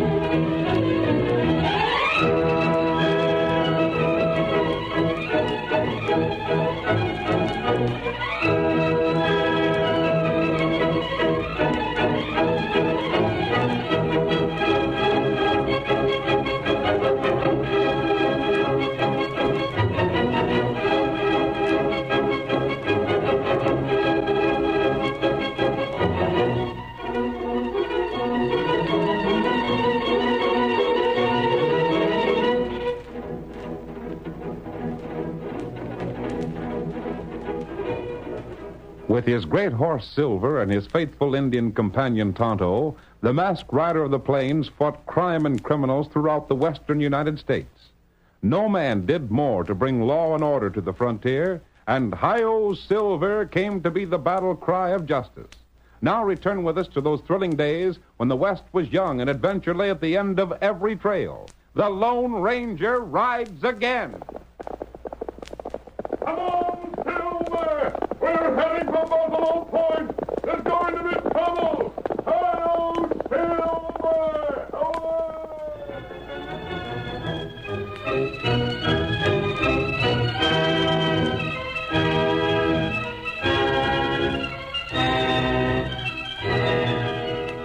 Buffalo Point, the county seat of Buffalo County, was the center of a stirring election campaign. Pete Sampson, ex-rancher, was determined to win the office of sheriff from its present occupant, Charlie Wilson. As our first act opens, we see Pete in the cafe with a small group of his backers. Among them is the elderly and frank-spoken Gideon Wells, the local doctor. We hear him say, Pete, if you don't beat out Charlie Wilson and show his boss, Ace Dolan, that we ain't letting him run this town anymore, things are going to be even worse than they were before. Well, I'm trying my best, Gideon. You ought to. It was Ace that took your spread away from him. But I don't know if you stand much chance, Pete. Yeah? I tell you, Pete, it's like this. Me and Gideon here and the rest of us are all for you. But Ace has got a whole bunkhouse full of gunmen. He's got folks in this county so blamed scared they'll vote just about the way he tells them to. That's why I'm fighting him. If you was only sheriff... That's just it. If Pete was sheriff, there's enough on Ace and Charlie both to send them to jail for a long time. Uh-huh. But as long as Charlie's the law in Buffalo County and takes his orders from Ace, there ain't nothing can be done. Ace just took over Willie Goodman's spread, too. Uh-huh, like he took over yours and half a dozen others. First he runs off most of the cattle, then he shows up with his hired gun hands and offers to buy for almost nothing. And when anyone tells Charlie their cows is being stole, he gets together a posse, rides around a little, then comes back and says the critters was took across the border, and there ain't nothing he can do about it. Knowing all the time that his Ace is doing the rustling. That's got to be changed, Gideon. I ain't nothing but a sawbones. But by the eternal, it's enough to make me start packing a shooting iron for a little target practice on them skunks. It ain't to be put up with. Maybe this time folks will have the nerve to vote the way they want to, instead of like Ace tells them to. We're with you anyway, ain't we, fellas? Then let's have a drink on it. Hey, barkeep. Yeah? I'm setting up the drinks for the house. And we're all going to drink to Pete here for our next sheriff. Oh, you fellas are drinking a Pete, are you? It's Ace. Charlie's with him. And so's half his rotten gunmen. I'm suggesting a different toast. I'm asking you to drink to Charlie here. Best sheriff this county ever had. He ain't drinking to no crook, Ace, even if he does wear a badge. You call me a crook? I said it plain, didn't I? Why? Careful, Charlie. Your badge don't give you no right to pull your gun on a fella that don't carry arms. I'll teach that old fool. Go ahead and shoot, Sheriff. That'll be about your style. Take it easy, Charlie. Now, look here, Ace. Maybe these fellows will drink to you like I asked them to. In that case, there wouldn't be no harm done. No. Well, what do you say, fellas? Ace, you and your crooked budge can't bluff us all the time. I ain't bluffing nobody, Pete. I'm just asking them real polite. Sure. Figuring they'd be scared to go agin you. Drink up, boys. For Charlie Wilson. Well, I don't know. I'd rather not. Maybe you need a little convincing, huh? Give them a campaign argument, fellas. Yeah. Now, listen, don't clean up my place. Maybe this will learn you some manners the next time my boss tells you to do something. Oh, you broke my mirror. And here's another. Why, you just missed my boot. You dirty sidewinder. I ain't no way to talk it all, Pete. It ain't my fault if you can't put up as good a campaign talk. You've been running this county with guns ever since you come here, Ace. Sure, and I've done right well. All right, fellas. You change your minds any about drinking to Charlie? Sure, I'll drink to him. I'd be right glad to. Show for your gun, Pete, and I'll jail you for drawing against the law. Come on, Pete. There ain't no use trying to stand up to a crooked sheriff that takes his orders from a still bigger crook. We'll get our horses and ride out to your place. Might as well, I reckon, Doc. Maybe if you're savvy what's good for you, you keep right on riding and never come back. You ain't running me out of town, Ace. Well, stick around then if you've a mind, eh? But when election day comes next week, the only vote you'll be getting will be your own. Step up the bar, fellas. Another drink to Charlie here. And don't forget, them that aims to stay healthy had better vote right.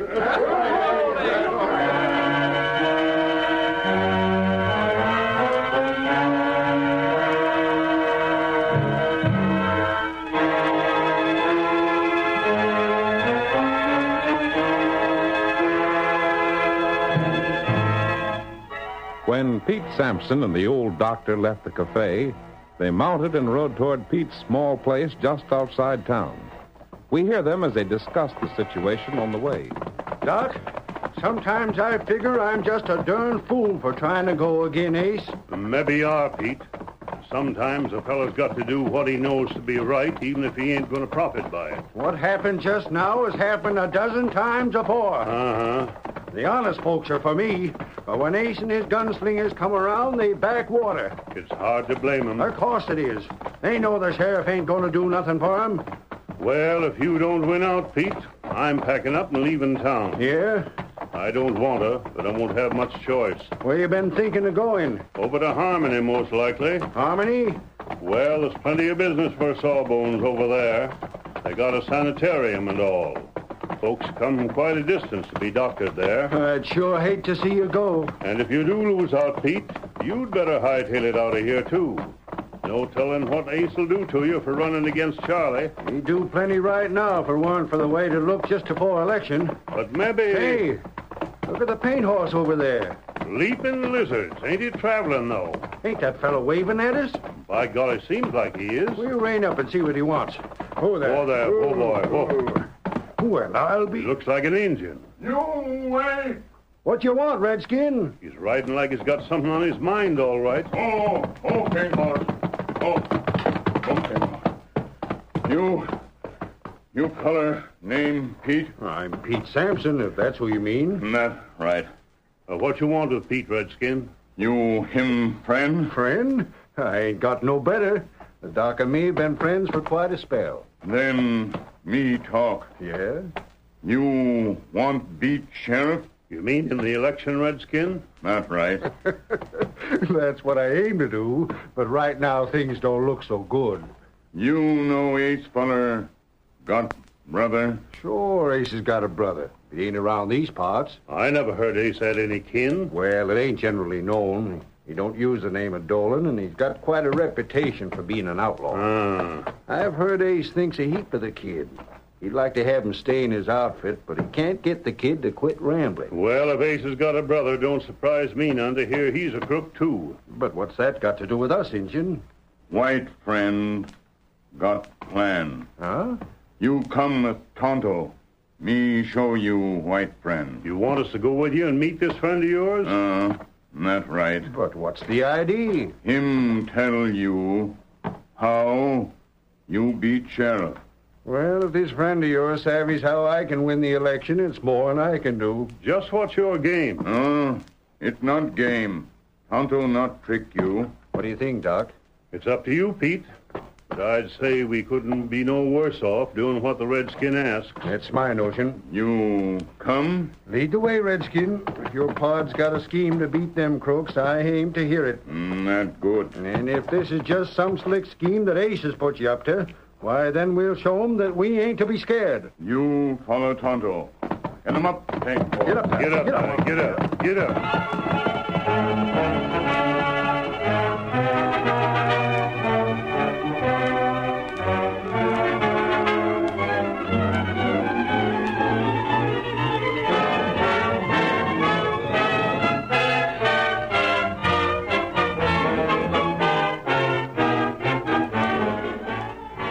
Tonto, the faithful Indian companion of the Lone Ranger, led Pete and Gideon Wells to the hidden camp he shared with the masked man. There, with growing enthusiasm, they listened to the Lone Ranger's plan. Our next scene opens 2 days later in the cafe. Ace Dolan, Sheriff Charlie Wilson, and several of their friends are seated at a large table. Ace is speaking. Boys, Charlie here's got the election just about as good as won. We got the folks in this county so blame buffaloed, they ain't even breathing unless we tell them they can. There's just one thing, Ace. Yeah? We're all right as long as nothing happens to you. The folks in the county hate us like poison, but it's you they're scared of. Without you, we'd be skinned alive. What do you figure is going to happen to me? I ain't saying anything will, but if it did... Charlie's right, Ace. It's your brains and the wages you're paying for our guns that's keeping us on top. But if somebody should plug you, they'd hang us so fast we wouldn't know what happened to us. Say, what's got into you fellas? Nothing, boss. We're just saying you ought to play it safe. What do you figure I'm hiring so many guns for? Well, It's to make sure nothing like you say happens. And if you're on your toes, it won't. We'll watch out for you, Ace. And forget this kind of talk. What we want to think about is Ace, how... There's the Sawbones coming this way. What's that old fool looking for? More trouble? Not if he savvies what's good for him. Ace, I'd like to have a word with you. Yeah? Well, speak up. Well, you better step over in the corner with me, Ace. I don't figure you'd want these fellas to hear. And why shouldn't we hear it? Why, that's up to Ace. But I reckon he'd just as soon you didn't. It'll only take a second. Well, make it fast. But look here, Ace. Come on, Doc. You fellows stay here. All right, Ace. If it's something I think you ought to know, I'll tell you myself. Just as you say, but we'll keep an eye on the Sawbones. Well, Doc, what in blazes is it? Just a mite more this way, Ace. They can still hear us. Go ahead. Now, don't forget they ain't so far off they can't drill you if you try any tricks. This'll do. Well? It's about your brother. What's that? I didn't mean to go agin you the other day, Ace. I reckon I sort of spoke out of turn. So now I'd like to be the first one to warn you. To warn me? Your brother's over to Harmony. Ain't that the town where the sanitarium is? That's the one. Well, what if he is? He got shot up bad. So he went there to be doctored. And he don't know there's a U.S. Marshal on his way there to jail him. Is that straight? I wouldn't have no reason to send you there for nothing, would I? How soon will they arrest the kid? If you hurry, you can beat the Marshal. He just set out from Abilene. They can't jail my brother. I figured maybe you wouldn't want the others to know about this. You see, if the Marshal should get there afore you, the kid might talk enough to send the Marshal over this way. And you wouldn't want your bunch to think there might be trouble. I don't have to tell them nothing. You're going? Right now. I'll take a couple of the boys with me in case you're up to some stunt. I ain't, Ace. I reckon you'd have better sense than that. Because you'd sure pay for it when I get back. I know. Steve, Two-Gun, come along with me. Where are you taking them, Ace? I got a little trip to make. Charlie, you and Rick run things till I get back here. What's it all about? I'll tell you later. Come on, you fellas. You ought to lead right this, Ace. You do like I tell you. You'll have to ride like all get out, Ace. Just what I aim to do. And you won't forget it was me that warned you, will you? I don't forget my friends any more than I forget my enemies.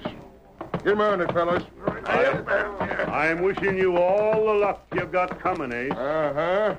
Get up there. Come on. Get up. Get up there.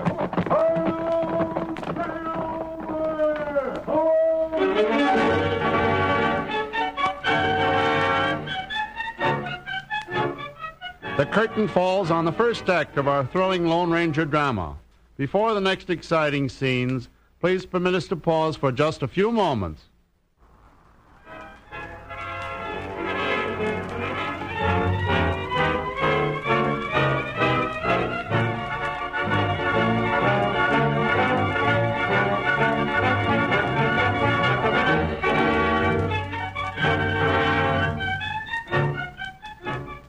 Now to continue our story. After Gideon Wells had told Ace Dolan that his younger brother was in danger of being arrested, and the crooked rancher had left town with 2 members of his gang, the elderly doctor re-entered the cafe. Hey, Doc. What Ace rush out of here in such a hurry for? I don't reckon I'd better say. He most likely wouldn't want me to. Doc, You calling me? Come over here. All right, Sheriff.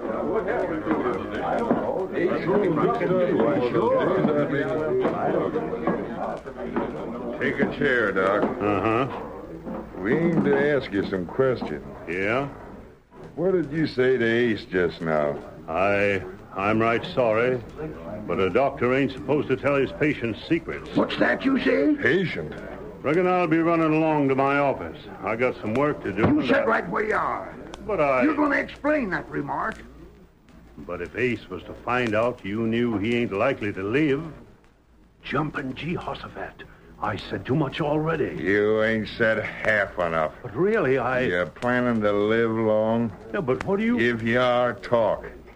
If you ain't, just go on dodging the questions we're asking. You'll be suffering from lead poisoning pronto. And we ain't bluffing, Doc. But if Ace should live to come back from the sanitarium over to Harmony, he'd kill me for talking. The sanitarium? He went to Harmony? It was just because I told him what the doctors over there wrote me. What did they write? I can't tell you. Take a look at that gun and make up your mind to spill it. I'll talk. That's better. You see, Ace has been worried about some spells he's been having. Get on with it.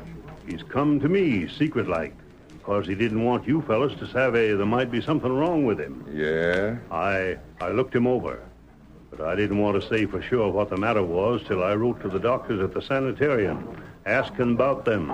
And what did they say? They said it was even worse than I figured it was. He might drop over dead almost any time. No. I wouldn't have no reason to lie to you, would I? Well, what's ailing Ace? It's his heart. Yeah? He's got thermatopolis of the ladder cardiac offering. He's got all that? Well, he's got that for sure. But there's a couple of other things that might be wrong with him, too. Sheriff, if that doc ain't lying, do you savvy what that means? You're blamed right I do. Now, don't forget, I didn't want to tell you about this. If Ace is really gone to Harmony... If he has, somebody will be riding in that passed him on the way. It's a 2-day ride over there. We'll wait to find out. And if it's so, we'd better start figuring what to do. And I'm telling you, we'd better figure fast.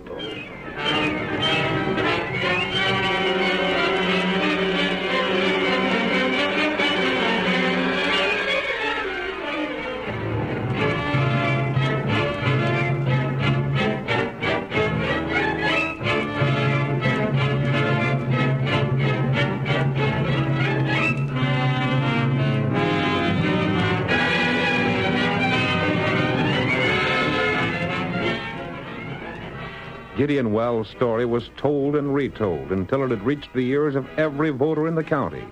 Each time it was repeated, Ace Dolan's condition grew worse. Hey, Bart! What's the excitement? You heard about Ace Dolan? Huh? Some fellas seen him riding over to the sanitarium at Harmony. What for? There's something mighty wrong with him. They tell he ain't likely to live. You don't say so. And if he don't, he won't be able to do nothing to us if we vote for Pete for sheriff. Well, I'll be doggone. I gotta tell the folks at home about it. Get up there, come on.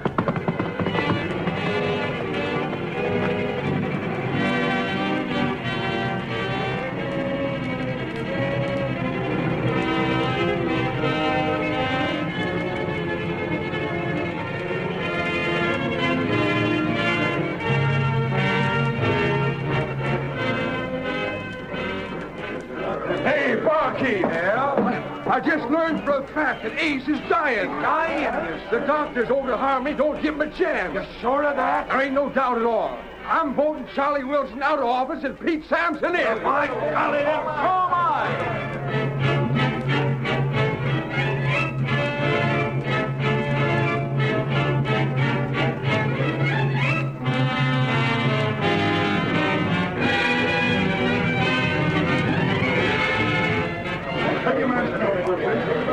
Fellas! Ace just died! Word just came to town! He cashed in his tips over to the sanitarium! Good Mavericks, wait till I tell the sheriff about that. That means this bunch will be busted up. And the election is just tomorrow. We can vote them crooks out! And we'll vote them out for good!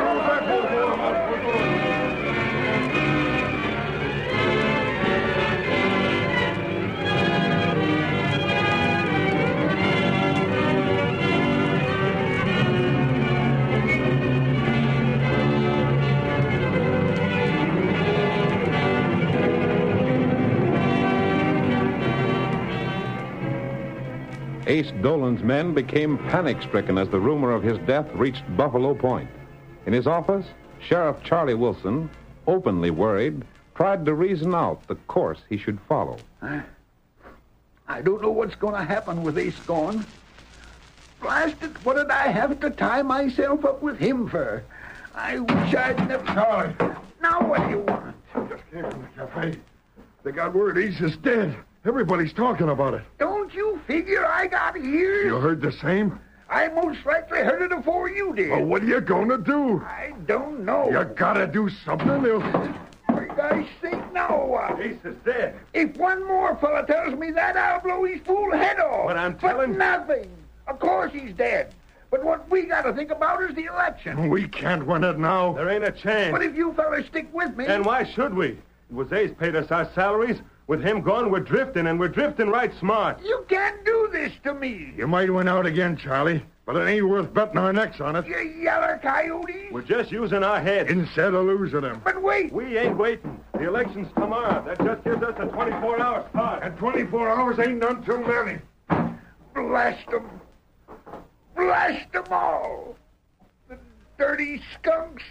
They're all lighting out and leaving me to face the music.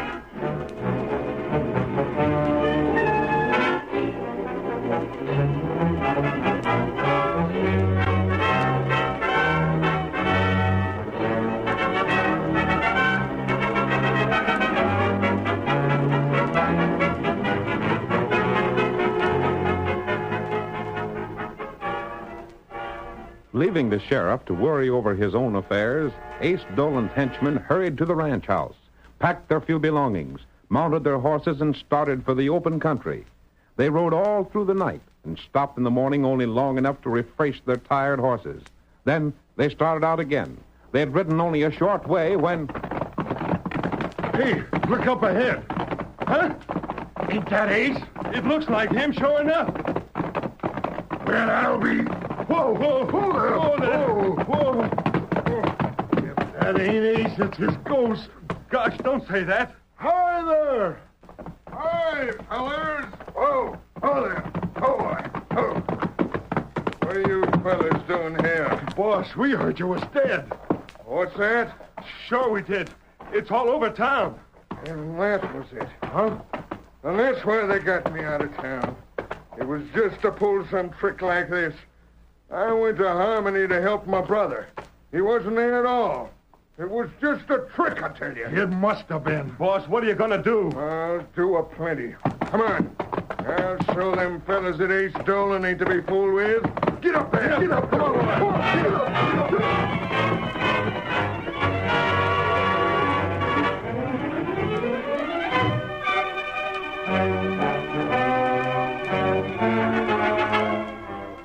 Excitement ran high during the casting of the ballots. The greater part of the voting was done in the county seat, and everyone knew that whichever candidate carried Buffalo Point would also carry the county. When the election was over, everyone crowded into the cafe to hear the final returns. I'm betting Pete won out. Most likely you want 10 votes for Charlie in the whole county. Them gunslingers Ace hired lit out last night, and a blame good thing. They ought to have them votes counted by now. I'll bet the sheriff hated to have to stay in town till it was over. And it's Charlie that's got to announce the result. Look outside. The sheriff's coming now. Yeah, and Pete with him. Charlie ain't looking so happy. Here they are. What's the vote? Who's sheriff? Hey, Pete, did you win? Come on, tell us what the count was. Keep quiet, will ya? All the votes are in and counted. Are you still sheriff, Charlie? I got 150 votes, and Pete got 463. Quiet! Quiet, fellas! So I'm turning over my badge to Pete. And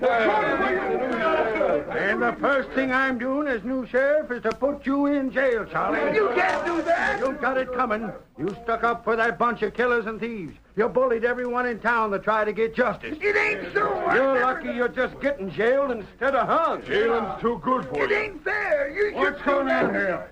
Where's that blasted Sawbones? Ace Dolan. But he's dead. Who said I was dead? You went to the sanitarium. Is everybody loco? I ain't so loco that I ain't arresting you too, Ace. Arresting me? I'm the law here now. What? The election's over, Ace. I got beat out. You got beat out? What in blazes been happening here? They just told you. Everybody figured you're tasting your chips. Well, Abby, who said that? It was the doc told us the night you left here. Why, that dirty... You ain't in no position to do anything to him now. But Ace, if there wasn't something wrong with you, why'd you leave here? Because that blasted old coot told me my brother was going to be jailed in Harmony. It wasn't my idea. It was the masked fellow. The masked fellow? Yep. He figured if we could trick Ace into leaving town like he did, we could spread that story about him ailing bad. Why? Shut up, Charlie. Then when folks got to believing you was dead, Ace, they wasn't scared no more to vote again Charlie. It ain't fair, I tell you. Why should just me and Ace get jailed while all the others get away? They didn't. The masked fellow and his Indian pard and me picked him up last night when they was running off. You weren't the sheriff then? No, but we figured if I lost out, we'd let him go. And if I didn't, we'd have him where we could jail him. You're not going to jail me. Look out for the gun. Look out for him. Last you took. Oh, my. A masked fella shot you. That's the masked man we was talking about. There he goes. Make him wait. We want to thank him. Hold on, fellas. That hombre done a heap for us, but you ain't got no more chance of thanking him than you have of outthinking him. And why not? Because he's the Lone Ranger. The Lone Ranger.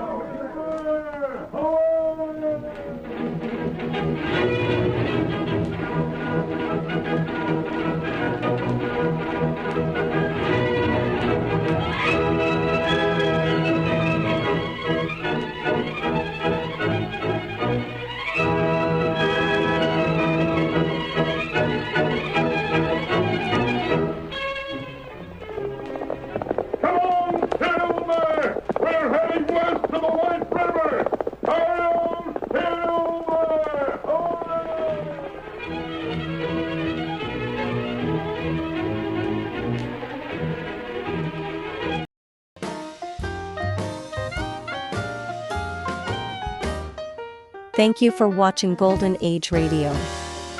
We post all new episodes every day. rumble.com/C/GAR.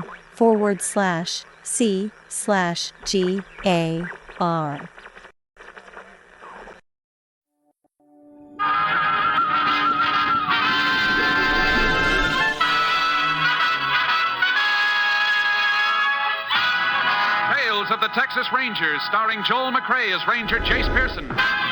Another authentic reenactment of a case transcribed from the files of the Texas Rangers.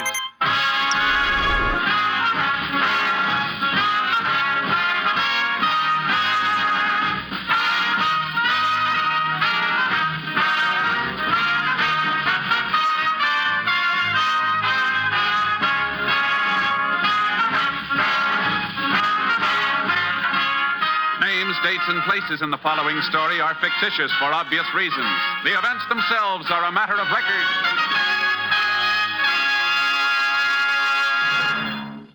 I'd like to talk to the ladies for a moment. We can't eliminate your work for you. I wish we could. But if your job is keeping a home in order, we'll try to lighten the load with a series of wonderful weekday radio shows on this same NBC station.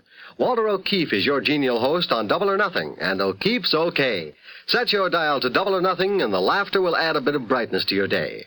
Another friend of yours is radio's Warren Hull, who daily presides over Strike It Rich, the program with a heart, the program that can give you a lift while bringing financial happiness to a contestant. Dave Garroway is another gloom chaser in NBC's daytime schedule. And Bob and Ray, this year's Peabody Award-winning comics, make subtle fun of radio in a rib-tickling way, so be sure to include them in your listening, too. Yes, as I said before, I wish we could eliminate your housework, but since we can't, maybe listening to these fine NBC shows will help to pass the time more quickly. Why don't you try it out, tomorrow and every day this week? Now, Tales of the Texas Rangers.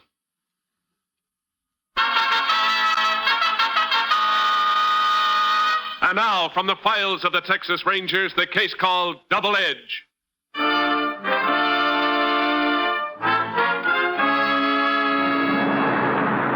It is 11:30 on a Monday morning in June during the early 1920s. In the town of Holden, Texas, an elderly woman puts through a telephone call to the bank. That's right, operator. A 423J. Now you be quiet, baby. You know your mother doesn't like you to cry. Hello? Mr. Vance? Yeah? This is Agatha Winford. How are you today? Oh, just fine, thanks, Miss Winford. Say, would you hold on a second, please? Just a minute. Here's your bank book, Miss Agatha. Fine, fine.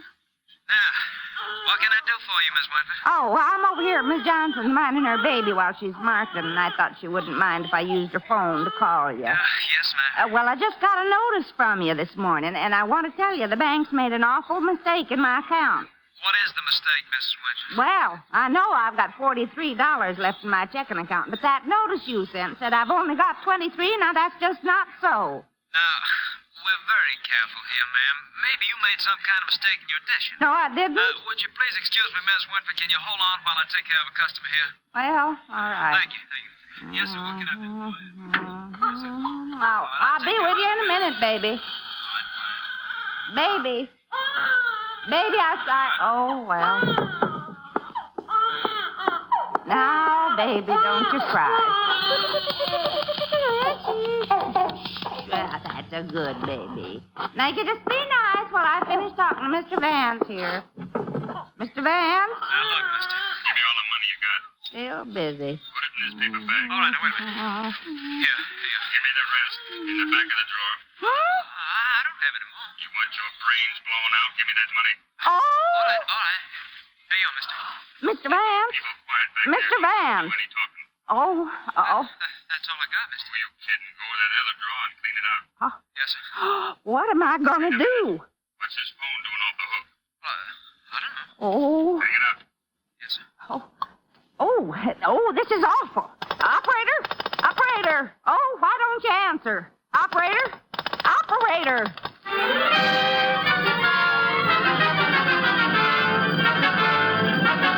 Mrs. Winford notified the sheriff that the bank was being held up.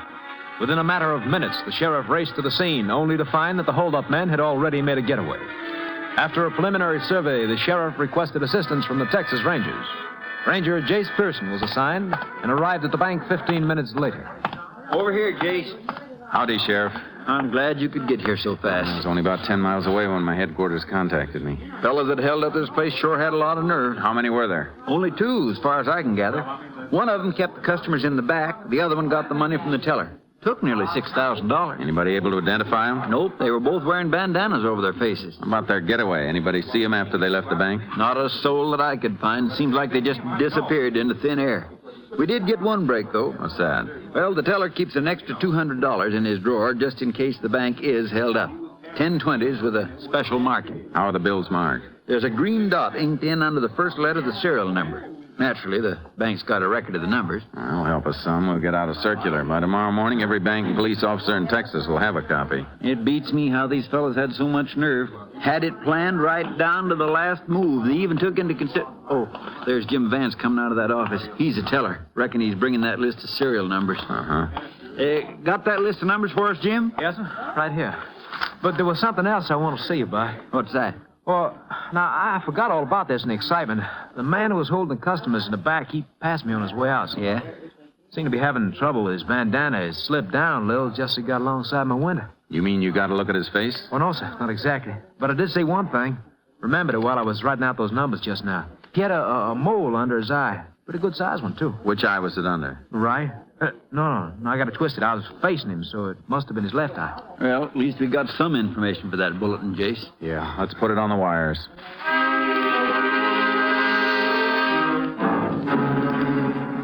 We broadcast the list of serial numbers and a vague description of the bank robbers. The first day brought no results. On the morning of the second day, I received a call from Sam Crane, constable in the town of Compton, 30 miles from the scene of the robbery. He told me the bank in Compton had reported receiving one of the marked bills the day before. The sheriff wasn't free at the moment, so I went to Compton alone. 10 that morning, I entered the constable's office. Well, Jay. Howdy, Crane. Good to see you again. Real good. It's been a long time since we worked together. Over a year. What about that marked bill? Bank tell you who brought it in? It took the bank a little while to find out. Had to go through all their deposit slips from yesterday. Finally told me it was the owner of a hardware store here, a man by the name of Allen. They're sure about that? Yeah, and we might be lucky. Was the only 20 in his deposit for yesterday. Haven't you checked him yet?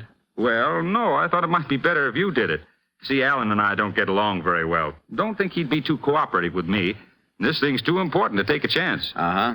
Tell me where his place is. I'll go see him. It's just down the street. I'll go along with you, Jace, but if you don't mind, I'll let you do the talking. Sure. You figure this Allen could have been involved in the robbery himself? Him? Oh, no, Jace. Old man Allen's over 60. How come you two don't get along? Well, about a year ago, I bought some tools from him. No good, any of them. The old buzzard never would let me have my money back. I sure hope he can give us something to go on. Well, if Allen does remember who handed him this bill, my guess is it'll turn out to be somebody who just passed through Compton. Maybe so. Constable. Oh, howdy, Miss Palmer. Constable, have you had any luck? Well, to tell the truth, I've been pretty busy since you came in this morning. Anyhow, I was sure your husband would be back by now. Well, he's not.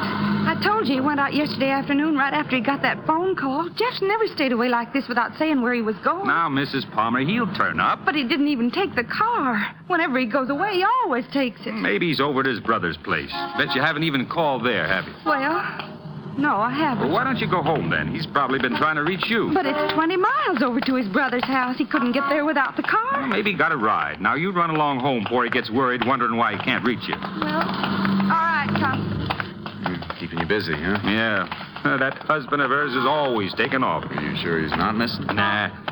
Jeff Palmer takes a notion to go somewhere, he goes. He's only been away one night. Uh-huh. I swear it never rains but it pours. For 3 weeks, nothing's happened here. Now I got more work than I can handle. Well, here's the hardware store. Hope old man Allen's memory's better than I think it is. Oh, it's you, Constable. Thought I told you I didn't want to do business with you no more. Don't worry, Allen. I wouldn't think of buying anything from this store. Ranger Pearson here wants to ask you a few questions. Well, all right. What's on your mind, Ranger? Let me have that bill, Crane. Sure, Jace. Mr. Allen, you deposited this bill in the bank yesterday. What's the matter, counterfeit? It's part of the money that was stolen from a bank in Holden. Oh, you mean in that big robbery over there on Monday? That's right. That's so. I read about it in the paper. This was the only 20 you deposited yesterday. Do you remember who brought it in here? Let me see. No, Ranger, don't reckon I do. I was afraid he wouldn't, Jace. Just what do you mean by that, Constable? Now, wait a minute, both of you. I'm sorry, Ranger. Just give me a second or two. Maybe I can remember the fellow that brought it in. Just take your time. See, now, it's been...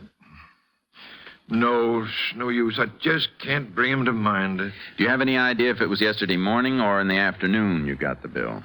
Couldn't say. What time do you take the money to the bank? About 2:30, same time I always do. I see. And how much cash do you usually have on hand when you open the store in the morning? Oh, maybe $25, $30. Just enough to make change. If somebody handed you a $20 bill any time before noon, it would pretty much clean out your cash drawer, wouldn't it? Yeah, I reckon it would. Well, then isn't it a pretty good chance you received the bill sometime between noon and the time you went to the bank? Well, I never thought of it that way. But I still don't... Oh, wait a minute. Yep, it's coming back to me now. I just finished eating, and this fella come in and bought a box of shotgun shells. He was the one that gave me the 20. You sure about that? Yes, I'm sure. Did you know the man, Mr. Allen? Oh, I've seen him around town. I don't know his name. Could be lives in one of them farms outside Compton. Could you give us a description of him? Well, I ain't much of a hand at telling people what other people look like. Well, do you remember if he had a mole under his left eye? Mole? To tell you the truth, Ranger, I'm just not sure. Maybe he did, but I can't swear one way or the other. All right, Mr. Allen. Thanks a lot. One thing I'll say, if I was to see this fella again, I'd know him. I hope we can show him to you soon. Come on, Crane. Let's get back to your office.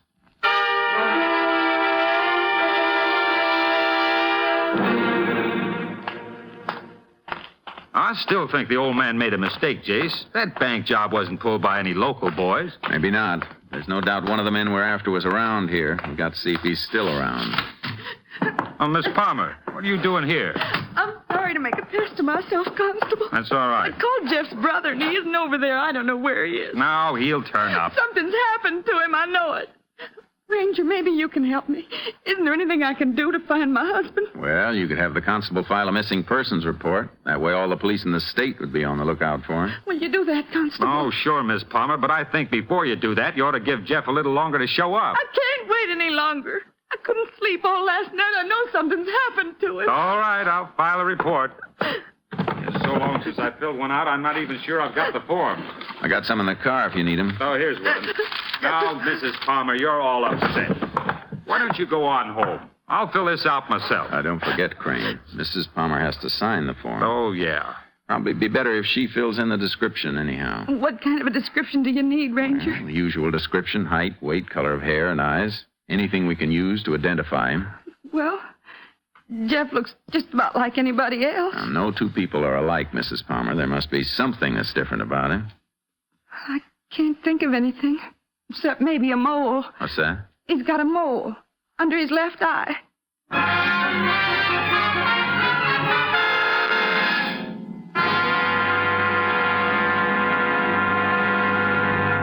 In just a moment, we will continue with Tales of the Texas Rangers, starring Joel McRae as Ranger Jace Pearson.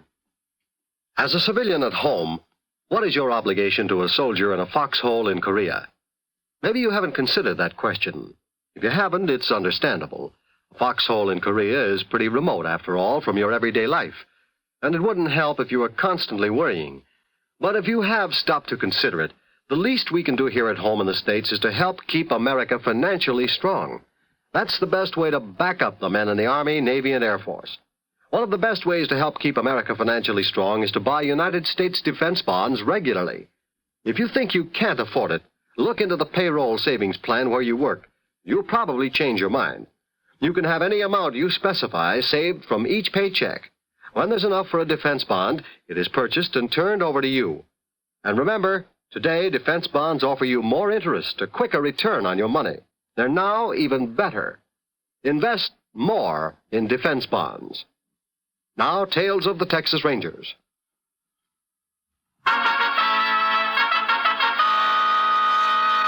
We continue now with Tales of the Texas Rangers and our authentic story, Double Edge.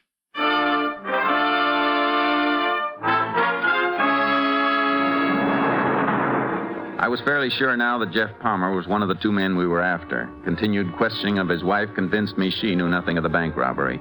We put out an APB on Palmer. 3 days later, I had a call from the sheriff. A man whose description matched Palmer's had been found dead in a creek near Compton. The quickest way for me to get there was on horseback through 2 miles of brush. When I reached the creek, I forded it and headed upstream to the spot where the sheriff and his men were waiting. Howdy, Sheriff. Well, it's a good thing you had your horse, Jake. Saved you 20 miles of driving. Yeah, whoa, Charlie, whoa, boy. Who found the body? Those fellows over there. They were out fishing. Spotted a man's arm sticking out of the water. Body'd been wired to an old log, but it looks like one of the wires worked loose. Uh-huh. Let's take a look at him. Yeah, right over here, Jace. Pretty sure it's Palmer? Well, description checks with the one his wife signed, so I reckon it's him. Here we are. Yeah.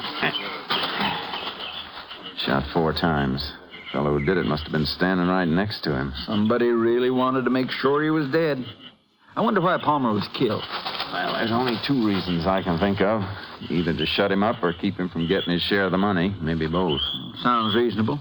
If we find the second man in that bank robbery, we'll probably have the one who killed Palmer.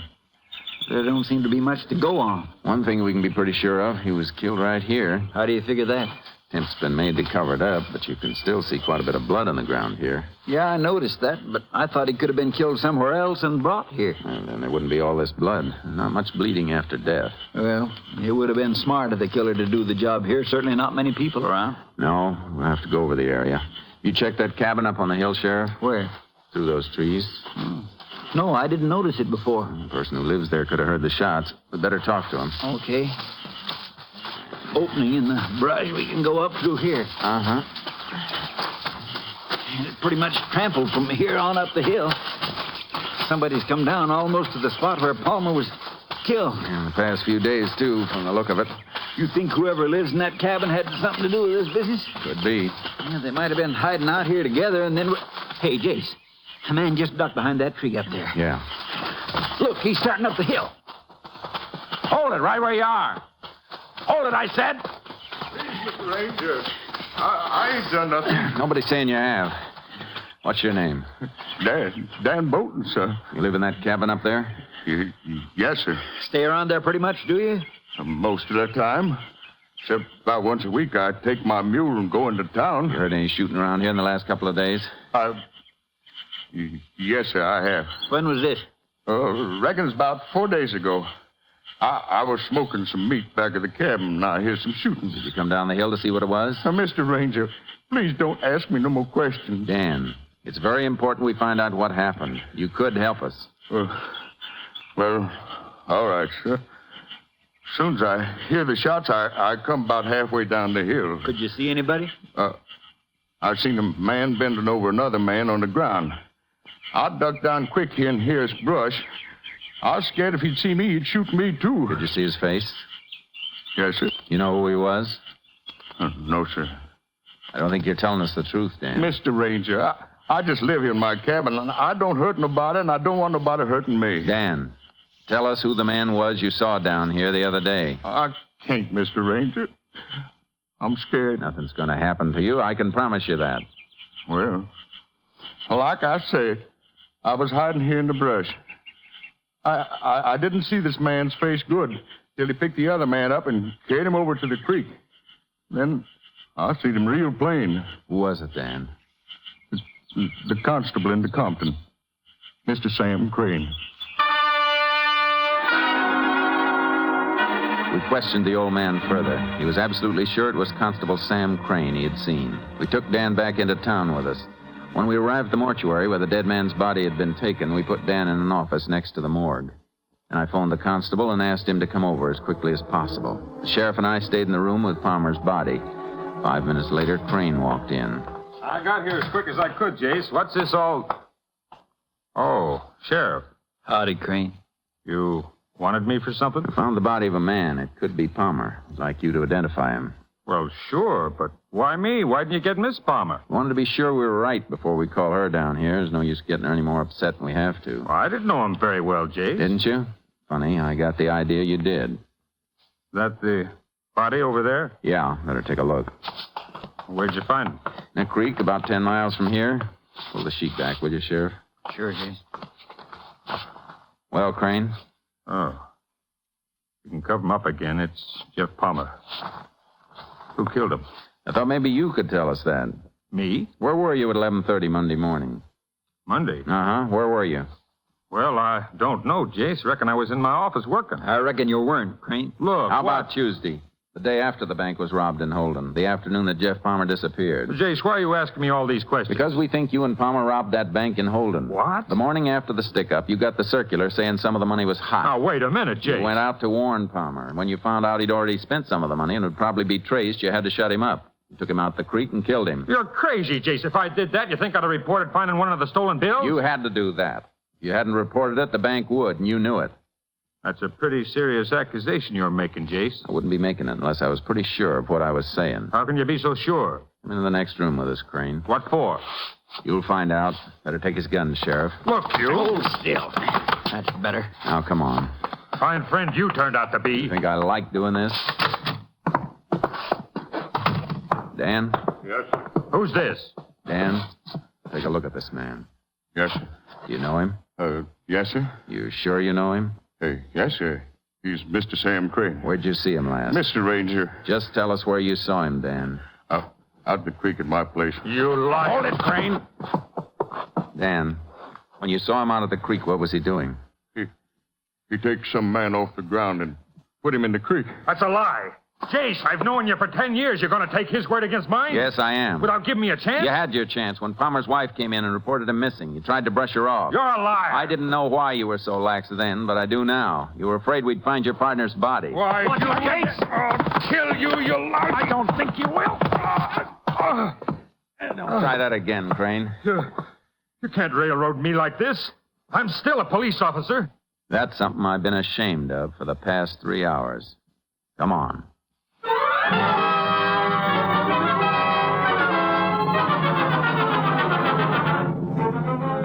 During the ride to the county jail, Crane said nothing, but the hate and bitterness showed in his eyes. We booked him for murder and locked him up. We searched his house and found the money from the bank robbery sewed inside a mattress. 2 months later, Crane was tried in the district court at Holden for armed robbery and murder. As the arresting officer, I was subpoenaed and took the stand against him. The trial lasted a week. When the jury left the courtroom, I went outside and stood on the courthouse steps. After a while, the sheriff came out and walked toward me. Well, it's all over, Jace. Jury recommended the chair. They didn't seem to have any trouble deciding he was guilty. No, I reckon not.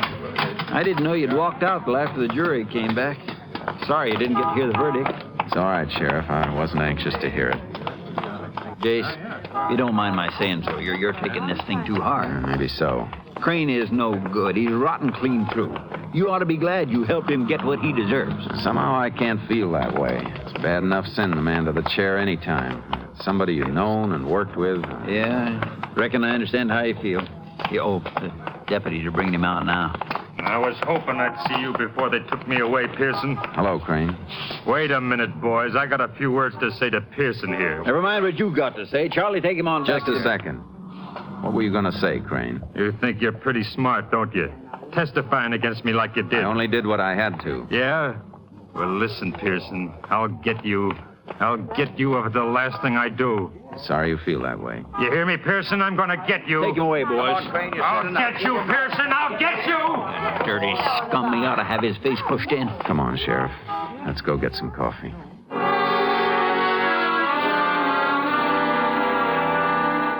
I went back to headquarters. A week later, on the day Crane was to be taken from the county jail to the penitentiary, I received a message saying the sheriff wanted to see me.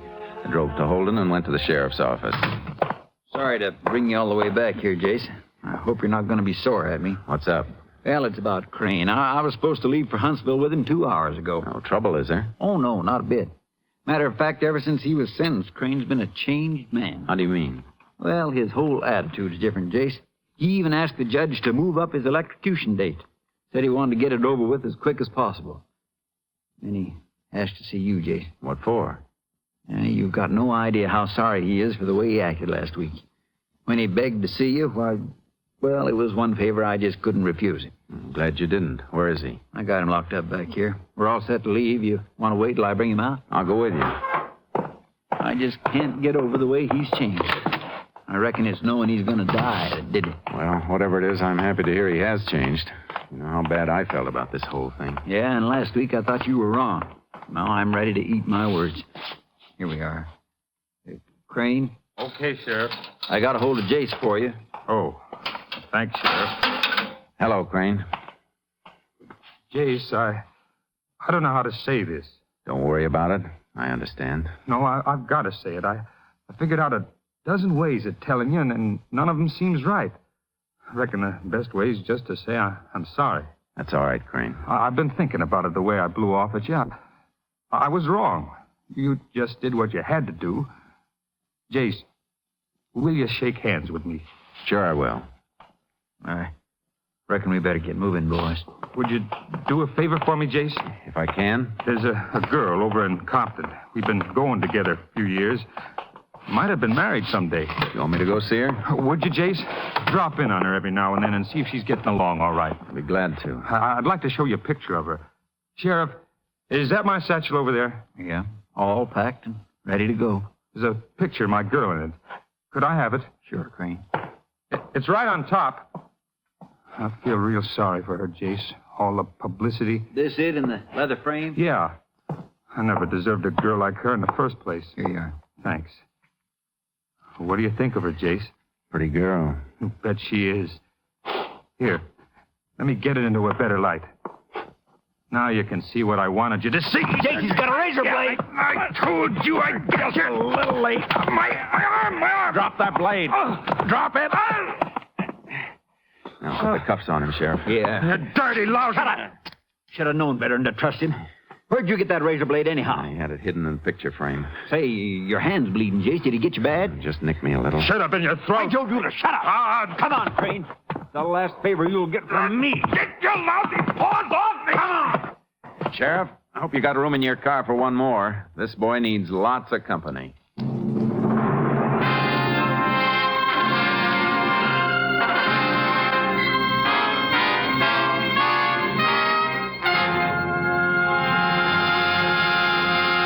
In just a moment, we will tell you the results of the case you have just heard. Monday means music on NBC, and tomorrow evening you're invited to relax in your favorite easy chair or outdoors where you can catch a breath of a breeze and listen to the finest in musical entertainment on NBC. The Railroad Hour once again will bring you an original operetta by Jerry Lawrence and Bob Lee, with music composed and conducted by Carmen Dragon. Your Railroad Hour host, Gordon MacRae, will be joined by lovely Lucille Norman to bring you Starlight. Later, the Telephone Hour will present the brilliant young pianist, Nicole Henriot, as the special guest of the evening. And, of course, Monday's musical entertainment wouldn't be complete without the Voice of Firestone. Tomorrow evening, the Voice of Firestone presents soprano Roberta Peters and the music of Howard Barlow and the Firestone Orchestra and Chorus. Yes, Monday night is truly a night to relax and beat the heat by finding the coolest spot available and listening to NBC's great musical programs. Be sure to hear them all tomorrow. Now, the conclusion of Tales of the Texas Rangers.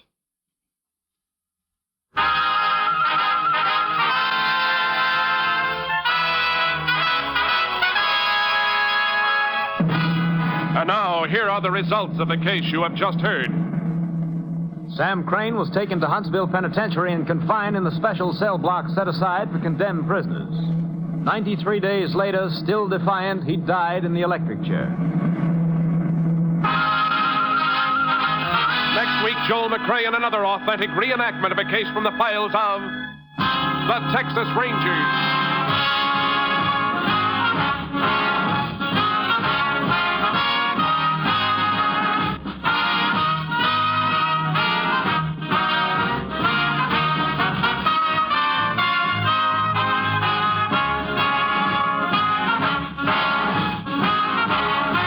Joel McCrea is currently seen in San Francisco Story, a Warner Brothers release. The cast included Tony Barrett, Virginia Gregg, Frank Gerstle, Parley Bear, Paul McVeigh, and Robert Bice. Technical advisor was Captain M.T. Lone Wolf Gonzalez of the Texas Rangers. This story was transcribed and adapted by Charles E. Israel, and the program was produced and directed by Stacy Keach. Tales of the Texas Rangers is heard each week overseas through the worldwide facilities of the Armed Forces Radio Service. Hal Gibney speaking.